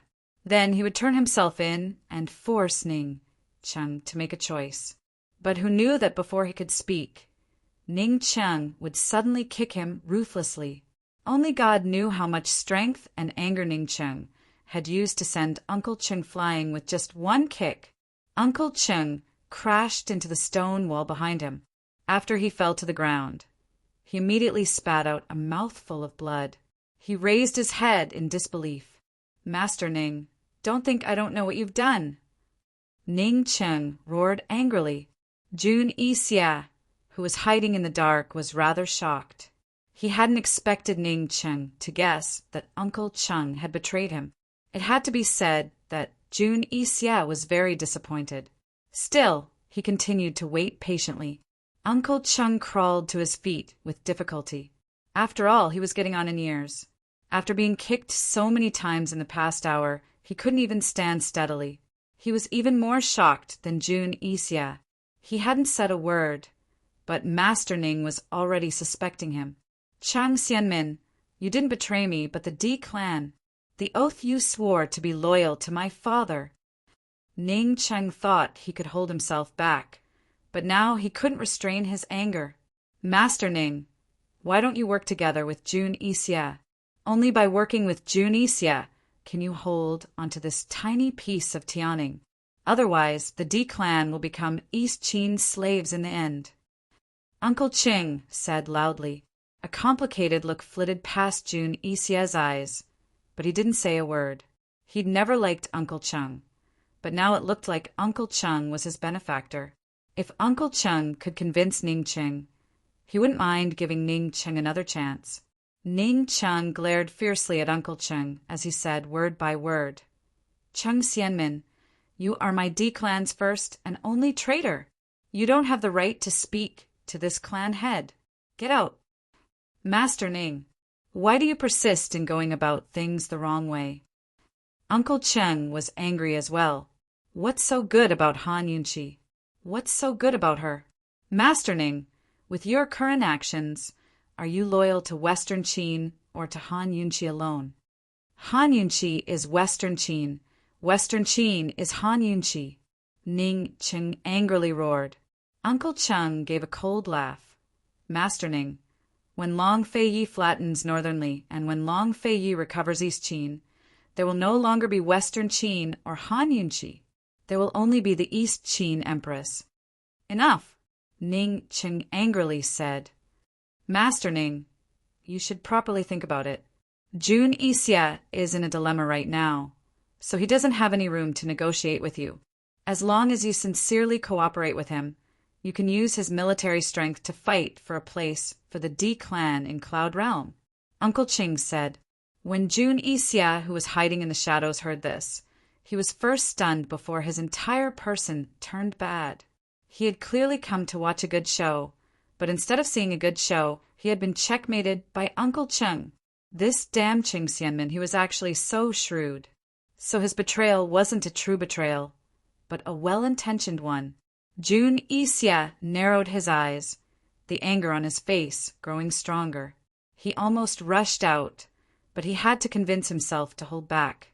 Even though Uncle Qing was repulsive, his analysis just now was completely correct. His situation was far worse than the D clans. Other than cooperating with Ningcheng, he had no other way out. Moreover, if he cooperated with Ningcheng, he wouldn't be able to gain any benefits. If the one imprisoned here was Mu Linger, he would still have a bargaining chip with Han Yunqi. If the one imprisoned here was Ningjing, he could still ask for the Tang sect's support. However, the one imprisoned here was Ning Cheng. How could Han Yunqi and Long Fei Yi be controlled by him for the head of the D clan? These two fellows couldn't wait to use this opportunity to sacrifice Ning Cheng so that the D clan would fall apart. If the Long Fei Yi lost the D clan's military strength, he could still conquer the north. However, if he lost the D clan's support, whether it was financial or military support, he wouldn't be able to resist the Long Fei Ye's army. Thinking of this, Jun Yixie's entire heart felt stifled. At this moment, Ning Cheng had already lowered his head. He didn't look at Uncle Chung, nor did he speak any more nonsense. Master Ning! Master Ning! This subordinate betrayed Miss Jing. This subordinate never had the heart to betray you. Seeing that Ning Cheng was ignoring him, Uncle Chung could only wait. He clutched his aching chest and sighed. Master Ning, you should consider it carefully. If you insist, only death awaits you. Long Fei Yi and Han Yunqi won't cherish your life. After Uncle Chung finished speaking, he was about to retreat to the side. Who knew that Ning Cheng would suddenly raise his leg again and ruthlessly kick Uncle Chung away. This time, Uncle Chung crashed into the wall and fell down. He didn't stand up again and fainted. Ning Cheng's body swayed violently on the torture rack because he used too much strength. He didn't even look at Uncle Chung. His head was lowered the entire time, and no one knew what he was thinking. Jun Yixie wanted to approach, but he suddenly stopped. He had noticed Ning Cheng's feet. He didn't think that Ning Cheng's feet would explode with such strength even when he was hung up like this. If it wasn't for today's discovery, he would be in danger if he approached Ning Cheng. Jun Yixie silently turned and left. When he reached the prison door, he gave an order in a low voice. Lock Ning Cheng's feet. Jun Yixie walked into the forest alone. If Ning Cheng didn't cooperate with him, how should he deal with Long Fei Yi and Han Yunqi? Seeing that the D clan and East Qin army were about to head north, he was in imminent danger. Who was the person who kidnapped Mu Linger? What was their goal? Was it for Mu Linger's group, or was it for him? Jun Yixie was extremely vexed. There was nothing he could do but wait. Meanwhile, Long Fei Yi and Han Yunqi had already reached the foot of Celestial Mountain. That night, they were resting in a hidden cave at the foot of the mountain. This was where Long Fei Yi used to rest when climbing the mountain. It was also where he used to hide from Duanmu Yao's cultivation. Besides Su Donglin, the only other person who knew about this place was Chu Shifeng. They had just finished eating their rations and were preparing to discuss climbing the mountain when a rustling sound came from outside. Who is it? Long Fei Yi immediately chased after the sound. Chapter 1055. Hearing the commotion outside the cave, Long Fei Yi immediately chased after them, but didn't see anyone outside. Han Yunqi and the rest followed suit, but Long Fei Yi gestured for them to stay put. He looked towards the grass in front of him and cautiously walked over step by step. He knew that there was someone there and was prepared to take action. But who would have thought that when he got very close, the person hiding in the bushes didn't move? Very soon, he smelled the scent of blood, which made him even more cautious. He stopped and gripped his sword. Unexpectedly, that person suddenly shouted, "Master! Master! It's me, Master, it's me!" Long Fei Yi was alarmed. Han Yunqi and the rest were stunned as well. They all recognized this voice. It was Chu Shifeng's. Boss! Su Donglin was the first to rush over, so excited that he fell into the grass and scrambled to his feet. Soon enough, he reached Chu Shifeng's side. Long Fei Yi drew close as well and knitted his brows at the sight of Chu Shifeng. Han Yunqi and the rest hurried over, leaving Han Yunqi gaping at the sight of Chu Shifeng. What happened? Chu Shifeng was in a sorry state, his hair disheveled and his face dirty. His clothes were torn and tattered, and his entire body was covered in bruises and swollen wounds. Han Yunqi swept her eyes over his legs and knew that the bones in his legs were probably all broken. Moreover, the injuries were still there. Chu Shifeng was very excited to see Long Feiyi, but when he saw Han Yunqi next, he didn't dare to meet her eyes. Instead, he averted his gaze. Boss, you, just what happened to you?" Su Donglin's voice was choked with sobs as tears welled up in his eyes. Seeing this, Chu Shifeng grew angry. "You're already so old, yet you're still crying. Aren't you ashamed?" Su Donglin turned away and wiped away his tears. He seemed to be both angry and hurt, but didn't look back. Chu Shifeng ignored him and quickly said to Long Fei, "Master, this subordinate's finally managed to get you here. Something big has happened in Heaven Peak." Long Fei squatted down. "What happened?" "Lockhart Yard, Scripture Yard, and Sword Yard betrayed us. They colluded with the evil sword school and attacked the peak several months ago. They locked up Duan Mu Yao and Master Kenshin in the dungeons." Chu Shifeng replied hastily. Although none of them had received a reply, they were still stunned by Chu Shifeng's words. "Where are the 3 venerable ones?" Long Fei asked again. "The sect leader of the evil sword school personally ascended the mountain. None of the 3 honored elders were his match. The evil sword school wanted the 3 honored elders to help him subdue the Ganjiang sword, but the 3 honored elders refused. Even now they're still hanging at the peak." Chu Shifeng replied honestly. The sect master of the evil sword school had always been mysterious and had never shown himself. But his swordsmanship is definitely not better than the 3 venerables from Tianshan Kenzo. How could he fight 1 against 3 and still win? Everyone exchanged glances before thinking of one person. Without a doubt, it was the man with exquisite swordsmanship who'd once disguised himself as Long Fei to kill Gu Beiwe by Yanqing. If it was that old fox who couldn't die, then it'd be easy to deal with the 3 honored elders. So, Bai Yanqing was the sect master of the evil sword school. Han Yunqi said coldly. Before He Ilian died, he'd told Long Fei that Bai Yanqing had set up an ambush on Celestial Mountain. He Ilian was Tsang Qiuzi's senior disciple and had been helping him secretly communicate with the evil sword school. He also knew that Long Fei had the lust by energy. Thus, Long Fei and Han Yunqi suspected that Bai Yanqing was in cahoots with the evil sword school. They never expected that Bai Yanqing had long taken control of the entire evil sword school. After Bai Shanqing stepped down, he inherited the position of sect master of the evil sword school. Long Fei was filled with doubts. In other words, Bai Yanqing had been in control of the evil sword school for a long time. In other words, Bai Yanqing had been lying in ambush on Celestial Mountain for a long time. What did he want the Ganjiang sword for? When did they attack the peak? Gu suddenly exclaimed. "Last October," Chu Shifeng replied. "When exactly was it? Do you remember the exact date?" Han Yunqi grew anxious as well. Chu Shifeng thought it over, but couldn't remember the exact time. Still, he was certain of one thing. Early October. It wasn't even the 15th of October yet. Long Fei stiffened at his words. Han Yunqi and Gu gaped as well, unable to recover their wits. When they were at the medicine requesting cave, they had written to Celestial Mountain to ask about Phoenix energy. It had been between the end of October and the beginning of November.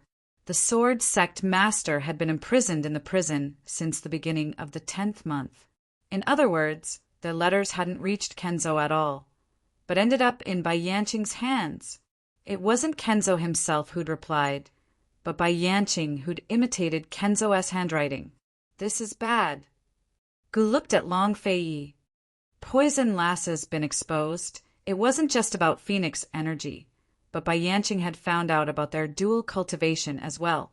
Long Fei looked at Han Yunqi, while Han Yunqi stared at Long Fei with lingering fear. "The worst thing is, all of our secret letters have been exposed," Han Yunqi muttered. By now, Han Yunqi's exposure wasn't so important anymore. More importantly, what was the deal with Phoenix energy? Could Han Yunqi continue her dual cultivation with Long Fei Yi now that she had phoenix energy? Was it because of the power of the phoenix that their dual cultivation failed? Back at the medicine requesting cave, the fake letter had said they could continue their dual cultivation, but they'd failed in the end. Bai Yanqing had clearly tricked them. What kind of good intentions did Bai Yanqing have? Currently, Long Fei had two sources of internal energy in his body, both of which were at the highest level. Meanwhile, Han Yunqi had the mysterious phoenix energy within her body. No matter which one it was, a single mishap could lead to the destruction of a person. If they hadn't decided to delay the northern expedition, they might still be in the dark about Bai Yanqing's plans. Or perhaps he'd have sent even more secret letters to Celestial Mountain. Long Fei Ye's secret letters to Celestial Mountain might have been guarded by specialized personnel. But no matter how tight the defenses were, it couldn't prevent the entire mountain from falling into enemy hands.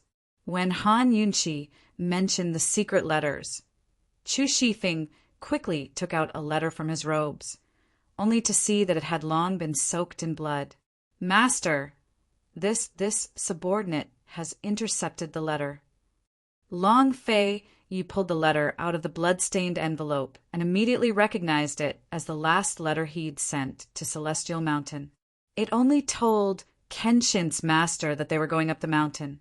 Since Chu Shifeng had intercepted the letter, did that mean Bai Yanqing and the rest of the evil sword school students didn't know they were going up the mountain? Chu Shifeng was sprawled on the ground, propping himself up to answer Long Fei Ye's questions. Abruptly, his hands gave out, and he collapsed to the ground. Han Yunqi finally noticed that Chu Shifeng's hand seemed to be badly injured as well. Long Fei Yi personally helped him sit up and said coldly, "Su Donglin, what are you spacing out for?" Su Donglin hastily turned around and sat next to Chu Shifeng, afraid that he'd have to support him.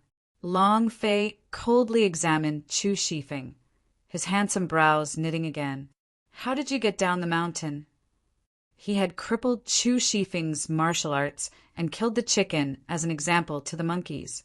Although he'd lost his position as head of the Shadow Guard, he hadn't suffered any more hardships on the mountain. Long Fei Ye's Shadow Guard had mostly been selected from Celestial Mountain's disciples. Some of them hadn't been selected from the ranks, but were sent here for training as well. There was a secret training ground for the Shadow Guard at the peak of Celestial Mountain that was directly subordinate to the head of the Shadow Guard. Long Fei Yi didn't have time to manage it personally. Chu Shifeng was the head of the Shadow Guard's training ground. He usually treated his subordinates well, so they wouldn't hit him while he was down. Moreover, once Su Donglin was crippled, Su Donglin took over as head of the Shadow Guard. With Su Donglin's protection, who would dare to do anything to Chu Shifeng? In other words, Chu Shifeng had been sent back to Celestial Mountain because Long Fei Yi had shown him mercy. Otherwise, he'd be killed as an example to the monkeys. Even if he didn't die, he'd suffer a fate worse than death. Long Fei Ye's question reminded Han Yunqi of something. Chu Shifeng had been living at the peak of Celestial Mountain all this time. His martial arts had been crippled, so it was the Shadow Guard who'd sent him up. How had he managed to escape the mountain? After all, the peak of Reserve Mountain was different from other peaks. It was both difficult to climb and descend, so Han Yunqi had a deep impression of it after walking past it once. If not for his lightness skills, it would have been impossible to leave Celestial Mountain, much less escape evil sword school's watchful eyes. That's right. How did Chu Shifeng get off the mountain if he didn't know martial arts? If the Shadow Guard had brought him down the mountain, he would have sent them a letter long ago instead of waiting for them to find this place. Chu Shifeng's ashen face was calm as he replied, "Master, this subordinate hid at the peak of Celestial Mountain for a long time. By the time the entire mountain was covered in snow, this subordinate rolled all the way down. This subordinate saw a flying eagle on the way down and stole the letter." Flying eagles to Celestial Mountain were different from returning letters, so he hadn't been able to send a letter back to his master. If not for the eagle filling his stomach and all the wild grass and plants in the spring, he would have starved to death long ago. His legs were crippled and his hands couldn't move. It was easier said than done to survive. Suddenly, everyone fell silent. Only the sound of Su Donglin sniffing could be heard. Ice and snow sealed off the path, freezing it to 3 feet deep. There was no way up Celestial Mountain in winter, but there was a way down. That was the road on the west side of the mountain. It was a very steep path that made it impossible to climb up or down without ice and snow. Once it was sealed off, it was possible to slide down and roll down. But no one had ever done this before. Everyone knew that it was a 9 out of 10 chance of dying. No wonder Chu Shifeng was covered in injuries. Both his legs were crippled and his hands were broken. No wonder Su Donglin hadn't been discovered by the evil sword school. Han Yunxi couldn't help but look towards the distant peak. She couldn't imagine what Su Donglin had experienced rolling down the mountain, or how many times he'd walked on the brink of death. In the silence, Chu Shifeng glanced at Han Yunxi before lowering his head. Master, this subordinate begs Master to record this subordinate's meritorious service. Let this subordinate make up for my mistakes. Before Long Fei Yi could speak, Han Yunxi said, Mingxiang, what are you spacing out for?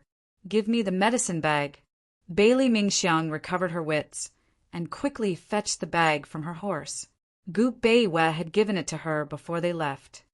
Long Fei Yi, give me a hand. Flip him over so he's flat on his back. Han Yunxi added. Chu Shifeng was terrified. He'd served his master for so many years, but when had he ever let him do anything? He was at a loss for what to do when Long Fei Yi grabbed his arm.